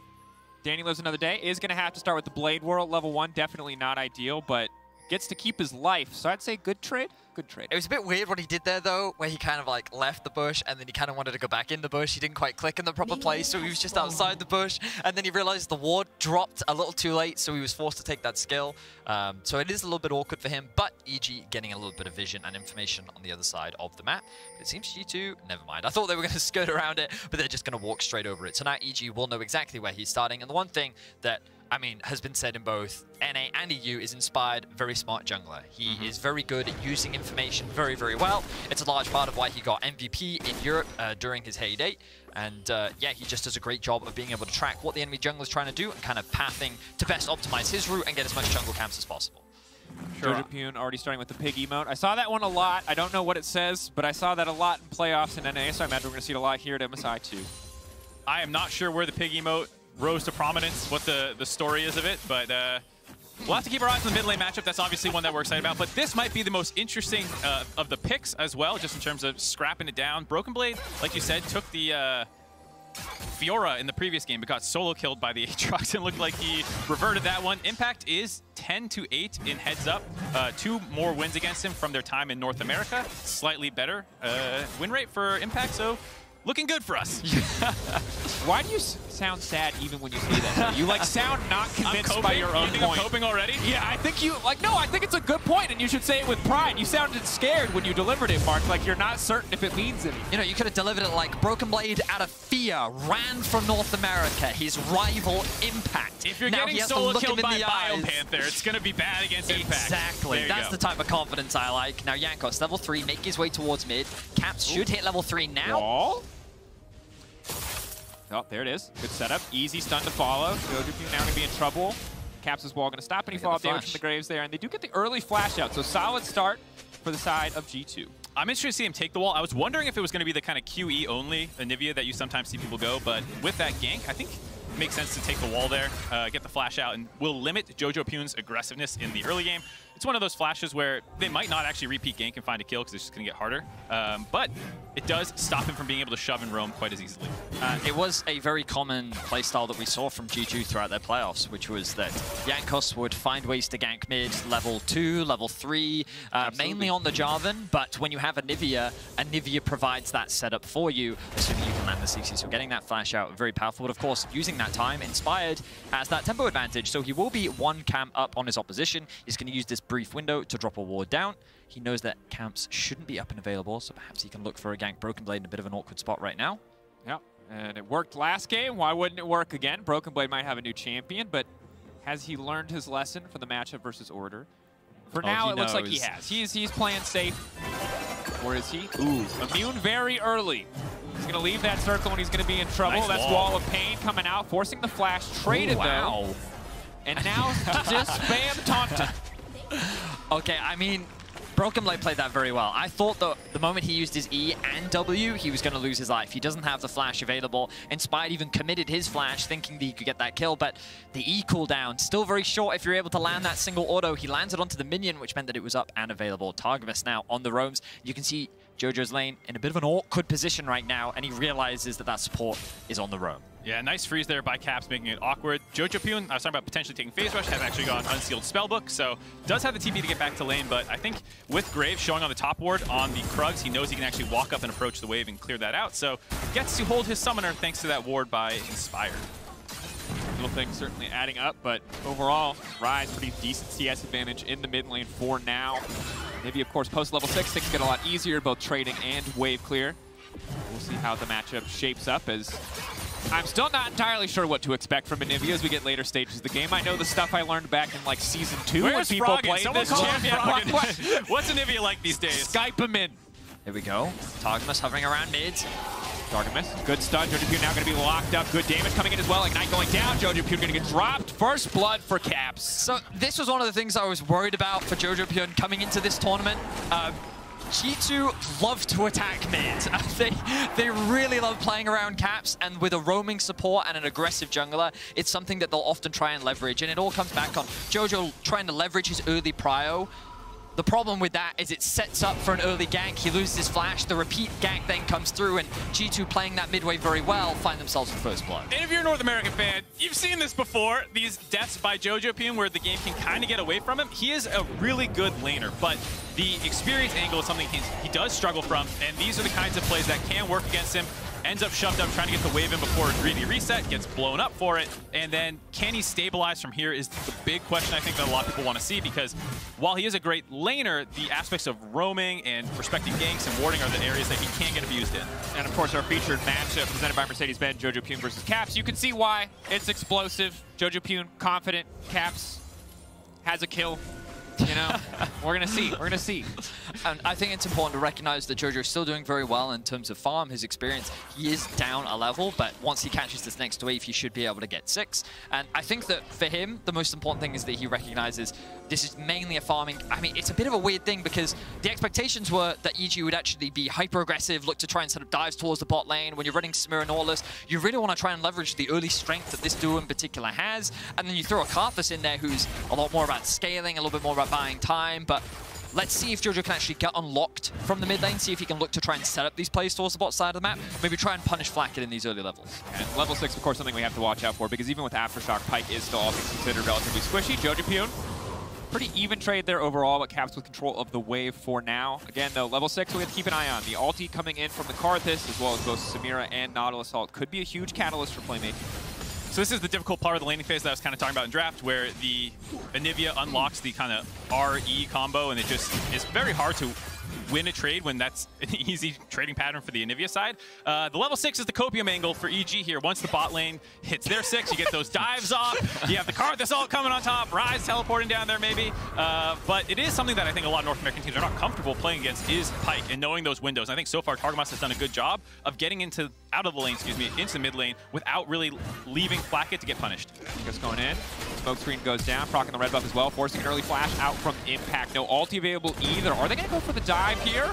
Ooh, debating, but do not want to overcommit. Nice footwork there for Impact to stay alive. Easily would have been killed if he took either the needle work from Broken Blade or the buckshot. You're completely right, Mark. I think that if Broken Blade had actually landed and one more auto attack, that would have been a kill, but he couldn't quite get in range, which means that he couldn't get that reset on his ultimate. Meanwhile, JoJoPuke getting forced out of the mid lane matchup once again. Caps really leveraging this matchup, and we haven't seen it for a while. It makes sense why it is a good matchup for the Anivia, and Caps doing everything in his power to punish.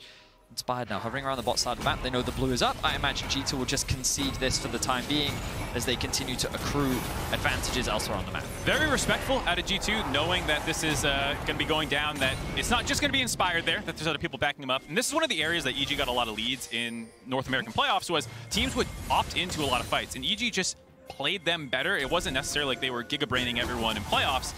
They sacked a lot of dragons, picked a lot of fights, went to weak side, and that was where they beat teams. And here, G2 respecting that kind of window where it felt like a lot of teams would have opted into a fight there, and EG would win it. Yeah, good to not take those risks. We've seen, as you highlighted, so many of those fights go in EG's favor. A lot of those TPs coming in, the Oran Horns from downtown. This time around, it's going to be a little bit different. However, Caps is choosing the wall to get a bit of vision. Of course, the Scuttle Crab was taken earlier by Yanko, so they know for sure that this is happening. Forward in the pit as well. Broken Blade on the flank. Early Karthus Assault obviously could get canceled mid-fight, so might as well just throw down the damage early, but not too much effect yet. Fire going to try to clear this one. It looks like they might go for the 50-50, but the Herald is resetting, and Vulcan now going to be in trouble. Targamas finding the kill. Meanwhile, on the top side, Broken Blade not immune enough. EG firing back. Herald still standing. Nico stepping forward. End of the line drops. Caps just zoning away. They have no way to get past the Anivia ult at this point in the fight. Impact can maybe fish for a flank here, but G2 just brute forcing down this Herald. And this is exactly what we were talking about, the zone control from Caps, but Impact on the flank. Looking for a little bit more. Targamas going wide on the hook, has to dash away from the Infernal Chains. It looks like... I think Yanko's got that. Yeah, Inspired isn't taking it, so... G2 got it. Now it's Herald defense duty from the side of EG, but that's a great wall. Here comes Jojo against the wall. Now they're moving in. It's a big, massive fight. Are they going to be able to make it out? Yanko's flashing over the wall. One more kill picked up. Jojo going down. Yanko's dashing away. Flacket leaping over the wall to secure the Herald. All things considered, incredibly good for the side of G2. G2 come out clean from that, able to trade 1-for-1 at the beginning. You would think that with your top laner dying for support, it would be a big advantage for EG, but Vulcan being the primary form of engagement, that they had no way to re-enable that fight. Hold on! Targamas should be dead. Flash out, no. Gets the stun on the way out, forced to use the flash as well as the Phantom Undertow. Does make it out to safety. Cheeky play there from EG, but you could see it was a very awkward fight for EG. Of course, both teams trading picks initially, attacking the flank. It's a very common strategy when you're being flanked by 1 or 2 people. Just attack that flank instead because you can create that numbers advantage. And the fight starts off pretty even, but when you lose Vulcan, you also lose a lot of your utility and engage tools. And then when you're playing against this Anivia, you can see how much zone control she has and how difficult it becomes for this relatively short-range comp to actually get involved and do anything. Yeah, I mean, it was a nice realm warp by Jojo to find the pick on Broken Blade, but without that, you then have no way to get on top of them again. And G2's zone control was really clean, and then the re-engage just better executed by G2 to find that second cleanup kill, and then to snipe the Rift Herald as well on the pickup.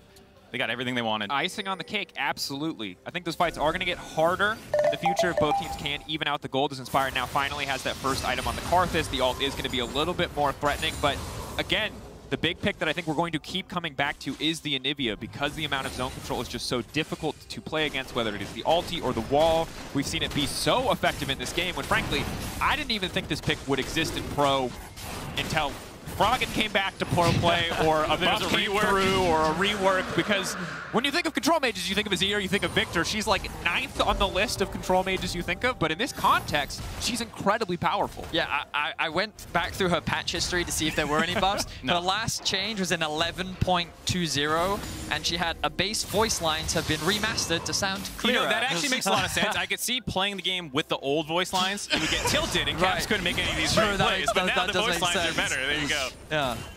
That was the change that they needed. That happened over a year ago. In any case, EG now standing up towards the top side of the map.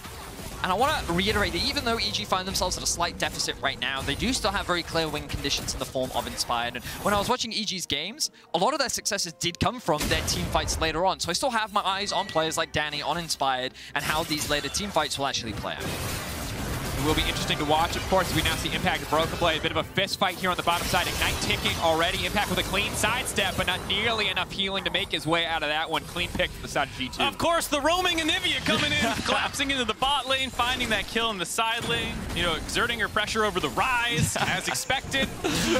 This is something that Caps likes to do. Regardless of the champion that he's on, he will find ways to roam around the map. And it felt like in this situation, he was just using his strong wave clear. They had good vision control around the bot side of the map, and they were just very quick to move and find that pick. And now they're keeping the pressure up with the Herald in mid lane. This is a big problem for EG now because Inspired can no longer cycle Jankos' camps quite as easily. There's that brief window where we saw a couple invades, but now Broken Blade's getting the push on Impact, Caps has the push on Jojo Pune, and the only thing that EG has the push on is in the top lane, or what was the bot lane. And it's something that is playing very respectfully. Targamas is always finding the right windows to roam and never leaving Flacket alone to get dove at the right times. Yeah, and I think the difficult thing here is if Samir's even or ahead, if Ryze is even or ahead, those short-range champions going up against Grave, going up against Gwen, you can win a lot of those fights, but when you start to fall behind, especially with an Anivia on top, your side lanes get so difficult, any kind of pressure in fights gets so hard because you're walking face first into a Graves that's stronger than you, it's never going to be a good time. Yeah, and one of the things I just wanted to highlight was actually how well G2 kind of played the map in that situation, as I have to hold that point. Targamas is looking right now.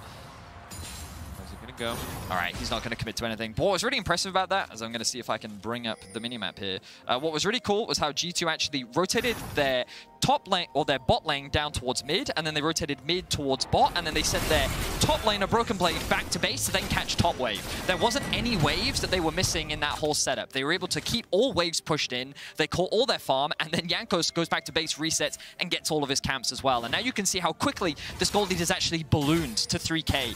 That efficiency in playing around these lanes is something that during the regular season we never saw from G2, but they really did level up when it came to playoffs, and these map movements are very good to see.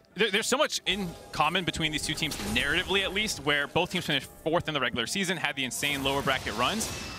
G2 is on an 13-game win streak. They had the 4 3-0s as well as winning their first matchup. EG was on an 11-game win streak, so one of those is going to get broken here after their kind of crazy lower brackets. And sadly for me, it's looking like G2 is a little favored. I appreciate you not rubbing it in too much so far, Venius. No, I mean, I think that so far it's been a fairly, I say even game. I don't think EG have made any egregious errors so far, and I just think G2 just been super proactive on the map.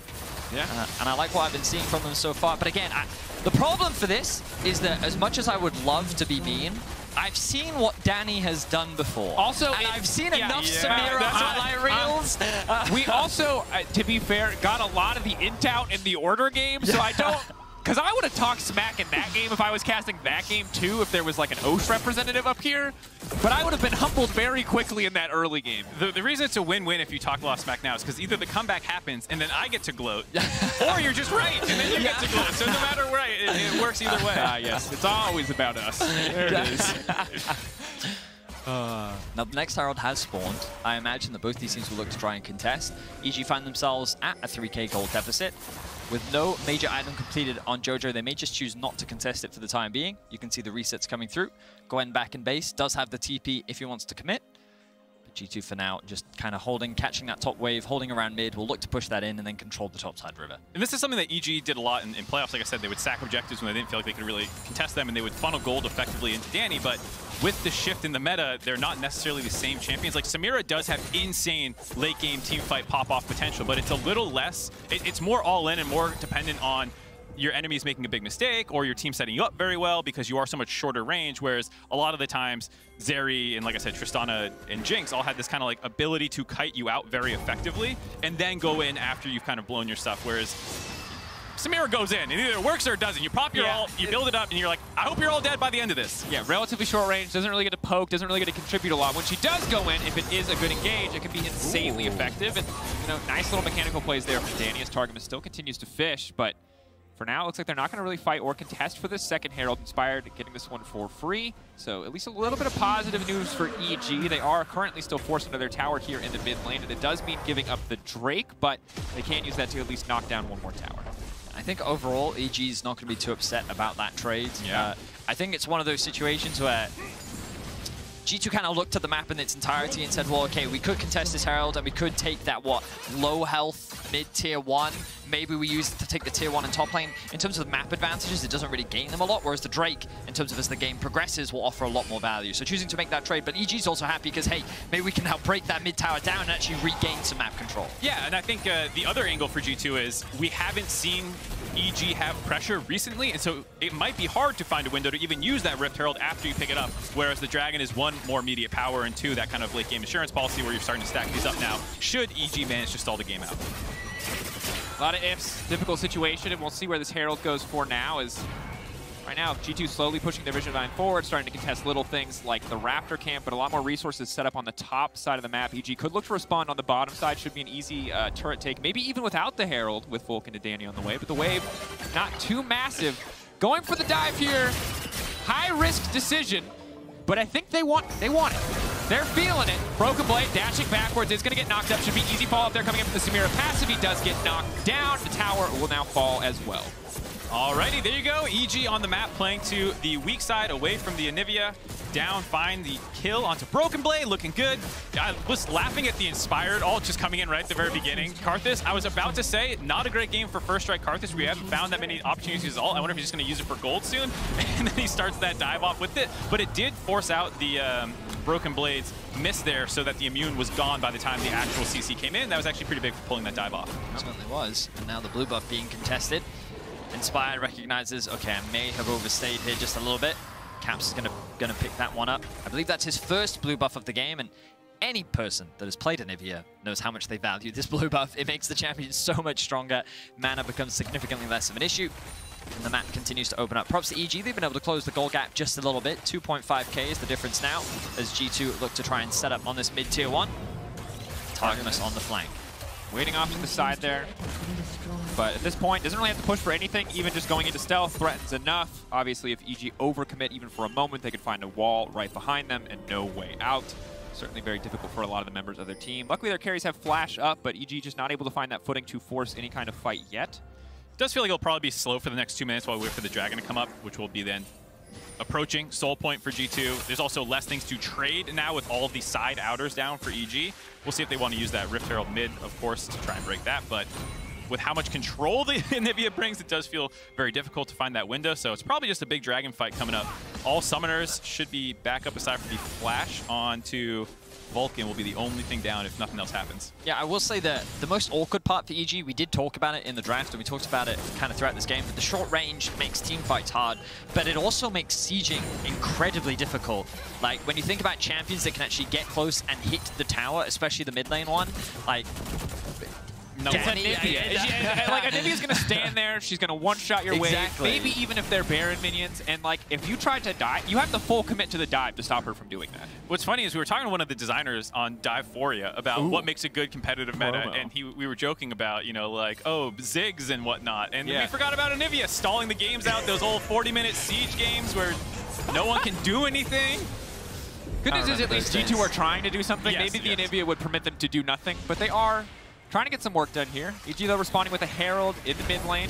We'll get a bit of damage down on the tower, but G2 using that TP from Caps to deny them from breaking open the mid-tier tower. But look at how the map is set up once again. The dragon spawns at about a minute's time. That top wave has been pushed all the way underneath the tower, and there's a way for them to catch on bot. So now what they can do is they can push in this mid wave. They can catch bot and start to set up a slow push and stack a wave to create another point of pressure. And then they can slowly start to transition their vision towards the bot side of the map. For now, it hovers around the top side. And I'm actually quite surprised. Perhaps they could even consider going towards a Baron instead.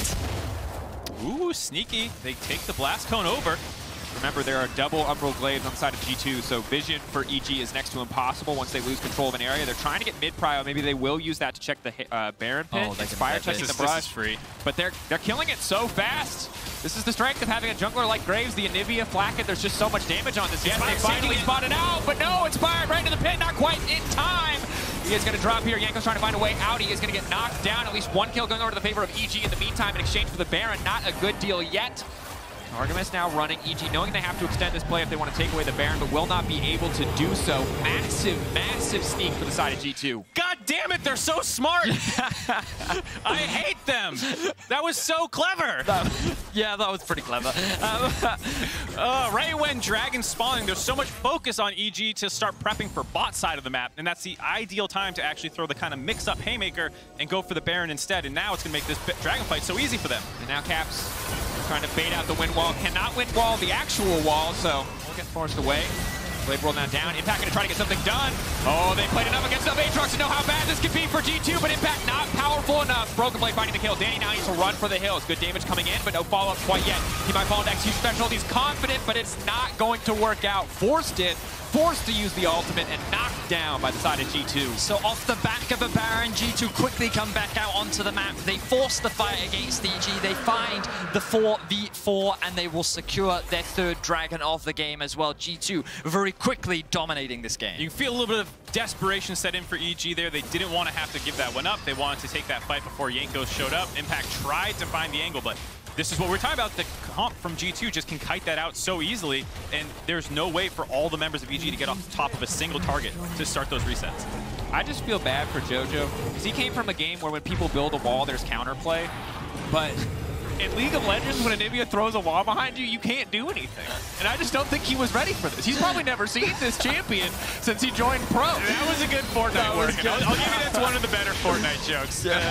They see just so many cooldowns forced out of EG or Danny defensively that when Impact goes in, Danny can't actually contribute. He's just stuck hitting Broken Blade, who is immune. And finally, by the time that they can start walking in there, Impact's already dead, and then Danny's just like, well, we got to go at some point. That's it. I think in the first ultimate, I think I might have seen him from this entire game, which is not ideal. And we didn't get to talk about it, but to kind of backtrack a little bit, the reason why the Baron was so smart, like, you guys heard me talking about it, right? Like, oh, they pushed in this wave, they set up this wave, these are all the things that they're going to do next. They took advantage of these expectations that you would have with the dragon spawning, and then they subverted them by literally just going behind the Baron and securing it with their very fast clear comp. It's just, really, it's been a very clean game overall from G2, which is funny when you think back to their previous game. I think that is important, and one advantage that G2 do have is that they got to play a game on stage before this, and I unironically get the intel. Make those mistakes, play a little bit overconfident, limit test a little bit, and now that they're coming into this game, knowing it's EUNA, knowing it's a rivalry where obviously if you lose, you will be relentlessly memed for all time,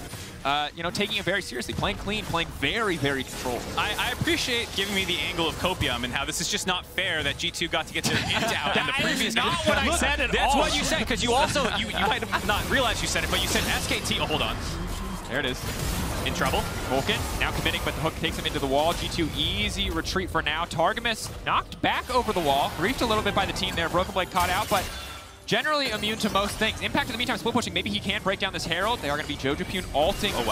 Targamas off to the side trying to disrupt this. Broken Blade now going forward, looking for a fight anyway, but the rest of his team is barreling down the top side of the map, looking to break open the base. It is just tower for tower, but Impact just continues to hit on the inhibitor. EG kind of coming out on top in this one. This is a great trade for EG. You have the Hullbreaker Aatrox actually getting some work done. I thought I was never going to see any value the rest of this game, but there you go. Impact just perma-splits, is going to be able to grab this inhibitor. He might be in a little trouble getting out, but EG did a good job of also finding the Broken Blade in that situation. It's getting a little scrappy now as teleports are coming in. Doubling down.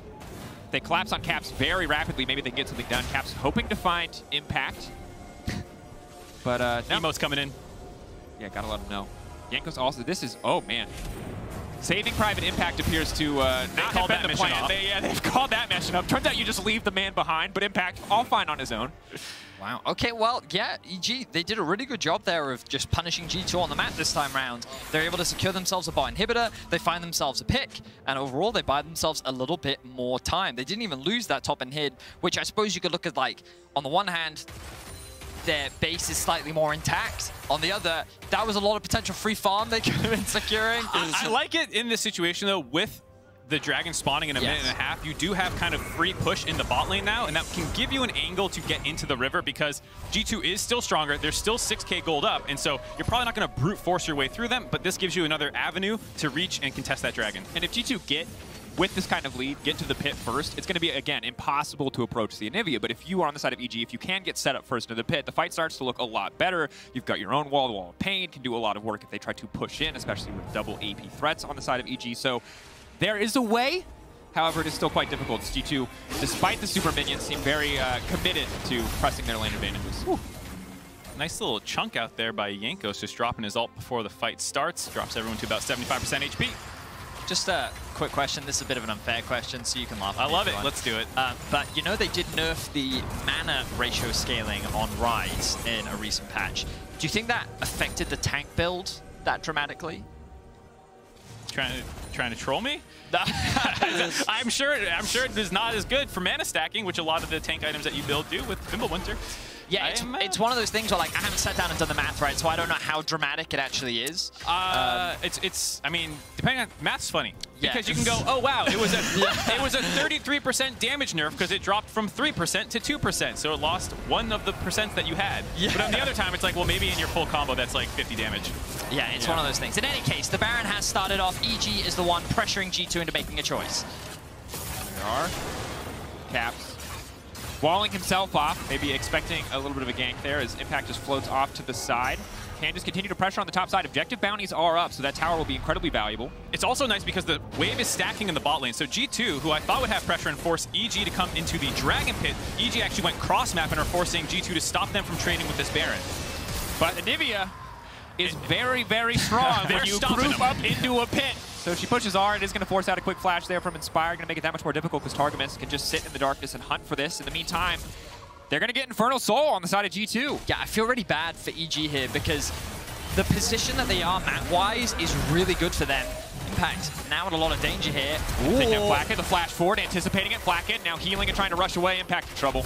He's out of cooldowns. There's nothing left. He had nothing left. He committed everything. He played that about as well as he could. He came very close to getting that kill onto Flacken, but the shield coming through from the shield boat, helping Flacken out immensely. The soul will now be secured. And again, I feel really bad for EG because, again, the map state for them was really good. Wanting to force that Baron was a great choice, but Anivia just makes it so hard. I love this cast because we came in and we're like, we're going to roast everybody. And instead that he's just like captain of the pity party the entire time. That's what I'm like, because I feel like that the play was good. I think that the decision was smart. And, we praised G2 for their map movements and their decisions throughout the game. And I was like, well, that decision from EG I think was a really good one. Man, if I was in your shoes, I'd be like, those idiots! Thinking they could do Baron versus Anivia. Kekel. Wow, you're so much better than you are. Just I'm a lot less. I'm more shameless, I guess is what I would say. Yes. But we're not doing so hot this game. G2 are controlling it quite well, I'd say, so I can't talk as much as I'd want to. It is about a 10k gold deficit, more closer to 9k, but who cares? Close enough, and You that's don't an wanna- Infernal Soul. You could always dip into the Danny narrative.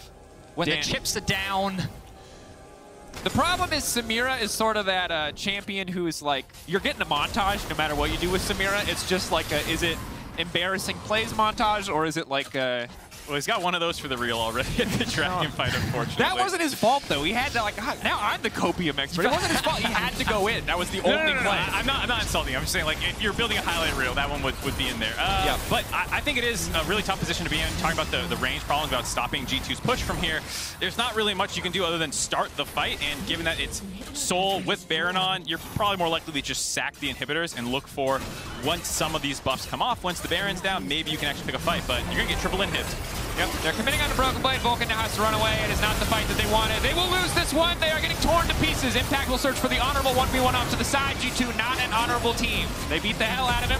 He'll come back to life and immediately die again. Gore Drinker's good, but not good enough. Sadly, G2 just too far ahead. Danny will finally go in. He will get one kill back. Jojo Pune gets a wall placed behind him, and there's just about no way out as G2 now thirst for the kills. Caps goes gold, and the ace comes out. And round one. And this 4-round matchup between EG and G2 will go in the favor of the LEC representatives. EU greater than an A mark. It's permanent, all-time, stamp it. There's no more games to play. It's doomed. There it is. That's the NA pundit I was A waiting great start for Europe on day one. 2-0 is what G2 will lead with. I was a little worried after that order game, but it seems like they really did lock it in, and I feel like that we saw a really high-level performance from the team overall in this game. Of course, they did make that blunder. I think EG did make a good punish, but there are still a lot of games between these two teams. There will be lots of opportunity for EG to evolve and grow, and I think that's going to be one of the big questions that we have for EG, because it felt like throughout playoffs, they did get better as playoffs went on. How much growth can they make, and how can they challenge for the top spot in this group? And G2 throwing the Anivia curveball in draft obviously made a lot of what EG were trying to accomplish very difficult, so we'll see the draft adaptation day to day and game to game, but obviously an incredibly strong start, and just see when EG goes back to the drawing board what else they have, because sadly for them, the Samira, the Nautilus, not as dominant maybe as they wanted it to be in the laning phase, and once G2 got that lead, their composition just made it so impossible for EG to come back. I'm definitely not worried, honestly, to remove the jokes aside for a moment. This was a relatively close game for a portion of it, and things did not go well for EG. Some of those early plays in the mid lane where Ryze is losing his flash pre-6, kind of hurting his ability to roam and affect the side lanes. Like, I don't think the game plan turned online where they're forcing all these dives that we're talking about. And so from that sense, you can be, okay, good job, G2. You stuffed our game plan in the early game, but we're going to bounce back. And I don't think this was like, oh, we just got skill gapped in every lane. I think for North American fans, another draft, another round. We'll see you tomorrow. Good job, G2, whatever. All right, Mark, I like it. Good Yeah, summary. yeah. All right, well, we're going to give you all the takeaways from EG versus G2 in just a few minutes, as Yinsu is joined by Caps live from Busan.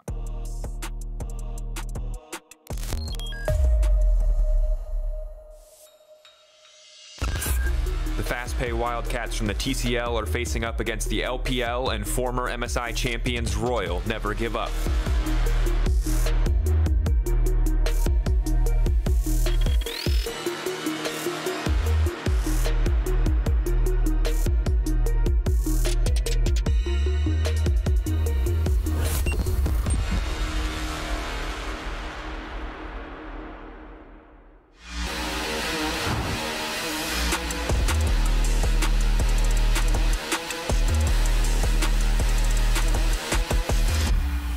Is watching. Get on board. Check the lanes. Pay attention to the best. Join the ranks. Be the challenger. All in for the trophy. This is for all senses. This is for all players. Buckle up. Take notes. MSI 2022. Driven by Mercedes EQ. Upgrade your shimmering slippers to keep sparkling. Hey, Ash, what's your plan? A new and very serious game, Jake from State Farm. But these in-game purchases are wrecking my wallet. I can't keep sparkling, Jake. I need a sparkle. State Farm has options like combining home and auto, so you get a rate that fits your budget. Very nice. The gameplay is really strategic, I swear. For surprisingly great rates to fit any budget. Like a good neighbor, State Farm is there. Call or click to get a quote today.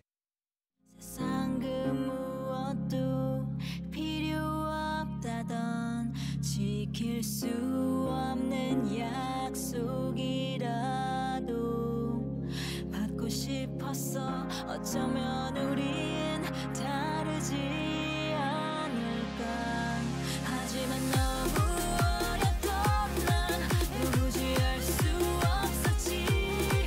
영원이란 단어보다 더한 거짓은 없다는 걸. You break me every time. 더 이상은 견딜 수 없어.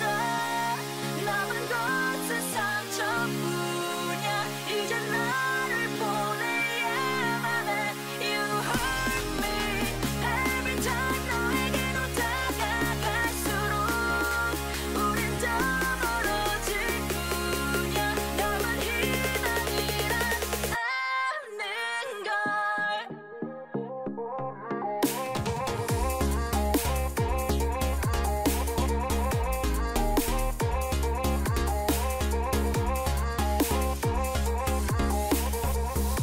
소중했던 시간조차도 아픔이 되어 내 맘속을 파고들고 있어. 하지만 너무 어렸던 난 도무지 알 수 없었지. 영원이란 단어보다 더한 거짓은 없다는 걸. You break me every time. 더 이상은 견딜 수 없어. 남은 것은 상처뿐이야. 이제 나를 보내야만 해. You hurt me every time. 너에게로 다가갈수록 우린 더 멀어질 뿐이야. 남은 희망이란 아는 걸.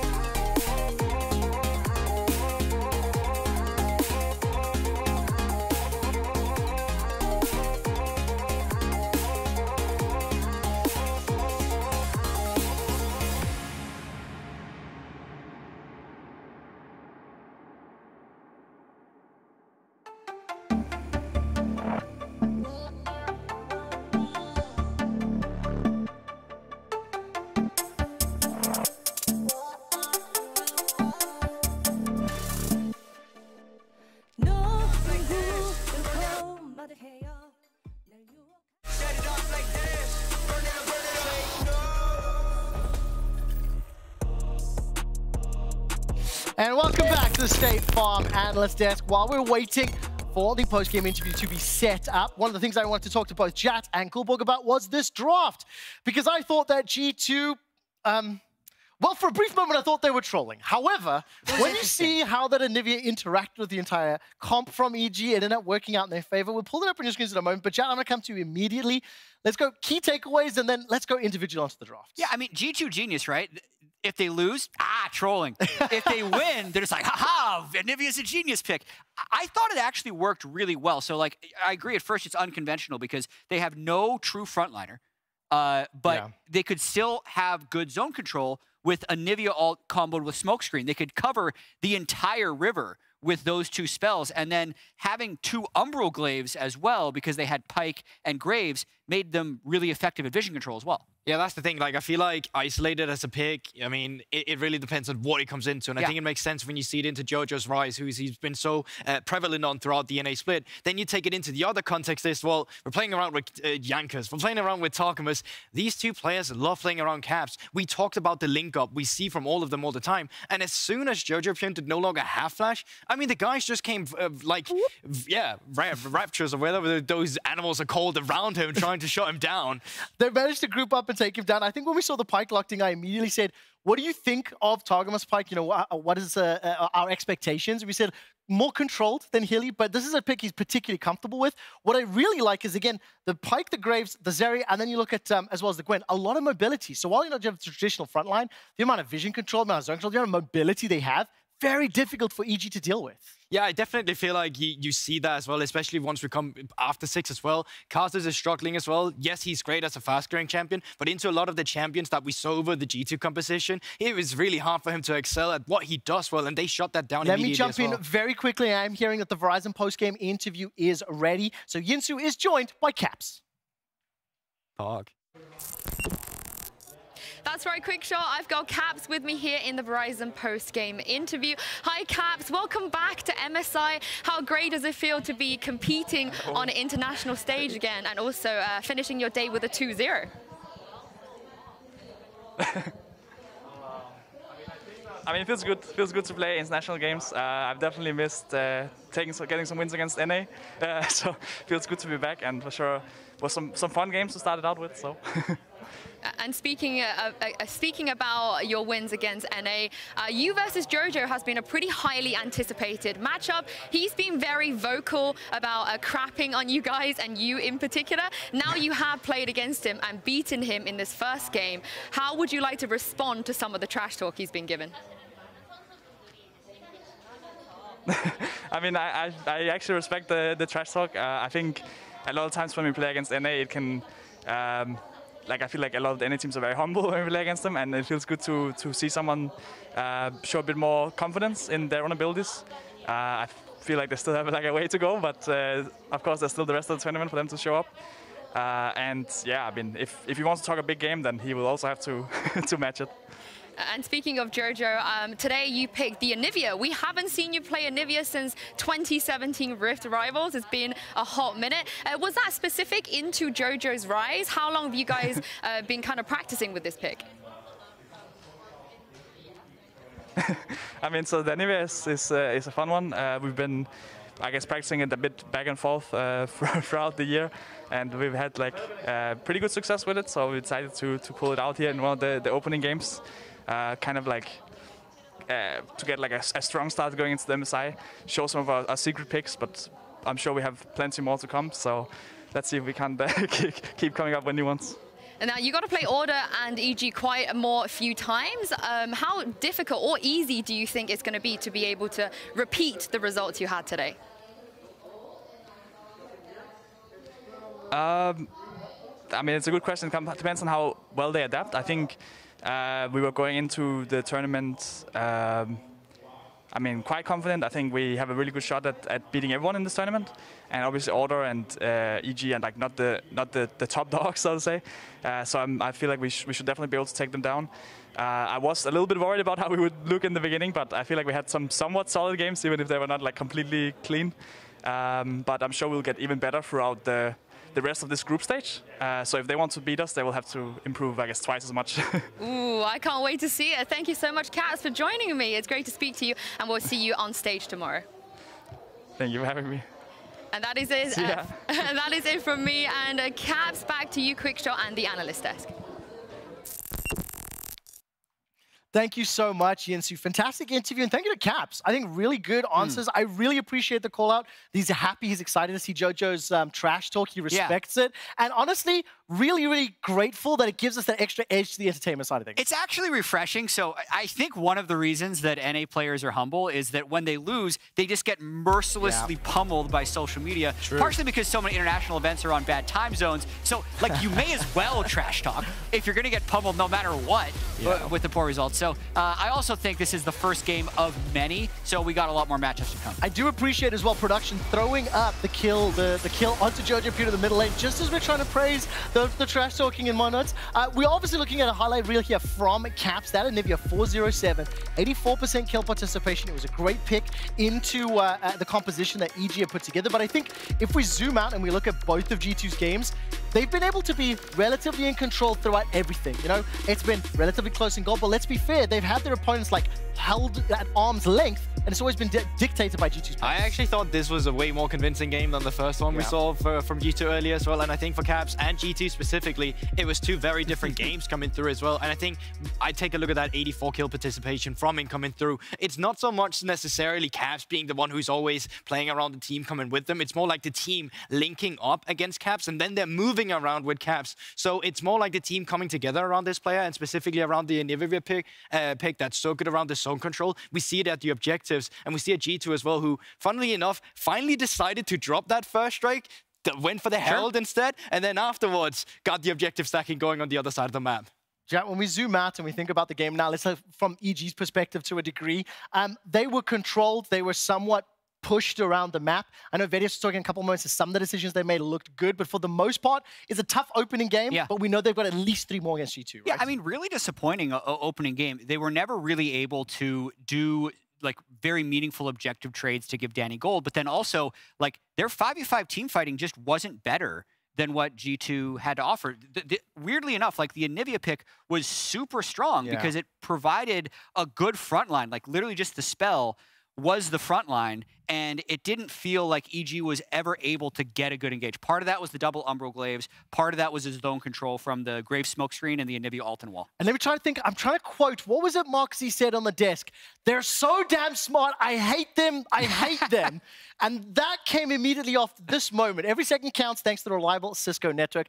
G2 were able to secure the Baron, and EG tried to use that Rise ult to try and steal it back.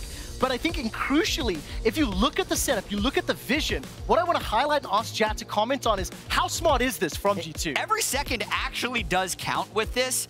You're waiting to see when they're going to scout them with the blue trinket. And honestly, if they scout that 2 seconds earlier, this could be a completely different story, because you do have to use a lot of cooldowns to kill Baron this early in the game. We're like 21 minutes in, and it was a close smite fight. Yeah, but also like how easy has it become just setting up for objectives like that in the dark when Umbral Glaive all of a sudden has become meta. And not only for Graves in the jungle, you see it from Pyke too, and it's even stronger than Sweeper because it'll give you a little notification when you walk next to a ward. You don't even have to have it in your attack range. It'll come up with a ping. So if you just walk into the Baron pit and you haven't gotten a notification on your OnePlus saying that you finally have a Baron coming up, well, then you can just go through and take it, of course. That's so well trained, I'm impressed. Okay, congratulations to G2. They go 2-0 on the day. Jat, I'm going to come to you and say, let's look ahead tomorrow. The opening game of day 2 is going to be G2 versus EG. It's the same. The rematch. Yeah. But importantly, EG then play Order immediately after. So from an EG perspective, and obviously G2 coming up in the rematch, I'm expecting sides to be swapped. Like, what do you think about going ahead to tomorrow? I think what EG is probably going to come away from that game feeling is that they couldn't do anything. It felt like they didn't have the tools to create fights. So even though I think the Karthus might be good, like the clear time on it, sub 3 minutes is absurd, I think Inspired is going to play something that has the ability to impact the map early. So at least they'll feel like they have agency, which I don't feel like they had today. Yeah, I mean, I also see this at like kind of quarters, G2 taking the first. I think it's easier for the team that's losing when you have to play against the team so many times in a row because you get to be the one adapting, right? And I actually agree. It's weird in the sense that Inspired, we're so used from the EU perspective being like, well, the team need to play for champions like Karthus. Ever since he's gone over to NA and it's kind of been around Danny, I feel like he has to find a pick where you can actually facilitate Danny and make him more comfortable, especially since Danny's signature champions has been nerfed. It's going to be interesting to see. We got 2 more games to play. Keep an eye on the meta, keep an eye on the trends, and see what's going to change tomorrow as those 2 teams face off once again. We're going to turn our attention to Group B, though, as it's time to get into the action, as Turkey's fast-paced Wildcats will be facing off against the reigning and defending champions, RNG. Dragos and Vedi, take it away. Thank you very much. Quick shot. Of course, we removed Mark Z upon his shameful loss to EU, which banned from the desk until tomorrow. He'll get to try again there somewhere. Kidding. He was here for that game. Now we're going to cast the rest of the day's games, just me and you, Vedi. And what a great time for us to be back together. I've missed you dearly. Thanks, And you know what else I've missed? Tell me. Narrative. People love it. Our boss It's loves our specialty. We're gonna do a bunch of it. Do we have some we got stories some great for ones. you? There's drama. There's intrigue. There's probably a love interest we don't know about, that kind of stuff. And let's start with the Wildcats, a team that you may be familiar with. If you've been following League of Legends recently, this roster is the same roster that you saw last year. At MSI. At MSI. They didn't do that well. They did pretty bad, actually. Yeah. They did beat Mad Lions. They did beat Mad. Credit to them. Yeah, but they went 1-5. That was the only game that they actually ended up winning. But Kelsey Moser did have a bit of a chat with their coach, and she gave me some very valuable insight, which is that their expectations coming into this year and this tournament was that now that they have a lot more experience, they were rookies competing in MSI last year, but this year they feel a lot more confident. They have a lot more synergy, and I think it showed. During their spring split, we saw a very confident regular season. We saw an incredibly dominant playoffs run, not dropping a single game. And this team, there's a lot of pressure on their shoulders, especially when Turkey is a region. Expectations in the past were very high, but in recent international performances, it hasn't been a very good one. No, it has been a little bit of a downhill trajectory, sadly. And while summer they weren't able to qualify for international, the fact that they've come back in spring, a credit to their tenacity and the growth that they've had as a team. And of course, if you don't know them, you haven't followed this team, very explosive bot lane picks. That's why you're seeing the Lucian and the Samira band away. They might be OP in the meta, but they are certainly OP in the hands of Holy Phoenix. He loves those aggressive champions coming out in lane. If you ever watch Holy Phoenix, you know it. He's always been a Callista guy. He's always been an aggressive pick kind of guy. One of the most historic players in the TCL. And this team, good in the early game. We know it. RNG, domestically, not the strongest LPL team when it comes to early game. So maybe that is the window that Istanbul Wildcats can attack, but they are going up against Xiaohu and RNG, which is never going to be a favored matchup for anybody in this group. RNG are a titanic force. And as these final bans are coming through, continued to be thrown towards Holy Phoenix in the bot lane. As a reminder, if you do really only follow the international events, RNG is slightly different from last year's MSI, with Bin moving into the top lane from Suning and Xiaohu moving back into the mid lane. Expectations around this RNG during the regular season were a little bit mixed, but they dominated throughout the playoffs. I mean, it was a very close fought battle. The LPL always very stacked whenever you get towards those finals. And I'm very excited to see what they look like on the international stage. Here is our first pick with the Nautilus locked in. Farfetch going towards his comfort, getting something that gives him a lot of agency towards the bot side of the map. And no doubt the strongest Nautilus in the TCL, even when other people were struggling on it, he was a guy that consistently found a way to make it work. Very powerful pick, solid, reliable, engaged. Now the big question, of course, what kind of aggressive carry can they pair it with? Or with those three bans leveraged to Holy Phoenix, are they going to have to shift to something different? Obviously, it's not the same patch. It is a new meta. We've seen a lot of different things today. One of them we haven't seen yet is Ahri. This champion, universally considered very, very powerful in playoffs, and it is why you see it so frequently banned. But this time, Xiaohu is going to get his hands on it, is paired alongside an Ezreal as well. So RNG's whole game plan here is ban 3 of the most aggressive AD carries in the game and then pick one of the safest. So you're literally denying Holy Phoenix as many options to dominate through the bot lane as possible. And that's a lot of respect being shown. You've got to remember that this is Gala and Ming. When Gala first came onto the international stage, he took names. He really left an impression, and internationally, Gala and Ming has always been a bot lane that you have to respect. At various times throughout League's history, they have been touted as one of the best bot lanes at international competition.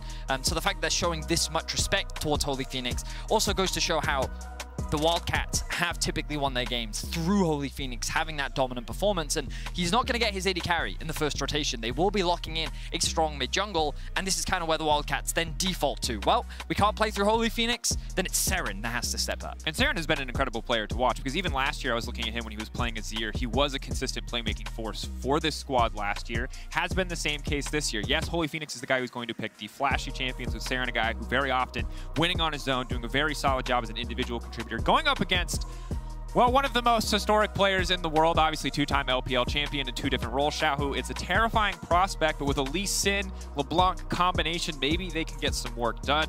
Third pick coming in for RNG will be the Viego.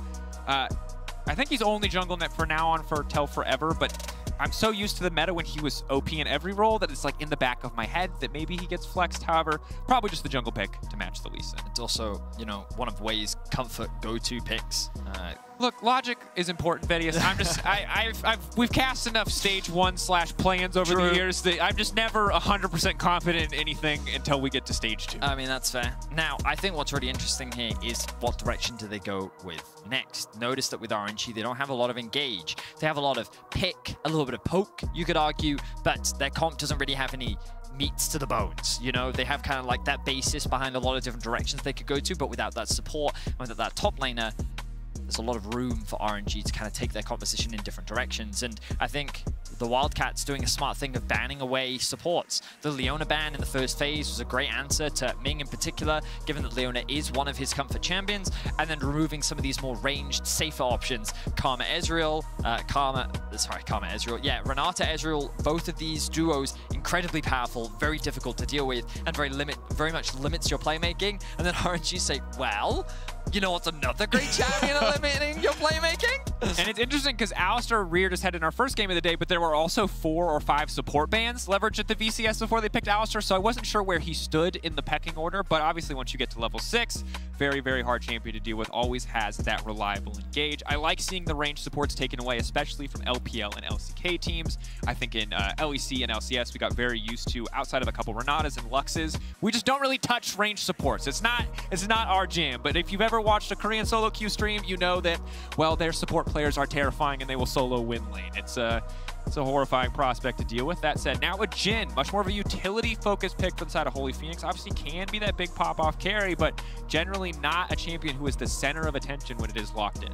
So from a draft perspective, the Wildcats have gotten a lot of comfort for themselves. They've gotten champions that they're very familiar with. I'm sure they would have preferred something a little more aggressive for Holy Phoenix, but still, Jhin's something that he has played a fair amount of throughout the split. And meanwhile, it's just like comfort picks across the board, you know. So typically very strong mid-jungle duo with the LeBlanc Lee Sin.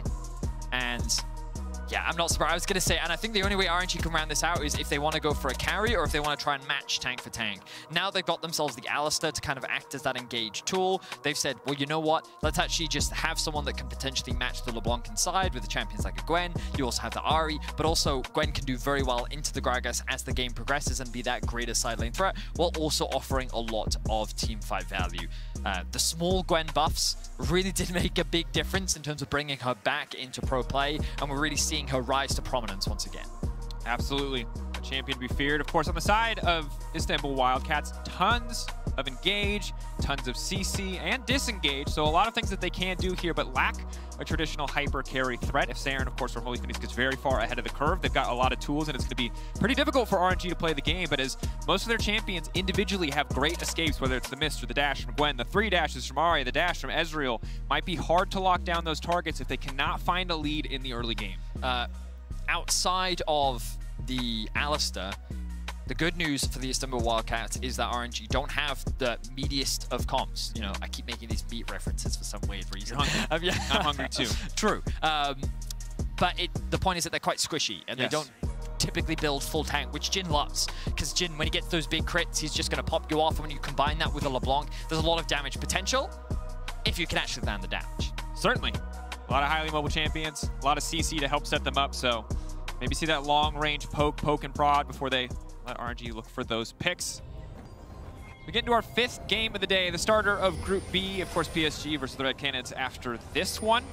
RNG, the expected favorites of the group. PSG expected to come in second, but of course, a single upset is all it takes to flip that script. Remember, it is only Group C that is doing the 4 quadruple round robin. I was going to say best of 4 round robin. Quadruple round robin, that is what I was looking for. They play each other a bunch of times. Yeah, so this group, every win much more important because there's, you know, technically less of them against each individual opponent. And we've had situations in the past where just getting one win against the front runners of the group can be massive in terms of actually being able to get out and eke past, especially if you're like going 1-1 with many of the teams you're competing for spots with. So every single game that teams get against RNG, if they can secure a single win, it's going to be massive for the standings overall. So let's have a look in terms of this early game. Nothing too dramatic for the time being. Looks like both junglers opting to start on the top side of the map, which will give agency towards the bot lanes to be able to gain control. And if we have a quick look at the bot lane of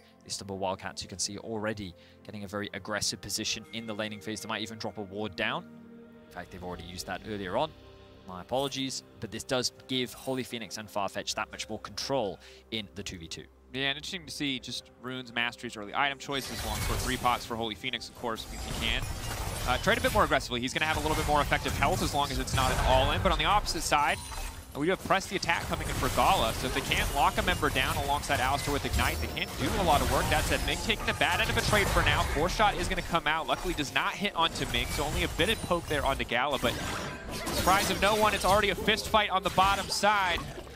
And similarly, Gragas struggling here in the early levels. Doesn't really have a good way to get away from Gwen. Very easy for her to just stack up the passive, max out on the Q, and jump into him as Starscream is doing what he can to clear some of the wave here. Bin choosing not to go for the ignite. Good hook does land right underneath the turret. Gallo locked up, Farfetch taking the tower shot there. Bit of a miscalculation, going to cost them very dearly. Of course, get level 2 first, so are able to push in that wave, but not really a whole lot else for them to get. Their jungler just now clearing down to the bottom side, so while they did have early pressure there, it will not amount to a whole lot. Yeah, that was just a really good response from Ming. The second anyone comes underneath the tower against an Alistair, he's very good at punishing you, and if Ming wanted to be really mean, he could have Q knocked up into flash W to knock the Nautilus underneath the tower. Decided he didn't want to make that level of commitment. Instead, he'll just be happy trading the flash. Good response there from Bin in terms of that little 1v1. Dodging away, yeah. Showcasing his mechanical prowess. And it's the one thing that always terrifies me about LPL teams. Their players are always just very good laners. Yeah, you know, and it also ruins our narrative because we're like RNG. Not the strongest team, and then we're like in the LPL. There's always that asterisk because you're like, oh, actually, when they're not playing against, you know, the best Korean or Chinese top lane players, no, their early game's actually stacked. It's insane. It's just in the contrast of regional strength, not necessarily their strongest point. Yeah, of course, RNG relative to the LPL teams, their laners are not considered the best, and even then, it's debatable with some of them. Gala, he's playing on the edge. As to be expected, Ming gonna body block that shot. Now they're gonna instantly turn and try to get the reset. If they can take one member down, maybe be able to get something done, but that's gonna be first blood going over to the side of RNG. Ferret firing back by taking down Ming. A lot of members going very low. I swear, Gala's Ezreal just does more damage than my Ezreal does, you know? It turns out when you hit the Qs, Vetty, you do more damage. But why are all of his Qs like homing missiles? I don't understand how he hits all of them. Of course, a really good pick initially from the Wildcats, but RNG very quickly able to turn it around, and they would have gotten more if Ferret, his quick response there, recognizing the position that he was in, and was able to very quickly disengage with this double. Downside, of course, Saren uses the TP there. Xiaohu is rocking the flash, and the Ignite also has a decent CS lead. So in the individual 1v1, he may suffer a lot, even if he did make the play to support the team overall. I think the other big thing to think about, past just what it means for Istanbul Wildcats to win versus a team like RNG, is what the draft has shown us about Istanbul Wildcats, because if this Jhin pick doesn't work, and the strategy is just universally adopted by their opponents to triple ban, things could get hard for them very quickly as we look back at this play and Gala's unwavering Ezreal accuracy. Just really good target focus there from RNG. They knew that the Nautilus didn't have flash available, and you can see Wade forced to flash out because he knew they were at a numbers disadvantage, but the damage from Gala, the second that Ferret committed, hang on, another gank here. Forward. Chain is going to connect Xiaohu under the tower. Not sure if he still has Charm. I think they didn't want to commit there maybe because the Charm was still up. Didn't see the start of that exchange. It's unfortunate for Istanbul Wildcats, but they still do get the flash. Ends up being a trade between the two mid laners. But Saren putting pressure on. I like this aggression that we're seeing from Ferret. It's something that we talked about, right? The way in which Istanbul Wildcats actually won their playoffs was being hyper-aggressive, either towards mid or towards bot. And we've already seen Saren roaming towards the bot lane. RNG is a team that, as we said, domestically, especially in playoffs, their early game is where they were attacked the most. That was the part of which they showed the most weakness. And I love that we're already seeing that same level of aggression, because if it comes to the late game, RNG's understanding of how to play the map, how to manage their waves is very, very strong. So why bother getting to that point? Just make it a bloodbath as early as possible. Yes, but of course, that said, it is 6 minutes into the game. We are even in kills, but there is a 1,000 gold lead for the side of RNG. Ben and Xiaohu well ahead in XP for the most part, and it does not get easier for Istanbul Wildcats for the reasons you've already highlighted. Obviously, incredible late game shot calling, decision making on the side of RNG, but the fact that the early game has not been explosively in their favor is only going to make it that much of a harder task, especially as Ben already very much expected to win in this match. Oh, that was a bad ulti. Yep. That was bad. He was just outside of the range, which means that Gwen was in fact immune. Ping's coming down as well onto the Lee Sin. Is there a ward there? I don't quite see it. Oh, it may have spotted. Ah, okay, I see it. It's that little ward. Bring this up. It's this little ward right here that spotted him entering into the jungle. So they have information as to where Lee Sin is on the map. Bin is slowing his aggression down just a tad, but it also gives Gala and Ming the opportunity to push in this bot wave and actually look for a little bit of vision. Once again, keep your eyes on the minimap. Look at Saren, once again, looking for a roam.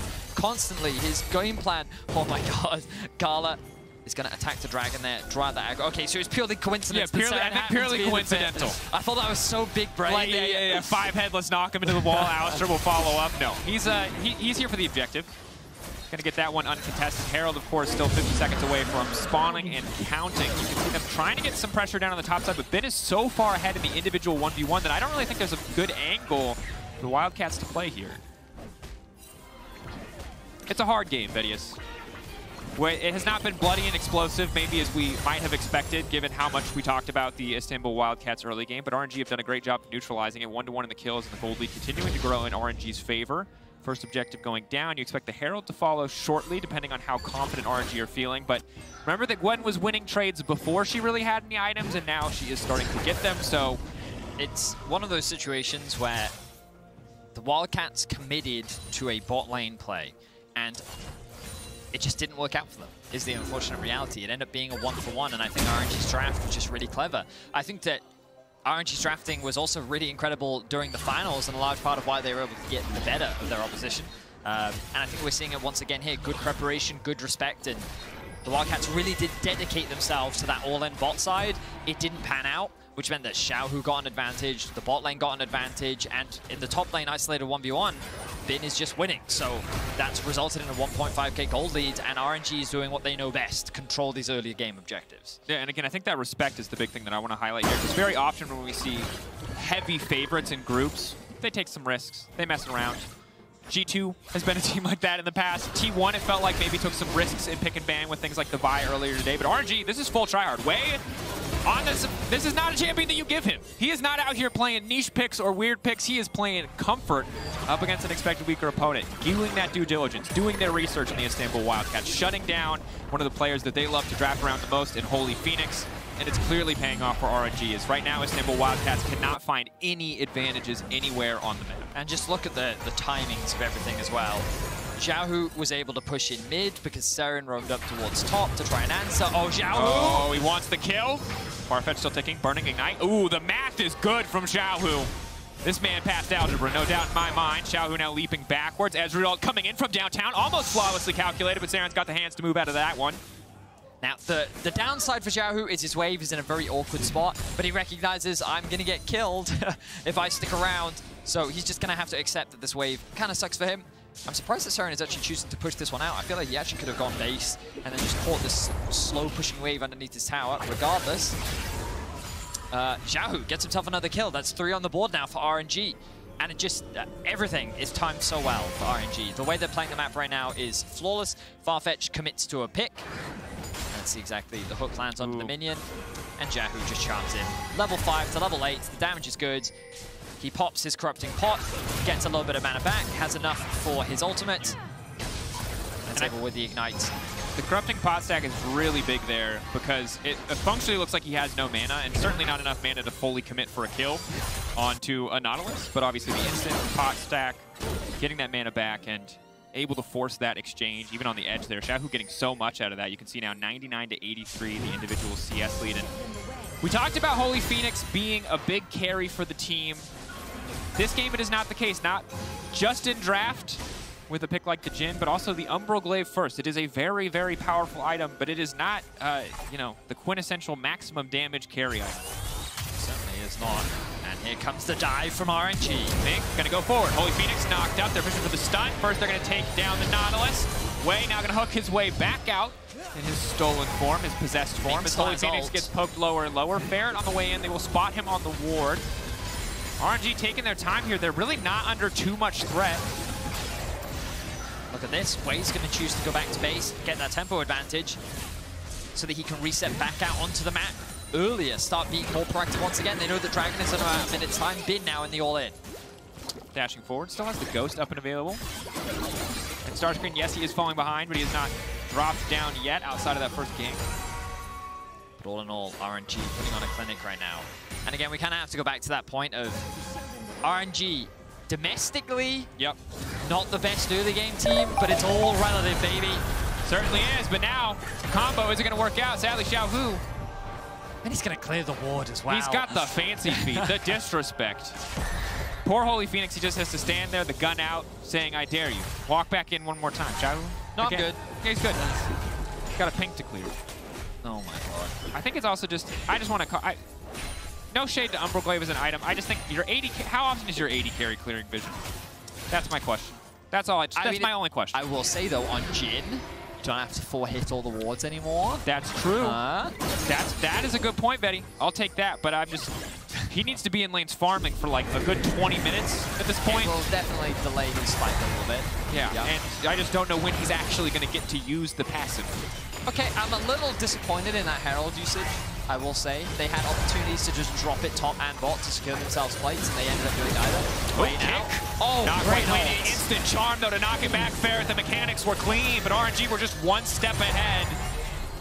That was really insane from Wei. He used the invulnerability from his ultimate to just tank the kick from Ferret. Yep, unstoppable. Sarah now dashing away there. Oh no, Farfetch into the wall. Not what he wanted to hit. Ezreal coming in. Just going to connect on the members of the own team, and RNG are wiping the floor with the Istanbul Wildcats. They were the favorites coming into this one, but sadly, it feels like the draft put them even further in advantage, and Istanbul Wildcats have just not been able to find anything in this early game. No, and I respect what the Wildcats did try to do. We talked about it, that all-in investment towards the bot side of the map. They felt like they had a TP advantage over mid as well, so even if they did bring the LeBlanc down, they could TP back up to mid, but... Ooh, Xiaohu now. Charm hits the clone, though. That's big. Otherwise, I think that would have been one dead LeBlanc. Saren can still look for this. Yeah, Saren has the base. Ferret doesn't really have a good position to land a Q, and he's been warded. So Xiaohu goes over the wall into the Lee Sin, full confidence. Xiaohu's still flishing for the LeBlanc there. Won't find anything, though. Wanted to comment. Perfect CS, or near perfect, Xiaohu, I suppose, on top, mid, and AD carry. Yeah, that's good. Yep. If you had any doubt that RNG's laners were pretty good. It's hard. Okay, I'm going to be honest, guys. Just brief. We're going to break the fourth wall here for a second. These games are hard to cast as a caster because I don't want to be disrespectful to the Wildcats or their achievement in getting here. That's always going to be fantastic, even if they're falling short against RNG. But this game is about as one-sided as they can. It might not look like it because a lot of times when we say one-sided, you guys are used to like 40 kill games. You know, we all play a lot of solo queue. That's usually what it looks like when you start to lose. The Camille goes from 2-0 to 9-0 very quickly. But RNG are playing with a ton of respect. They're slowly but surely choking out the Wildcats. And I mean, you say slowly, we're 14 minutes in. They're rapidly choking out the Wildcats. They're full-on headlock. They're running out of air, guys. And we'll see what they can do, but it's a tough situation for the Wildcats. Yeah, they are dominating in every single metric right now. If it weren't for that one death, they'd be on way to another game. Good combo, the knockback. Maybe this is something. Gala knocked up. Ignite now taking down from downtown. That's going to be the ulti. Maybe they can turn this back. Bit now pushing forward, though they've burned all of their cooldowns. They've only taken out the Ezreal. RNG, can they get something in exchange? Saren waiting over the wall, trying to fish out, who kicked back into the rest of the team. The chain's still attached. She's been locked down. That's a big shutdown. Signs of life coming in from the Wildcats. Not getting choked out that quickly. RNG, 3 members versus 4. The pings are coming down onto the Rift Herald. They know that's a big objective. Stepping forward, Holy Phoenix, full shot. Where's it going to go? Have to wait for Gwen to not be immune anymore. Looks like Starscream is going to be the sacrificial Gragas as Ben starts to run forward. The Ghost is popped, and Holy Phoenix is in trouble. Should just get taken down here. Can't get the ulti reset for Wei if he wants to go back over the wall. Ming definitely not threatened whatsoever as the Alistar. And it looked so good, but it went so bad. RNG saw that Ferret went over the wall. He used his Q to actually close the distance between him and the Herald, and that meant that RNG weren't in a 4v3 anymore. They were in a 3v3, and Bin was like, wait a minute, I'm level 12 on Gwen, and I have Riftmaker. Why would I not pick this fight? And they just kill Starscream. And the moment that he drops, that front line disappears. Oh, but here we go. Respect, they're keeping the tempo up. You know, maybe they can continue to push their advance, but that is a level 12 Gwen. Gragas just hit level 11. It's level 9 for Ferret. Ming is on the way in. All the CC the Gwen could ever need. Farfetch looking for the backup. But of course, while this is all happening, Herald still falling in favor of RNG. Oof, it is a rough one for the Wildcats. It looked like a good fight. I like the proactivity. Try at the very least to do something to get onto the board. And they're able to find that big pick onto Gala and get a kill onto Zhao, who resulted in a lot of gold in their back pocket. But as you can see, the gold still finds itself very far ahead. Gala hit. Wasn't expecting a Gragas to be in that bush, even commits the flash early. Then the combo comes through, he gets locked down. And they end up losing his life. And again, this fight initially looks very good for the Istanbul Wildcats. Xiaohu on the side ends up getting caught off. The 4th shot, along with the good kick from Ferret, in with the chain to Saren. And it's really here where Yeah, exactly. Watch. Ferret's going to go over the wall, separate himself, and now Holy Phoenix finds himself in an awkward position. Starscream has to body block for his carries, and basically, the Wildcats don't have anything left. It's just every man for themselves at that point. And again, credit on the initial play there. Obviously, Gala trying to anticipate the Gragas E-Flash, has to burn everything early because you're just not going to be able to react in that situation. But Starscream holding his patient, but now another fight breaking out. It's a three-man pulverize coming in from Ming. Xiao, who's still on the front line. Holy Phoenix laying down a bit of damage, but nobody's low enough to really be threatened. The rest of the Wildcats now retreating as Ben is off to the side. Ben on a flank, definitely a terrifying sight. We know that as EU commentators. Gwen certainly set up in a position to continue to press their advantage forward. Wildcats still regrouping, Farfetch still down. Ezreal can hit multiple members, really chunking out the back line here as the Herald's second charge is going to come through. Ming fishing for Ferret. Stun not going to connect. Kick has landed onto Ming. Sarah getting lower and lower. They have to be careful here. Wei going to get knocked back in. He's going to find the kill. He's dominating. Oh, such a difficult game for the side of Wildcats as RNG are just eating them alive. RNG continue to roll it down the mid lane. They haven't stopped yet, but without a minion wave, they're going to be forced to stop. A dragon is available for them. If they so choose, they're going to take all of the bottom jungle. And look at the waves right now. They just have such excellent control all across the map. They have top lane pushed in. They have bot lane pushed in. They have mid continuously pushed in. And now the ping's down onto the Drake as well. Everything going in the way of RNG. And we talked about their good mid game. Well, when you get a bunch of kills early, when you get a bunch of gold, you can accelerate the time at which that mid game arrives. Certainly. And it makes the good mid-game. You can play a mediocre mid-game with this kind of lead, and you're still going to be okay. Yeah, I would say so. Difficult situation. I think the difficult thing for the Wildcats, again, is that if other teams can copy this blueprint and find success, I think it is going to be difficult. Because while Holy Phoenix plays flashy carriers, not every game is about Holy Phoenix, but the Jhin, for me, is just not doing enough. You can see some of the philosophy behind it. He sets up the Lee Sin and LeBlanc. They're going in, they get people low. He finishes the job. It's good long-range CC setup initially, sort of almost semi-global in some circumstances, but just has not worked out as well as a lot of stuff they were able to play domestically. Again, thanks to the heads-up preparation of RNG to really target him out and shut him down. Well played there by Ben. Uses his ultimate to create the sense of I'm about to fight you, and then just uses it to clear the wave. Backs away. Now the re-engage from RNG. Barrett. Lots of Qs landed here from Gala. Lock up the stun from Alistar, still connecting, trying to find the disengage. Barrett, Q back to the minions. It looks like he's going to do something to make it out almost into the Ezreal ulti, but it's not going to be enough. Gala now taking down Sarah, and Holy Phoenix now needs to run because Ben is a terrifying man to find in a 1v1 way on the backside as well. Holy Phoenix, 4-shot, the movement speed is not going to be enough. There's no more bullets left in the clip. Double kill for the Ezreal. RNG again. Dominant. It is an absolute massacre for RNG. They just wipe the Wildcats off the map, and just as Baron spawns, they will secure it. An excellent debut to the tournament from RNG, but you have to feel that this game is done and dusted. The Wildcats are just trying to cross-map. They feel like RNG, oh, we just lost the tier 2 tower in the bot lane, but RNG actually have 3 members up towards the top side of the map. Ferret gets absolutely blown up by Gala, not missing a shot. Just barely able to dodge away from the damage of the ultimate, but Seren is not. Meanwhile, being in the 1v2, I mean, what is there to break down here other than an absolute massacre? Oh, Gala hitting every Q, weeping in, taking kills left and right. And again, even when the thought process is good with this kind of gold disadvantage, there's just not a lot of hope if RNG has members in the area. They are so far ahead. 2 items, 2.5 items, depending on what you consider a Medjai's. They took his raptors right in front of his face.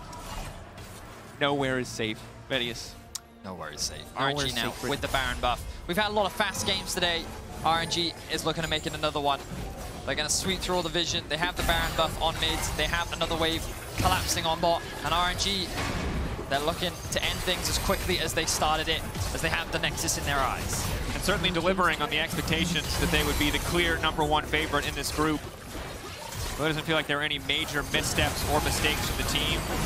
Some even trades here and there, but aside of that, Istanbul Wildcats getting picked to pieces. Final Engage is now coming in. Farah, there's really just nowhere for him to go. Another Viego reset coming out.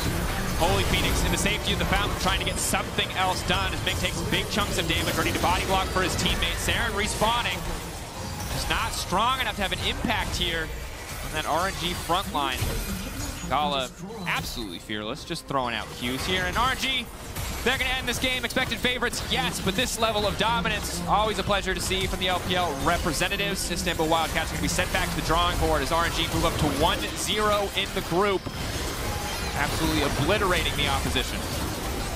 A very one-sided affair from RNG, matching the expectations put upon them. Oh, we were baited. We were baited. The as camera they guys were baited. It's over now. It's over now. Might have been over 15 or so minutes into the game.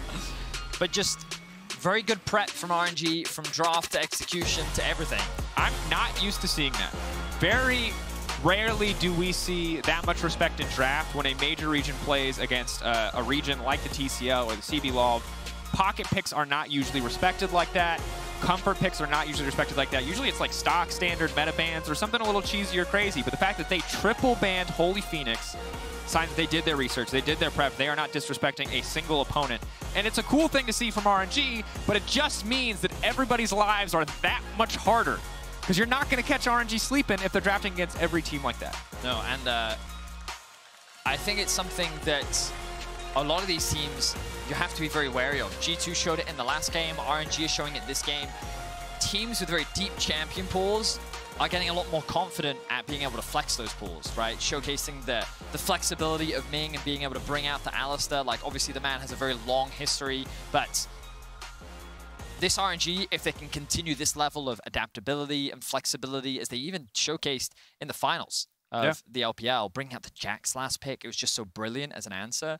They're a very scary team for sure, especially trying to navigate that draft pool. And in a best of one, that can be a very difficult thing to outmaneuver what seems to be a very well-prepared and very, very challenging team. Yeah, and we'll see how their form evolves from the tournament going through the stages. Again, still the expected #1 seed to come out of this group. We can see if there are any major upsets or anything crazy happening, especially as we move into the Rumble stage, where we'll get to see a preview of the teams that they could be playing in best of fives later in the tournament, how much that is going to mean, how much that is going to matter. Of course, before we get into our next game of the day, all right, we're going to toss our next game of the day. Of course, the other two teams in this group, Red Cannons versus PSG Talon, see who can fight for that second place in the group. Again, expectations. There could be upsets, but if you just watched the game I just watched, you're feeling pretty good about RNG #1. We'll be back after a few minutes.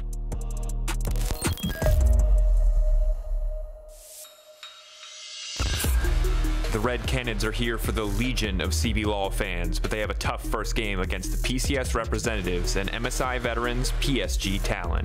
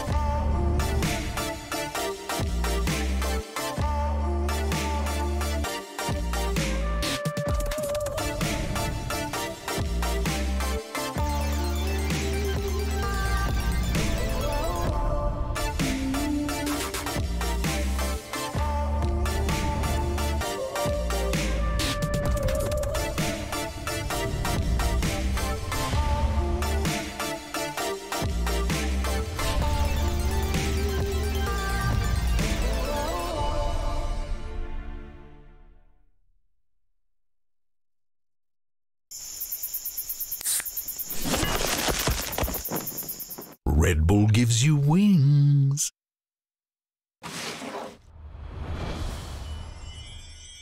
Red Bull gives you wings.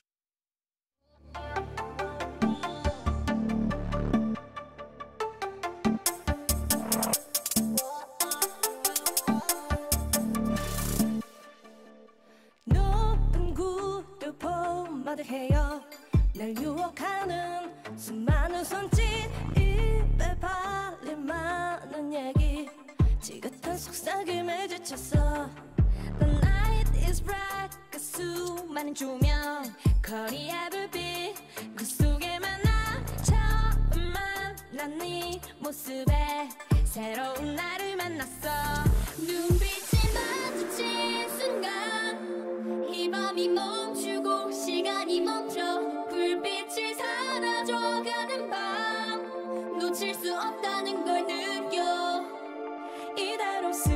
보내지 않아 내 거로 만들어야 하겠어 뒷모습 바라만 보지 않아 이제 넌 내 거 넌 내게 빠졌대 boy 거절할 수가 넌 없을걸 출구가 없는 나인걸 매력이라는 종착역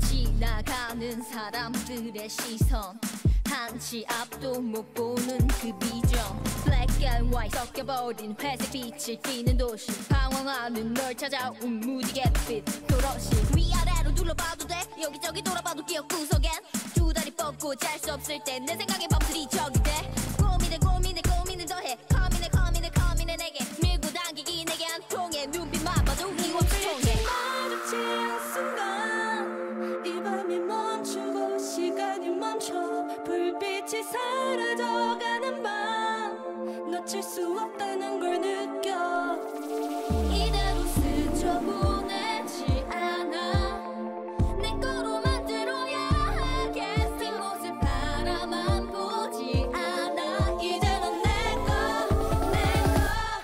넌 내게 빠졌대 boy 거절할 수가 넌 없을걸 출구가 없는 나인걸 매력이라는 종착역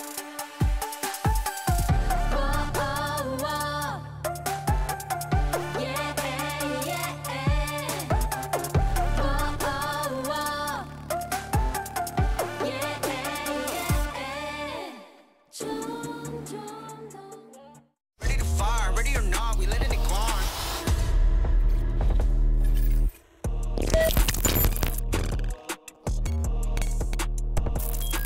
Welcome back to the State Farm Analyst Desk after RNG's incredibly dominant victory over the Wildcats. That was definitely the most impressive win of the day in my eyes. When we take a look at the post-game breakdown stats and graphics, and you just see this gold lead running away with it, I just want to echo what Dracos and Venis were saying in the cast. RNG showed not only an appreciation and respect for what the Wildcats can do, targeting a Holy Phoenix, putting on something with lower impact, but then they absolutely ran away with the game. That's the thing, and you know, that started from draft phase as well with the bans that just were against them. It just felt like they didn't recognize Wildcats as an entire team. They recognized it as Holy Phoenix, put him on a Jhin who's a facilitator, and all of a sudden they're playing a different playstyle. But even in the grand scheme of things, I don't think it really mattered. Like, RNG in every role specifically were outperforming the members of Wildcats. They are the defending MSI champions. Oh, does that mean something? You'd think. You actually, it is hard to repeat as MSI champions only because to qualify, you actually have to win the LPL in RNG's case. But there have been MSIs where the LPL team has came in maybe a little bit lazy or started a little bit slow. This was not that team. They came out firing and they completely overmatched the Wildcats. And I also just feel like, you know, in conjunction with the players we're seeing here, we actually see some of them still step up. I think Finn, if you watched LPL, you know his regular season was a big question mark. If you only watched the finals, you probably thought the guy was a god. But the thing is, he actually had a really inconsistent performance. This time around, though, on the Gwen, you know, he's still keeping that momentum going. And arguably, players on Wildcats aren't as good as the competition would be in LPL, but that's not to really take it away from the fact that RNG, they're still looking really crisp. They really are. One thing I'm going to ask about this is now, that was the result that we were expecting. Yep. The manner in which RNG won, in my mind, was a even stronger domination or a stronger statement in terms of the win. I want to take a look at the group standings very quickly and start to draw a little bit of conclusions from the day before we move into our last pre-match, because the expected results have come through. I think the way in which those games have played out has been a little surprising. Average game time so far, 26 minutes, 34 seconds. That is very one-sided opening set of 5 games. What are some of the key takeaways you've got so far? Honestly, I actually feel like every game so far has come down to exactly what I expected. And I actually think, even stylistically, it came to that point as well. The games we were talking about with what we set up in pre-game pretty much is what happened during that game as well. I think my biggest surprise probably was how close the first game of the day really became with VCS. But outside of that, I think every other game has been played down to a T from the teams that were winning. Yeah, I think the teams have also done their homework. We haven't seen a top region come up against a lower tier region and disrespect their picks, right? Like Order had Evelyn banned against them, right? Yeah. Like even RNG, like Bin's Camille's first ban as well. is perma-banned. So all of these teams, or Impact had Ornn banned in 4-5 against him by G2. So teams are actually very well prepared for this first stage, even when you're in a group like the NA-EU Order group, where they're going to be playing 8 times. There's tons of repetition. But as we said, it's actually the favorite has won every game convincingly. So that means to me, the underdogs are the ones we're looking to adapt, to develop, to grow. Yeah. And we need to see who's going to be able to do that because it is another 5 days of games. We still have another matchup to come. But final thoughts before we move on to our pre-match. Well, I just feel like, once again, like it's a fight for the second seed for a lot of these groups. That's just what it comes down to in the end. I'm not expecting T1 and RNG to be threatened in terms of that #1 seed. That is a fantastic segue because in the fight for second and our last game of the day, Red Canids are taking on PSG Talent. Now, the PCS champions made semi-finals last MSI, but this PSG Talent is a very different lineup taking to the stage this time around. They are also, while still the champions from their region, not as dominant. I'm trying to remember what Jat said in Countdown, that Dignitas have an influence on the international stage. No one expected that, but they took River away from PSG. And so this is the 2021 lineup that had a lot of success, actually, at MSI. They pushed, they moved all the way into the semifinals. Yeah. So that's always the battle, actually. If we're looking forward towards the Rumble stage, is NA-EU and PCS are fighting for those final 2 spots. But now they've swapped out Jungle Mid, and I think for this team, even though Hanabi, Unified, and Kaiwing are a very good trio, the link between them and their Korean mid jungle has been poor in a lot of times. So they play well through Unified, but they just don't really feel like they're clicking on all cylinders like last year's PS. No, it is also a team that's been forced to change their style. Like Hanabi were quite often on a carry as well, and they're playing through River as well, through lane priorities, get River ahead, win the game, move Kaiwing around the map. This time around, Hanabi has been more on the tanks instead. He's been a facilitator. We see the team fight composition comes through. It's a slower paced game as well. It's more about facilitating the lanes, and Unified had to step up immensely. He's the highest damage share on the team as well, and he's usually the guy that will be the carry for this team. And it's a weird statement, but they actually slumped in playoffs. Yeah, it's true. So they went 16-2 in the regular season, and then their combined win-loss in playoffs was 10-7. So they did win, so maybe there was a big learning experience there, but it's important to note that they didn't steamroll the whole year. What I love about that is almost every other team that we talk about, the playoff run, the lower bracket run, which is something PSG Talent also did, which is something Red Canids also did. The storyline for almost every other team is that they got better when they hit the lower bracket. They got development when they hit the playoffs. I mean, for our entire Group C, NA, EU, and LCO, that is the story for all 3 teams, right? But for PSG Talent, now, despite the fact that they are still anticipated to be the second seed, despite the fact they're still anticipated to be better than Brazil and Turkey, the chips are stacked against them somewhat, Goldborg. Yeah, I mean, it's once again like it's a slower playstyle coming through, and I feel like when you match up against Red Canids now instead, who's also got a slow playstyle, which will kind of just be the same stylistic of both these teams, it's going to be very interesting because this will be a fight where it kind of comes down to later team fights instead, where we don't see all this early proactivity that we've seen earlier, at least not according to what data we have from seeing this team in their own region. Now, I'm going to ask Stats live. I should have prepped this, but do we have any games go past 30 minutes? Can you give me an update in my ear? And maybe this will be the first. Today, that's right. Thank you very much, Marcus, in the stats seat. What I will say is, now let's talk a little bit more about the Red Canids, of course, because they are looking to turn the tides for CBLOL. I think CBLOL, once upon a time, many years ago, was one of these up-and-coming regions that was looking to take games and challenge the top of the table. Now, Turkey's somewhat overtaken them. PCS is overtaken them. VCS has overshadowed all of them, right? And for the Red Canids, this is a roster that has been together for a while. You know, they do have a lot of experience, but it is a region that has not been able to replicate the success of years gone by. Yeah, definitely. And I think it's also a region where, once again, it's a way slower style than all the other regions. These guys have played together for a while. We even saw them at the World's play-ins as well. They fell out in the knockout stage of play-ins against the OCC back then as well. This is a team of squad that have developed synergy, that still have the same kind of reminiscent of the playstyle. They'd slowed a little bit down on top side instead, actually, and put more resources in towards the bottom side of the map, where you have a star player in your AD carry, Titan, instead, who's also won multiple titles for CBLOL, of course. Expand a little bit on some of those early game stats for me, because we're anticipating another slower game. I have got confirmation from our stats team the only game that went above 30 minutes was G2 versus EG at 31.5 minutes. Wow. I think it might be a safe bet to say this could be the second one. Held fast. Goldborg, what do you make of these? Yeah, so I mean, first off, take a look at Red Cannons here, okay? This is a team that won their league, okay? And I want you to look at the goal difference at 14. Their average, it's in the minors from a team that won their region. This team is the definition of, you know, falling behind and always have to go break. Kids. Exactly. They literally want to make themselves look better. It's like, well, we always come back in comebacks. The thing is, they have a play style that's very much about taking towers in a slow methodical style. They'll fall behind in laning phase, then they come back in the mid game with clever rotations, finally finding their level of play with their hands in team fights instead.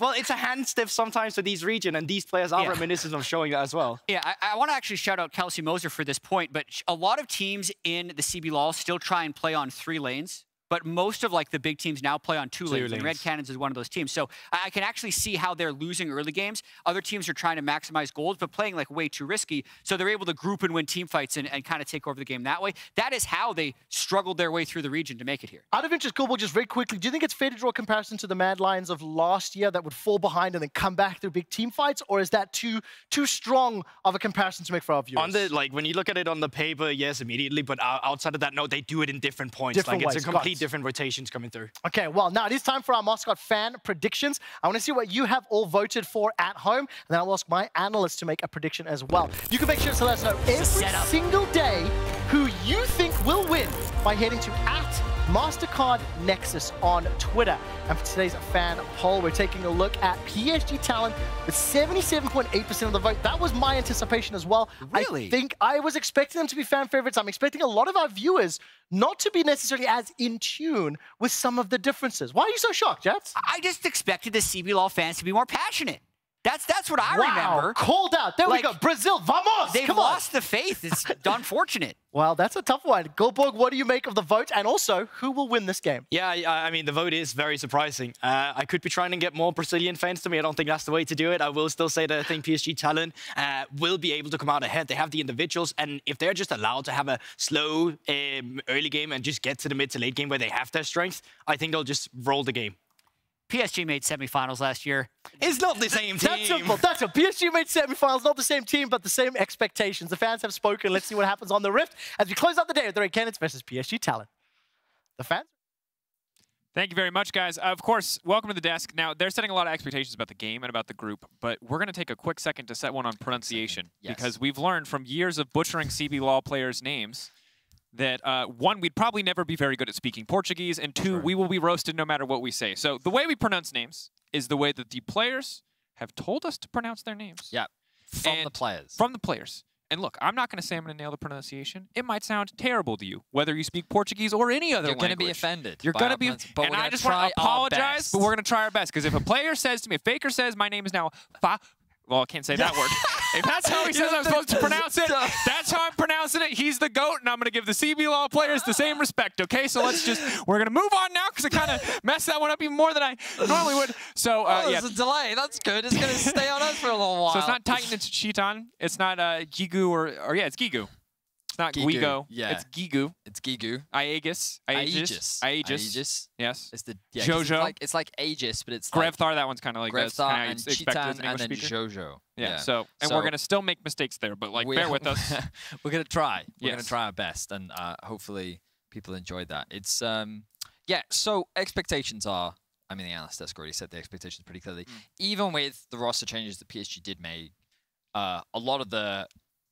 I mean, I was going to say core of the roster, but often when you think of like a player like Maple, you think of him as kind of the core of the roster, right? Yeah. But when I do think of like Unified and Kaiwing in particular, how that bot lane and how they have fared internationally in the past, it's a bot lane that you do have to respect. And I think that when we look at how they have found a lot of success by playing through this bot lane, it's hard to imagine that they're not going to be the favorites, especially when we have seen a few of these players internationally in the past. Cheaton, when he made his debut, a lot of hype was actually coming in from behind him, and he wasn't quite able to deliver on the expectations that were kind of put on his shoulders. And of course, as a young player, you could argue that was a little unfair, but Brazilian fans are often very passionate about their teams and they have these high expectations. They want to see them do well. And you kind of look at the past where teams like Pain Gaming and BRTT in particular, like really standing out on the international stage. Those Brazilians want that again. Exactly. And I think that that's kind of the legacy that Cheaton is expected to live up to. And that is a lot of pressure. And while CB LoL hasn't always had,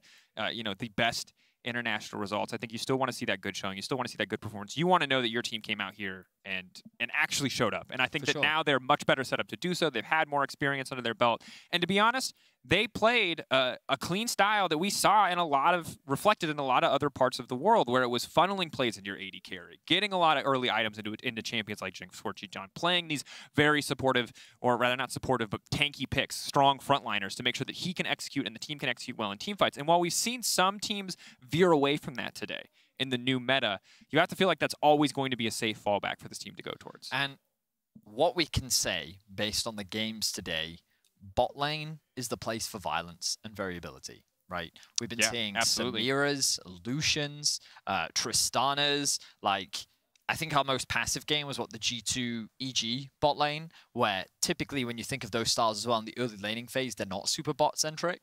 But when we bring it back to these teams, you expect both these teams to be playing towards the bot side of the map. While they're not the most aggressive early game teams, especially in like recent performances, these are the lanes that you expect to play around, and I'm curious as to what their priorities will be. Will we actually see a much more aggressive Cheetan, perhaps? Will we see him being given the Lucian to try and dominate the 2 versus 2? How will Unified look to approach this lane matchup? Like, the champions that these two actually have like the most played, well, most AD carries have most played. It's just been nerfed, right? So it's difficult to predict exactly what these players will bring out, and then how will the rest of the map get involved. I expect top lane to be a bit of an island, like Ornn, Gnar, Gragas, you know, just the isolated top lane matchup, and a lot more about fighting in the bot side of the map and hopefully some banger team fights.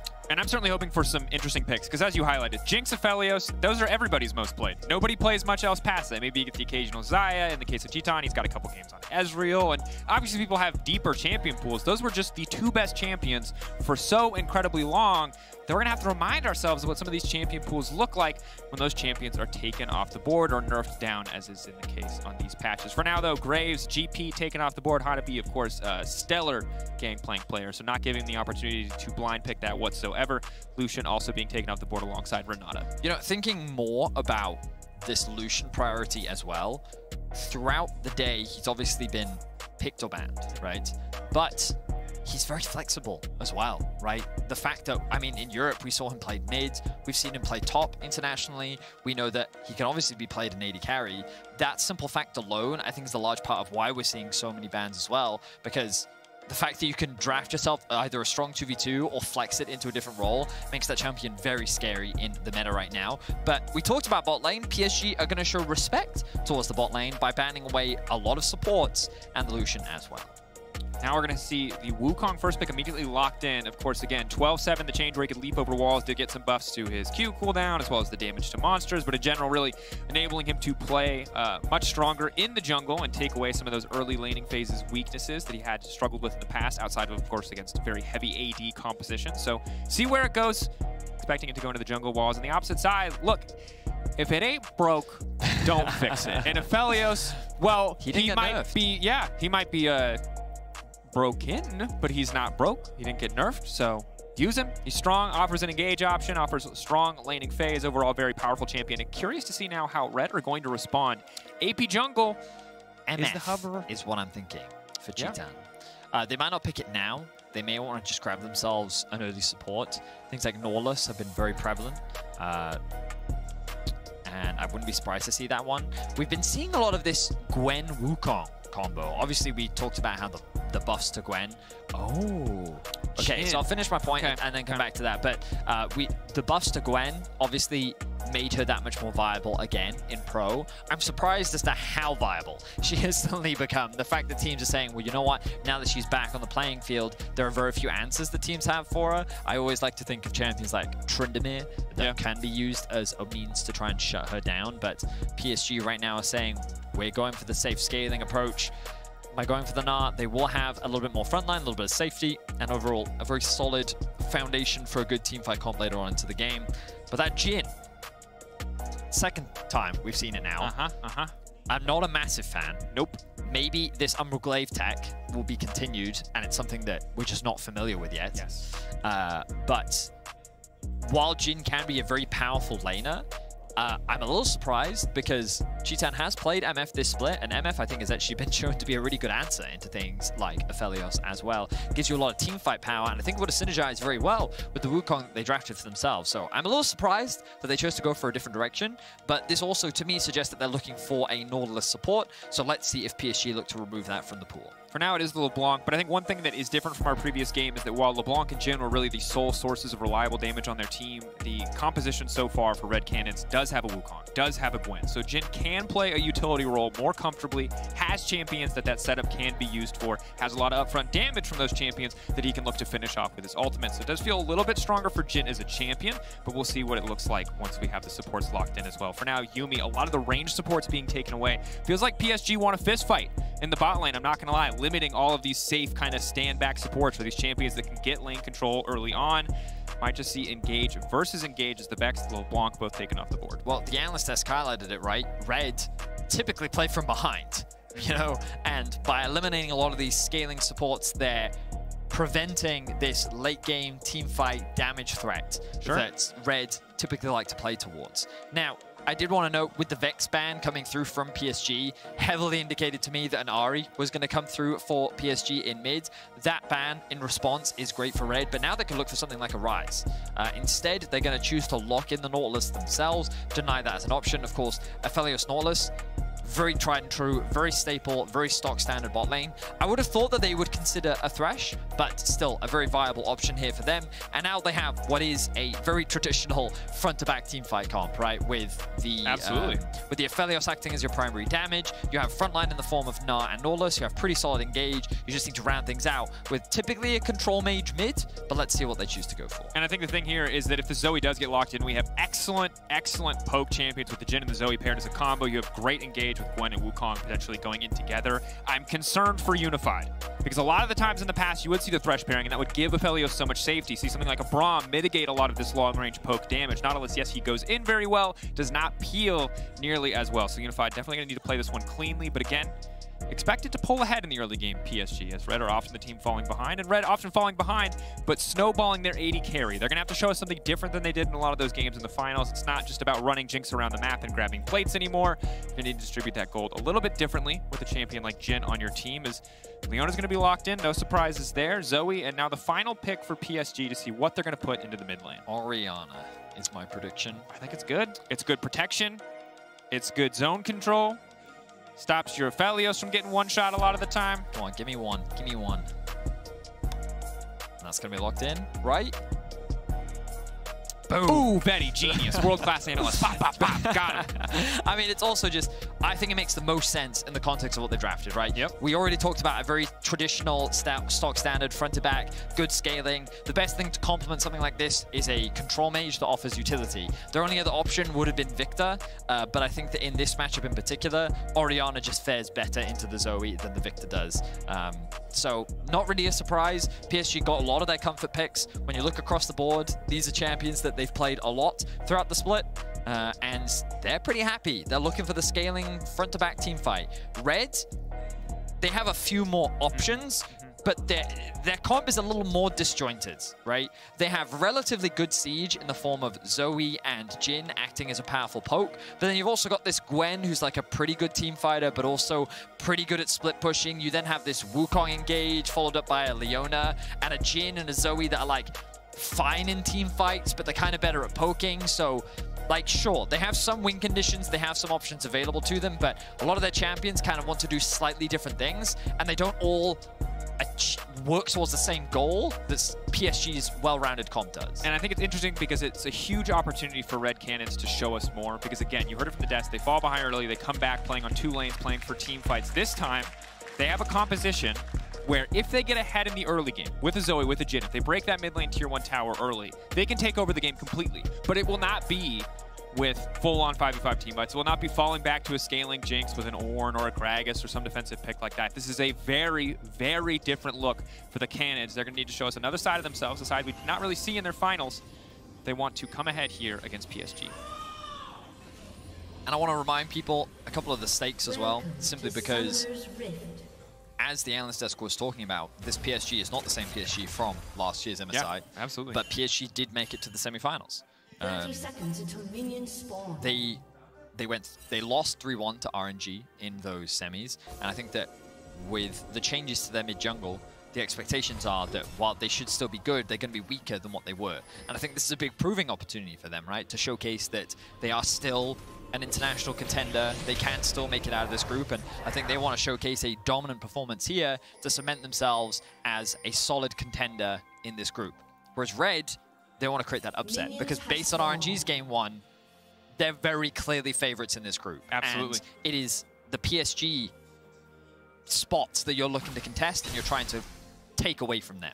Absolutely. And I think the important thing to remember here for the side of PSG is that PSG are no strangers to changes or being underestimated. True. How many times did they not get to field their starting five? How many times did Doggo come in and substitute? How many times did something mess up their otherwise well-laid plans and domestic success? So if any team can adapt, have to give PSG that credit. That said, Maple River, very strong addition to the team. Bay, Juhan, definitely need a little bit more time, it feels like, to be able to work together. Some language barriers, some inconsistencies. That said, Unified, Kaiwing, Hanabi, strong three-man core if I have ever seen one.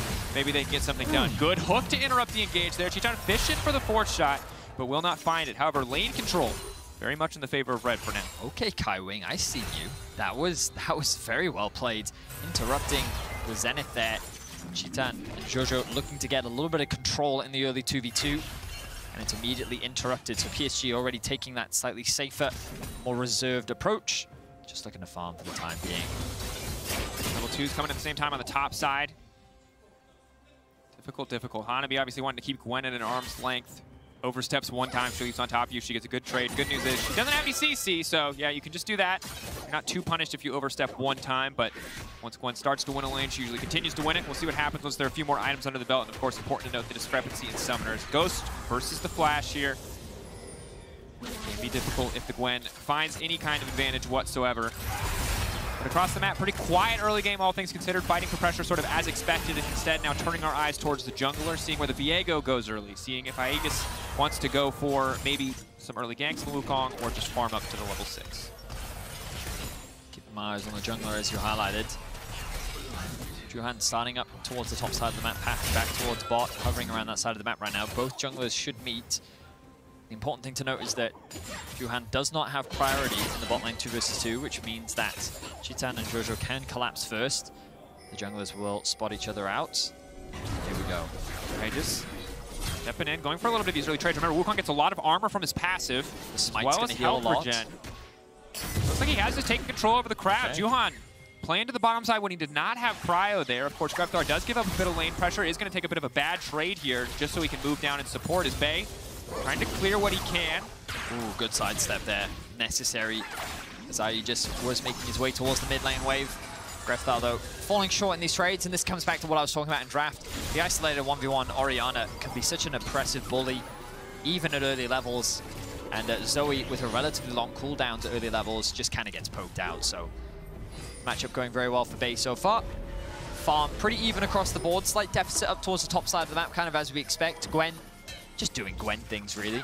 Important to note that that bot wave should be slow pushing in favor of Unified and Kaiwing, so they can back to base, pick up some longswords, and actually catch this next wave. So overall, a slow laning phase. It's somewhat what I expected, Dracos, like when we looked at the drafts.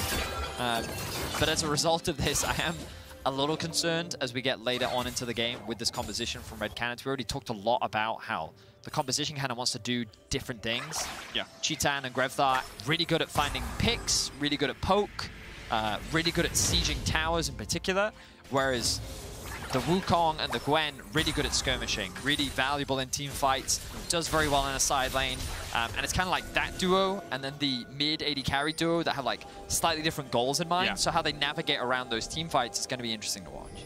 Absolutely is. Hanabi playing safely. This wave here. sucks. This is, yeah. This is misery territory, observers. He knows. Giving us the horror movie vision highlight. Ooh, the bounce over the head. I respect it. Looking for the third auto for an extra bit of movement speed, but it's just not going to be enough. Red Cannons finding first blood. Nice. Really nice play overall. They set up the wave perfectly. The Ghost is used by Guigo, but it doesn't matter. They end up getting the kill. They find themselves an early lead. And while this will give PSG control over the bot side of the map, getting Guigo into a position where he can kind of win that isolated 1v1 really sets him up for success, and it's kind of what you want to do when you have a Gwen as well. Certainly. Leona getting the kill, obviously not super ideal, but Wukong getting an assist, not too bad overall. So Gigu continues to do on the top side as Wukong builds closer and closer to what we assume will be the Divine Sundering, probably for both junglers at this stage. And so far, very quiet. Very often when you look at historical success before coming into a game like this, you see the success that the PCS and specifically PSG has had. It usually means early game disaster, absolute dominance from one side of matchup. But Red Cannon is doing very well to hold their own, really leveraging a lot of the strengths of their individual champions here in the early game. And again, credits to Jojo for that roam. Knows his Jhin can just sit in bot lane and be fine, moves up to the top side. He's not going to be too phased by this though. He's a veteran that's been playing for a very long time now. Those that have followed the international scene should be very familiar with his name. Yeah, okay, he's fallen a little bit behind early, but it's not the end of the world. He's just going to continue to farm up. He knows he acts as that front line. Are you just securing another crab? The frustration ping comes down from Juhan where he's like, I hate losing crabs. I would really like to get crabs. If we could just make sure that that happens, that'd be fantastic. Big seafood fan. Big seafood fan. Loves it. Dungeness, king, other types of crab. I only know 2. I was going to say, what are you listing right now? Because my knowledge of crabs is very limited. I know that they are expensive. That's about all I know. You can make them into cakes. That's where my knowledge extends. They're worth a lot of gold and they give you vision. That's about it. I didn't know about the crabs that kill me in Elden Ring. That's true. Better than the lobsters, though. We can say that for certain. Those sniper lobsters. Very terrifying. Sniper lobsters.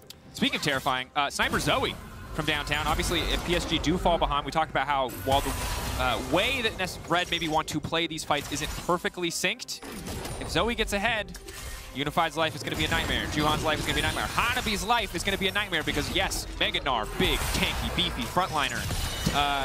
Mini Gnar. More describing words. More describing adjectives. Tiny, little, baby, Yordle. That's, you know. So it's, could be hard. And an even game, I'm with you that I think it still favors PSG as we get later and later into the game, but Red, their life gets so easy if they can just break open mid, and the first step to making that happen is getting this Herald. Here we go. Look at the rotation from bot. Chitan and Jojo on their way. Ooh, big damage onto Bay. Force flash! Oh, Chitan! Beautiful pick comes in from the river. Bay was not expecting it, even burnt the flash, but still loses his life. Red Canids find themselves with 2 kills, and they're continuing to amass this gold lead. This will secure themselves the Herald, and they can gain even more control over the early game.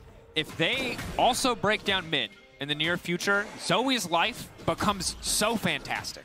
So utterly easy. You're walking through Fog of War, you're throwing out bubbles, nobody can sit safely in their lane. It would be massive for Red if they continue to push this advantage forward. Right now, just that wave in mid. Doesn't look like they have enough pressure, but that is always the thing I keep my eye on anytime we see a Zoe in pro play. Now, I'm going to say this again, because this is the second time we've seen the Emerald Glaive Jhin, and you know, we're not familiar with it. We're going to do more research, especially after today's games. I'm skeptical. I am absolutely willing to be wrong. I remain skeptical. Let's have a look at this play once again. The root into the ult, flashes away. Ooh, good damage. And a good pick overall. Very well played. But yeah, it's now that we've seen it twice, it makes you think, okay, there's probably something we don't know. Yep. So, I mean, it's a cost-effective item. Oh, it clears sure, vision very quickly. Very powerful. In general, it's just very strong. When it's good, it's very good. It's one of those things where, like, as a first item, like, for the value that it gives, sure, it's just a very, it probably just gives you a very strong spike. I mean, like, one tick of his ultimate helped him secure that kill, right? Yeah. So, like, the damage is definitely nothing to scoff at. And it's definitely going more favorable than what we saw last game, that's for sure. Certainly. They are setting up a wave right now. Looks like they're not going to risk any dive. Can look to back to base, maybe spend some of that gold that they're sitting on. Yeah, and I will say, like, thinking more about it, because of the cost reduction, you do get that completed item before your opposition if the lane is even, right? Well, which means that you then set yourself up for a potential fight or play that bit earlier. It's also, remember, as with most lethality items, hold that thought.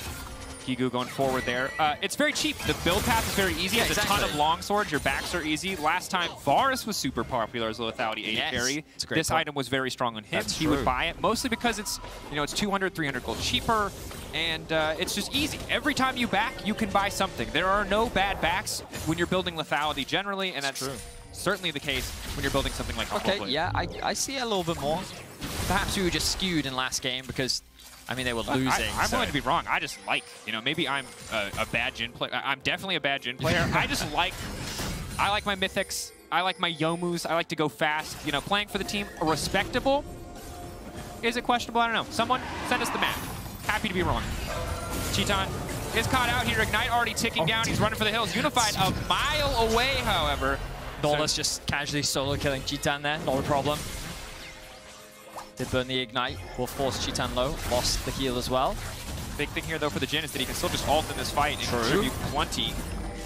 Objective getting lower. We're going for the full-on 50-50. That's going to be the two-man, but the lead forward from Wukong is big. It stops Unified from hitting the multi-man ult. They just going immediately into the backline. Now JoJo looking to follow up. Here comes the curtain call. Unified needs to make his way out. Bay stepping forward to body block. He's going to save his AD carry, but again, Red taking advantage in the exchange. Yes, PSG get the dragon, but Gremthar hungry for a little bit more. That's one sleepy Orianna. She will not get taken out. Damn, Red Canids, they're just making all the right decisions in this early game. They haven't ballooned this gold lead, but 2K, 11.5 minutes.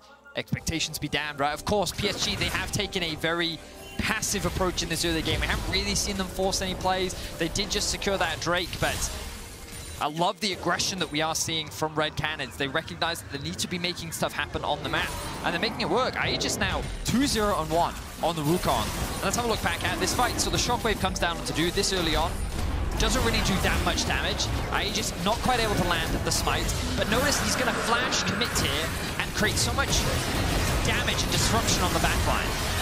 This means that then the follow-up damage from Gremthar and Cheetan is just destructive. It forces PSG to split up, and they're able to find these isolated picks, and Red end up coming out on top. And the thing about picks like Jhin and Zoe is if you start winning a fight, you usually keep winning the fight, because Jhin has so much execute damage, Zoe gets to reset with all these summoner spells. It's so easy to keep a fight going once you have any kind of advantage. Herald, though, dropped on the top side, looking like they're putting this gold into both the back pockets of Aegis and Kiku as well. So funneling this Wukong, 2-0-1 already the scoreline. Yes, he's a bit behind in jungle CS, but 4.6k, nothing to scoff at, and a 2-item Wukong ahead of the clock is going to be a very terrifying thing for PSG to deal with. Oh, for sure. We haven't seen that many successful Wukong games of the day so far, but this could very well be the best early game Wukong we've seen of the day. Divine Sunderer, boom, what, 57, very early. And what I will say is that again, big shout out to, hang on, JoJo Fishing, gonna get the flash for free from Bay. Really? That means that, yeah. Just respect to the setup here from Red, because often one of the big criticisms that you'll have from teams that aren't outside of the major regions are their setup. But they had the top wave pushed in, which I can't really highlight here, but they had the top wave pushed in. They sacked the bot in order to bring their bot lane up and then set up a potential dive on mid. And then by forcing them back, not only will they cross-map and trade for the top tier 1, they also secured 2 plates in mid. And their bot lane didn't really lose that much as a result of it. Look, Cheetan now going to catch that wave down in bot.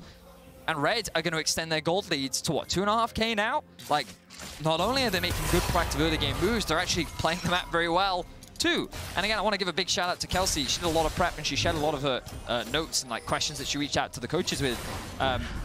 She reached out to the Red coach, and one of the things he was saying was that we feel we're a lot more well-rounded compared to our Worlds performance. We felt like that we needed to learn a lot, and they wanted to make it back to the international stage, and they wanted to be more diverse as a team in terms of what they could do. And I think we're seeing that. We're seeing that evolution, that adaptation, that growth of a team. And yeah, I was skeptical of their draft. I was worried about what they'd be able to do, but they are proving me wrong. They're playing the early game well.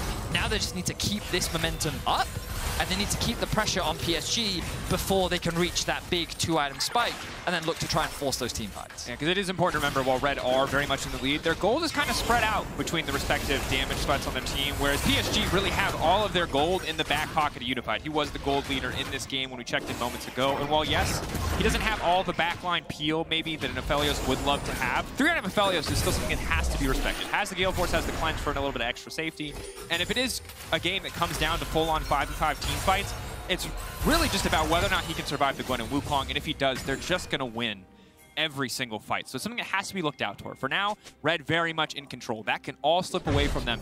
If they fall behind, they lose 1 or 2 fights, they lose a couple major objectives. PSG still ahead in the Dragon Race, and it's going to be an Infernal Soul. I'm really enjoying this game. I feel like we've seen a lot of one-sided games today, but yeah, this feels like one of the closer ones. Of course, Red find themselves with a lead for the time being, but you know that PSG, with the comp that they have, can very quickly swing the game in their favor. Traditionally, two teams that are known for their late game team fighting, and you feel like that we're building up to that point. Great game to round out day one of MSI with. Absolutely. And now as Red look to break mid lane, their lives become so much easier when it comes to getting cryo, setting up vision, looking for these picks that we Very well about. Played. Like, the way they use the Herald, they'll secure the mid tower, they'll have that control, have the Gwen push in bots, gives you access into the river. The thing they have to be cautious of is all of these deep teleports that are sitting behind them in the bot side jungle. They haven't cleared this area of the map out yet, and the TP is available for Hanabi, so that risk of a flank from the Gnar is very real. It is now going in, looking to get the fight kicked off. Unified on the backside, untouched for now, but there's just too much damage. You can Gale Force out to safety, but it doesn't look like it's going to be enough. Unified just picked up. There's no peel for the 80 carry. Red walking away with an easy fight. Kaiwing running for the hills. Maybe he cannot hook out to safety, but that curtain call spelling the doom of PSG in that exchange. Aegis just wipes Bay off the map. Like, that Wukong engage followed up by the Leona was flawless. Very well done by Red. They find themselves 7-0. Another kill, making it 8. Red are absolutely dominating this early game.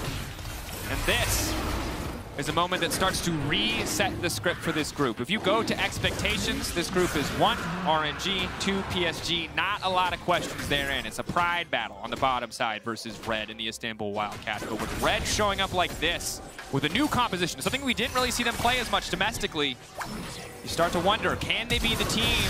Can they be the ones to make the upset? Engage. And a good follow-up as well. Immediately from Cheetan, the root comes through. And like, yeah, we haven't seen a lot of Wukong today, and I don't have a lot of experience casting Wukong, but his damage is pretty nutty when he's able to get into the thick of things. Like, I've seen Armut's Wukong top before, but Jungle Wukong, the way in which he just comes out of the brush like that, is able to find that initial one-shot. Very well played. The follow-up from Leona was just so lethal as well. Cheetan's just on point with those snipes today. Man, the man hits his shots. Oh, there it is. Absolute confidence. Love to see it in the face of the players. 5K gold lead, big Wukong damage. And the thing about Wukong is that, like, when he snowballs, when he's ahead of the clock, he is such an incredibly oppressive champion. Oh, yeah. Because domestically, if you're not an LEC fan, we've seen two kinds of Wukong games. All of them are from Armut. Yeah. He gets camped, he falls behind, eventually he becomes relevant. Or he gets snowballed and he takes over a game completely. And for Aegis, he's taken over the game completely. This is absolutely unplayable for Hanabi. The curtain call's not even necessary. Get that man an assist. So what I'm starting to realize is that knock-up into root is basically guaranteed CC. Yes.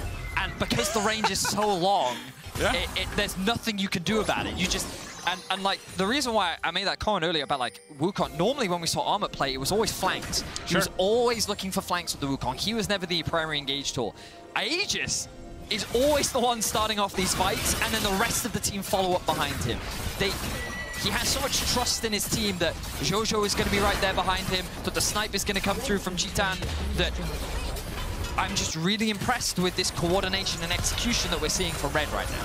It's a fantastic performance from Red. Again, on paper, I did not expect a lot from this team, but they are truly showing up today. The way they're doing it, incredible. This is a team composition that if they had fallen drastically far behind in the early game, would have been so difficult to execute. But with this lead, they are playing it to perfection. Use the range of the Jhin and Zoe for setup or for follow-up. Let the Wukong, the Gwen, and Leona run in face first, do the damage, find the picks, and it's working out fantastically for them. And CBLOL has to be feeling good, because most tournaments do not start like this for the CBLOL. Admittedly. Yeah. Brazil have been known to get those early leads, and they're not quite able to close it out. That is true. We need to see Red now not get over-aggressive, control the map well. And we've been impressed with their lane assignments so far and how they've been managing their waves, but can they actually secure that win? Can they get themselves ahead on day one of MSI? Right now, things are looking good. They're playing through two lanes. The analyst has talked about this, how rather than trying to play the entire map, just focus on the two lanes. And they have control, away pushing in top, Oh, this is good. I like this a lot from Red. They're following the steps here. They're using the wave they have in top. They don't want to overcommit. They just want to clear out the jungle, maintain control. Look for the And Aegis going into the backside, but Hanabi has Mega Gnar. It's not too far off. Titan going to go out with the blast code. Have to be careful here. Cannot get over aggressive into the Mega Gnar. No matter how big your lead is. Gigu pushing into the mid lane. Bot lane needs to be answered eventually. PSG weathering the storm for now. Yes, and that was a slightly harder engage to follow up on. Good jump from Hanabi as well to disengage from the follow-up that we saw. It's again that Wukong engage into the W from the Jhin, into the then follow-up from the Leona. Very devastating, very powerful pick setup that this time around PSG was able to avoid, and as you rightly said, buy a little bit more time. The Dragon now spawning in about 55 seconds. Resets very wisely coming in from Red. Aegis likely going to clear this camp. I wouldn't be surprised to see him base, pick up a few more control wards. But he may be running out of time. It's just a difficult spot too. Unified going for the Collector second. It's going to feel good in some instances, especially against Cheetan and Grevthar, but Aegis has so much armor already between Death Stance and Plated Steelcast. Gets so much more armor from his passive. You just have to wonder if Lord Dominik's could have come out here, could have been a little bit more effective, because it really is just about, can you survive the Wukong? He will leap into your backline, and if he is not answered, he will kill your backline, and that is going to be the puzzle that PSG have to solve. They're going to send Grevthar to catch the top wave. They have bot pushed in. He does have the teleport available. Once again, Red. They are the aggressors. They will catch the mid wave, push that one in. They lose a tiny bit of vision. Look at that wards just above Wigu. Very deep, gives them a lot of information. And this is going to be uncontested. PSG going to use this window to move towards the Baron. See if they can reclaim some vision control. Hanabi. Once again, very clean execution. That's why I love about international events, Daniel Dracos, because you always have expectations, right? But they don't mean anything. Because it's the same thing, right? Yeah, playoffs happen, right? You know, and then fans think, well, I say fans think, that's not entirely true. Everyone often thinks that, like, you look at playoffs and you think, that's the team I'm going to get at MSI. But multiple patches happen, a lot of time happens, scrims happen, and, like, teams evolve, change, and the expectations have to shift a lot. That's why very few people are very hard and willing to commit to an idea right at the start of a tournament, because often those expectations are often ruined. And Red is a perfect example of a team who, I mean, they showed the shot. They showed the stats. Yeah, the stats are bad, which is weird because normally every minor region, they're like super top heavy. They just dominate. They have like plus 30 CS in every lane, and they're just better. They just beat everybody better. So the fact that Red have bad early game stats, notably bad early game stats, and are absolutely smashing PSG at this very moment, at least for now, is in a controlled way as well. Very controlled, very slow, very steady, not taking too many risks. It's a huge flip on the script that we're so used to seeing in the early stages of the tournament. And one of the big things for Brazil is trying to reclaim some of that international glory that they've had in the past, right? They want to be able to be proud of the teams and their international performance and be a region that can be a threat when it comes to international. You can create upsets and challenge the top dogs, and right now Red is looking good. Of course, still a very long group stage left to go, but to start your tournament like this, definitely a great showing for Red. Absolutely. 2.5 item Gwen, 2 only getting harder for Hanabi to deal with. You can see an early Randuin's coming out there. Just, it looks like, I think for the slow, just tried to get away. Use some of the base damage is going to come in from Gwen, even if it is armor. They just again, look at this. Now they're playing through all 3 lanes because they know they have so much control. Very little vision invested towards the bot side of the map, but Guigu knows that if they come, I can just disengage. I have the Ghost, I have my Immune, I'm chilling. You guys just keep the pressure up top side, and the Biscuit just waiting for an opportunity to do Baron. Now, Baron is the problem area. Yeah. Because while they do have Leona, it's not the fastest with Zoe and Jhin, but they're looking for the fight. Won't be a problem if they can win a fight. Engage going to be interrupted, but there's Aegis into the backside. He's going to look for the second proc. Immediately goes invisible, goes for the second proc. It's massive damage. That's going to be one sleeping jungler. That's going to be one dead jungler is Red. Managed to find the pick. They can turn their face back towards the Baron. The pings are coming out there ready. They have found their window of opportunity. Could they have rushed it with a Jhin? Absolutely not. Can they rush it when a jungler is dead and an Orianna is low? Hell yes. That is 10 kills to 0. No blood has been spilt on the side of the Red Canids, and they will convert that pick into a Baron. An incredibly impressive performance from the Red Canids to start off their MSI. And now with the Baron, they have everything they need to break into the base and look to secure their first win. Betty, this is really, we're probably saying it too much now, but it's really crazy to see this. Upsets happen, yes, but usually they're upsets. They're messy, they're sloppy, but this team clean through every stage of the game, and when they have this big of a lead, they get to play fights just like this. It's so good. Jojo this time with the engage, and Aegis with the follow-up, and then the long-range damage. Yeah, I was skeptical of the comp because I felt like that it wanted to do too many different things. But seeing it in action, I grossly underestimated it. And it may just be because PSG had a very slow game, but all in all, what Red is doing is they're engaging with either the Wukong or the Leona. And Grevtar and Chitan are untouched every single fight. There is absolutely no backline threats that they are worried about, and they can always follow up reliably. The worst case scenario for Red is if that Wukong dies immediately, and he just hasn't. They have not been able to kill him because it is always Red that finds that initial pick first, and they create the numbers advantage. So huge credit to Red. The way they're playing this comp is a joy to watch, and it only opens us up even more for future compositions at MSI. Absolutely. Ready to see the rise of Jhin, as it has been a pretty popular pick so far of the day, both Holy Phoenix and Chitan picking it up for themselves. Igu. Bit of a stun here, Aegis. Finding the jungler, catching him out, looking to knock upon him. Behind him, he's going to get the double bans off to safety. Meanwhile, Unified, oh no! His life is just so hard. Oh no! Chitan those with the flash and W combo is able to secure a kill. They're looking for more. One more kill. They are not stopping, they are not throwing, they are not giving up, they are not making the mistakes of the past. They are not forgetting the sins of their fathers or forefathers. It does not matter. Today, Brazil is here to dominate. The CB Law is here to dominate. Red are here to dominate. PSG rather, are getting ripped to pieces. Another kill will go in the favor of the Red Canids. 13-0. Oh my word. And I thought the most one-sided game of the day might be a G2 game, might be an RNG game, might be a T1 game, but a 13-0. Today, Red are the guys wampa stomping their way across this rift. Gigu walking forward, another route onto the AD carry. Unified's life is a living hell. He's getting picked apart again, and finally the victory will come through. Chitan, full confidence, a well-earned victory from the entire Red lineup.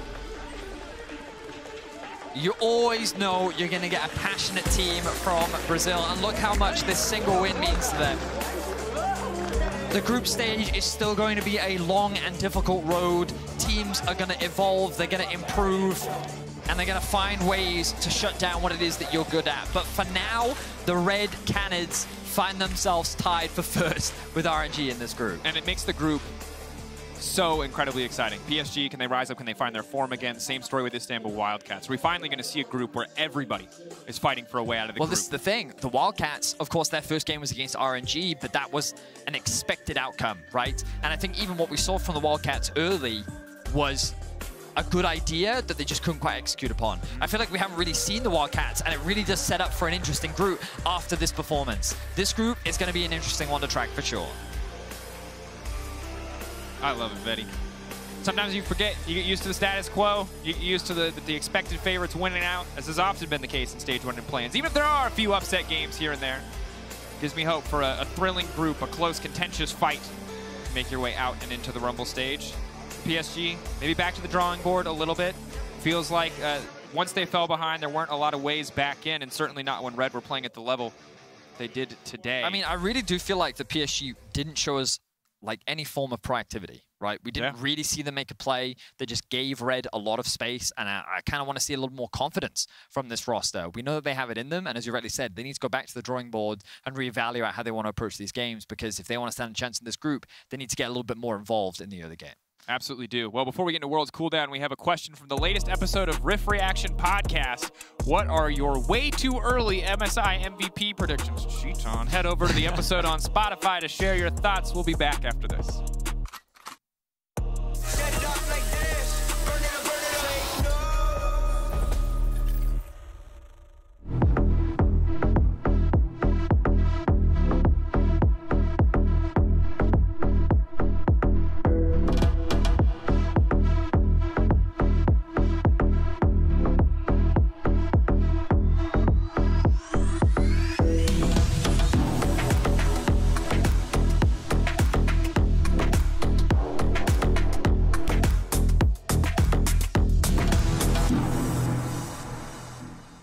The world is watching. Get on board. Check the lanes. Pay attention to the best. Join the ranks. Be the challenger. All in for the trophy. This is for all senses. This is for all players. Buckle up. Take notes. MSI 2022. Driven by Mercedes EQ.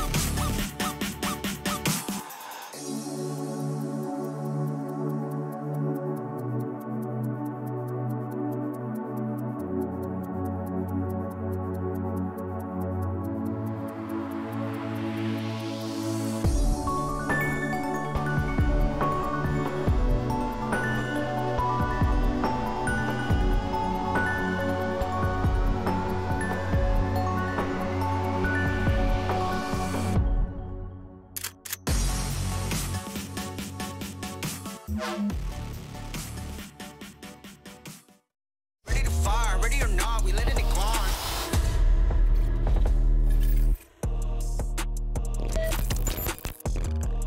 Welcome to MSI Cooldown after an impressive victory by CB Law's Red Cannons over last year's semifinalist PSG Town. I'm Draco subbing in for Quickshot. You probably recognize these guys. They've been here all day. But guys, are you not excited about that? I'm a little sleepy. I got really excited during the game. Also, you got sleepy. You had delayed call time. What?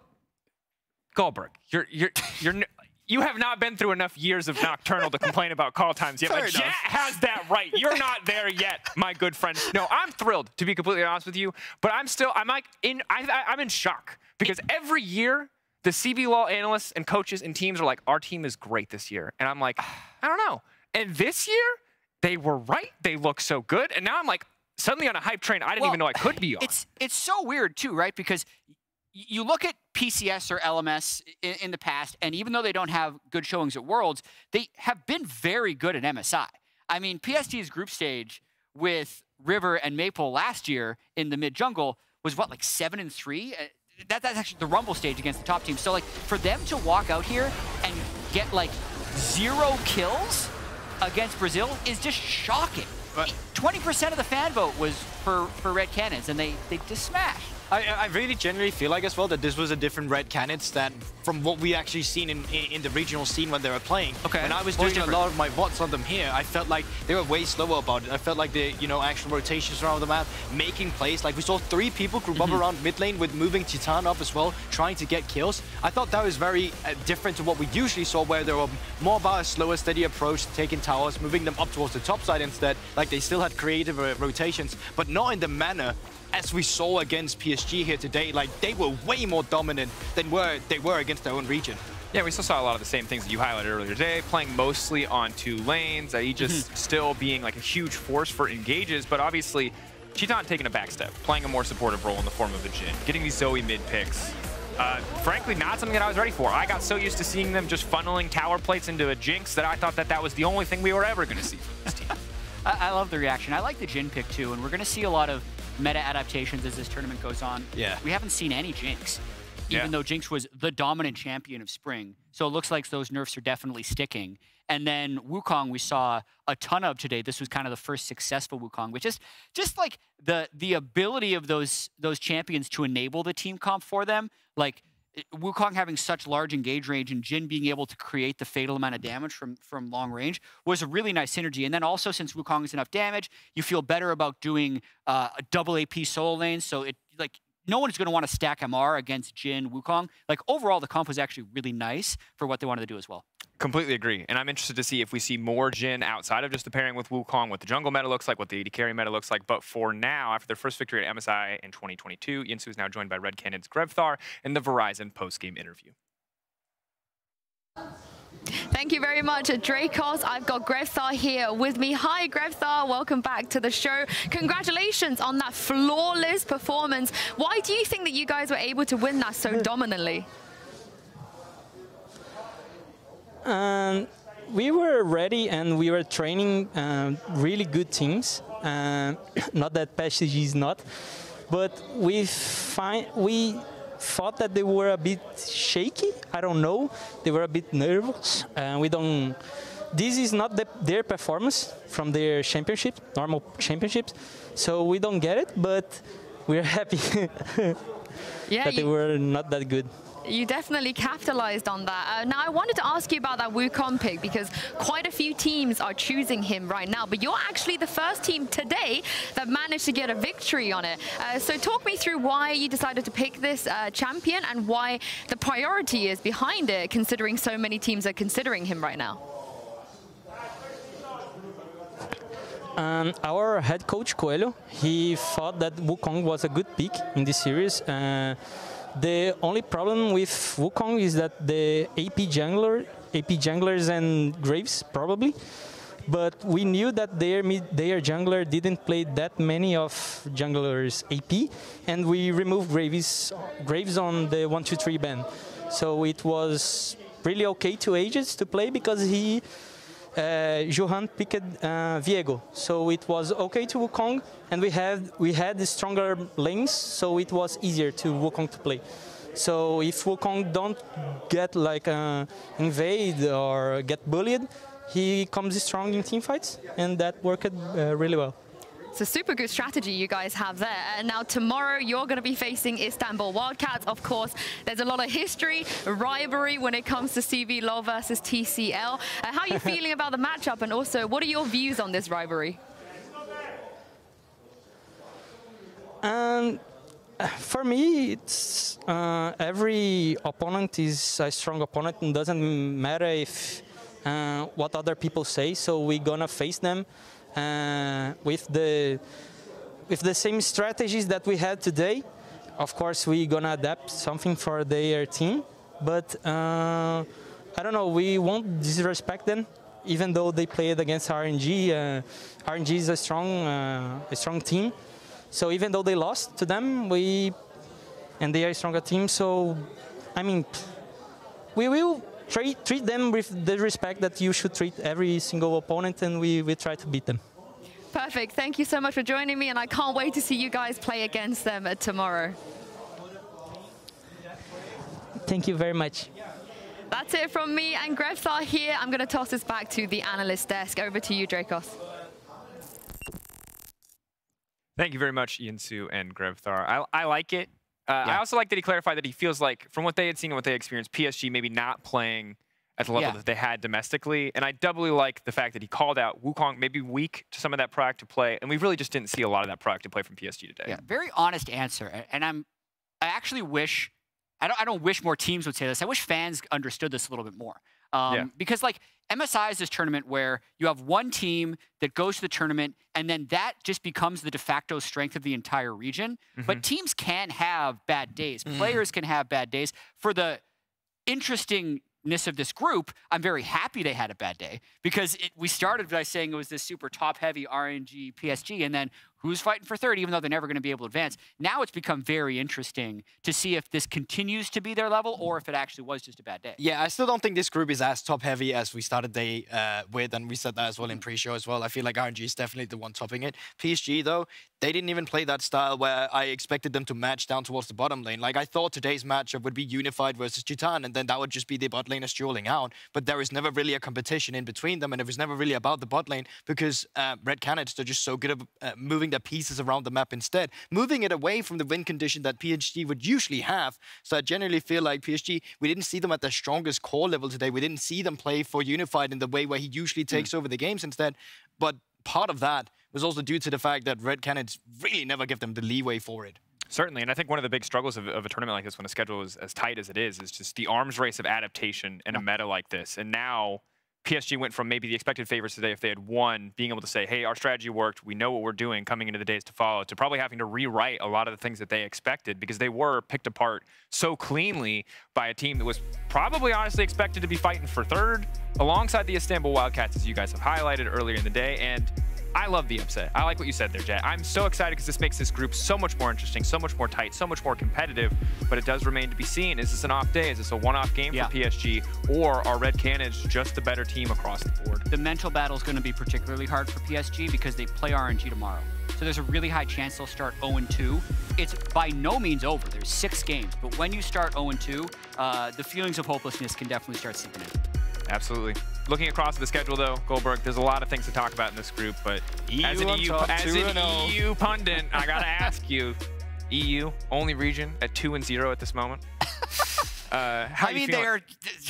Well, I know it's a scheduling thing, Jet. Let me have They have won more games than Faker. Yeah, I mean, obviously, jokes aside, I still think that what we saw as well, and especially from RNG today, they look the most dominant from the top seed teams. I think T1's still a little shaky in the laning phase that we saw against Saigon Buffaloes as well. But, I mean, G2 as we take a look at for sure, I think it still just shows the normal strength that we're used to seeing from them. You see Yankers, Takamus, and Caps linking up. They have a clever draft with a counter against the short range that comes out. Here in the Anivia as well, with brilliant walls as well. And they don't even have a frontliner in this composition. It's all about playing around with grounding, which can be really punishing if the team you're playing against are really good at team fighting. They have front to back. They just have an immediate engage. That was not the case this time around, though. And because of that, they were able to just do what G2 does best, outmaneuver their opponent, stack on the objectives, and just close out the games. Yeah, it was a very disappointing early showing from EG. They're going to get 3 more shots at G2.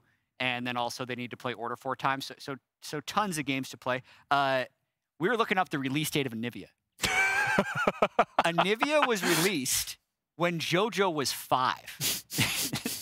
It has no relevancy to the game. I was working with jokes because like the top Reddit comment was like, oh, look at Caps releasing the champion with JoJo doesn't know about because he's too young. Yeah. I'm like, well, when was he actually released? 2009, JoJo He can actually say, you know what, I grew up with this champion. I'm just so good with it. Yeah, but there's an element of like no one plays Anivia. Anivia statistically has been strong for a long time, and there's a few analysts that have been talking on Twitter how like that and maybe Vel'Koz and Cassiopeia have certain windows in drafts, especially against like a short-range maze like Ryze. So I actually do think it was a good pick, even if it was super surprising, and also really old champion. Really old champion. Also, if you haven't played a lane matchup a lot, and you certainly have not played against Anivia a lot, that champion's weird. She does a lot of damage. She's hard to deal with. The stun range is weird. So this also means we only have 5 more years before someone could play a champion who's older than them in pro. That's crazy. The grin that you have is filling me with life on that comment.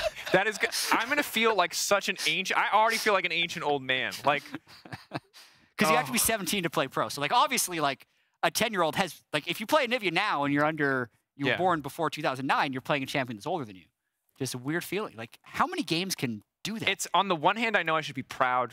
We're a prolific esport. We've been around for a long time. It's a fantastic game. It's kept, an incredible player base over the years. Don't worry, guys. I'm sitting on the side over here. I still feel young enough. That's good. That's fine. You're, not old yet. You'll get there one day. But for me and Jat here, I just feel like, I'm middle-aged. That's the sign. Anivia got prayed and implode. It came out when JoJo was 5. And it won. It's good. It's good. I mean, we've got... All things can be good. Exactly. Diverse meta. You heard it from Froxen on Dive Warrior. If you didn't, you can check that out. But of course, let's take a look at tomorrow's schedule. G2 and EG, round 2 already. We talked about rapid adaptation. It has to be even more rapid in Group C. Jat, how are you feeling about round 2? Sorry, Goldberg, you're getting cut out of this one. You go next. It's okay. I can just go home afterwards. I had a gut feeling that EG wasn't going to start well. They definitely are a team, like, they had such a hot, if you look at their NA year, they had such a hot lock-in performance, then actually slumped in the regular season, got humbled and came back. They were riding some crazy emotional high after 6-0ing finals weekend. They need to come back down to earth. I think they're going to lose again. And they'll still get out of group, and then they'll be better in Rumble stage. Yeah, and I'm looking at the schedule right now. I'm trying not to care about the G2 and EG right now, and I actually want to look at a different matchup as well, which is Saigon Buffaloes versus Detonation Focus Me. For me, tomorrow, that's going to be a very interesting matchup. VCS and LGL for a long time has had a rivalry in between each other. Even when I was going through prep documents, talking to the VCS casters, talking to the LGL casters, they're like, LGL is saying, we're winning screens against them. VCS is saying, yeah, we're winning screens against them. And they both just feel like they have like the opposite, or they have the bigger stick than the other person, really just coming in as the favorites to the tournament. And it just feels like I really want to have this one settled. They both come in with a fast-paced game style, and I really want to see how they actually falter against each other. Also, as a caster, this is my only instance of pure caster bias. I just love casting the VCS because someone's dying. Yeah. I don't know if it's them. I don't know if it's the enemy team. They fight so much. Like, we used to talk about the LPL as a region that was maybe over-aggressive. Obviously, over the years, it's been, we've come to understand it better. It's also been toned down. It's much cleaner than you. VCS is uncapped, unmatched aggression. Level 1 Alistair, Flash Q, Tristana, Hail of Blades, Cleansing, Exhaust to get a kill. And it's just... It's fantastic League of Legends. See hero, kill hero. There's like this style has been around kind of as long as League as well. Yeah. But whatever works. Absolutely. Love seeing the different styles. That's going to be all from us here at day 1 of MSI 2022. We'll be back tomorrow with the second day of group stage, hoping for more great underdog stories, more crazy upsets, more crazy picks. We'll see you all then.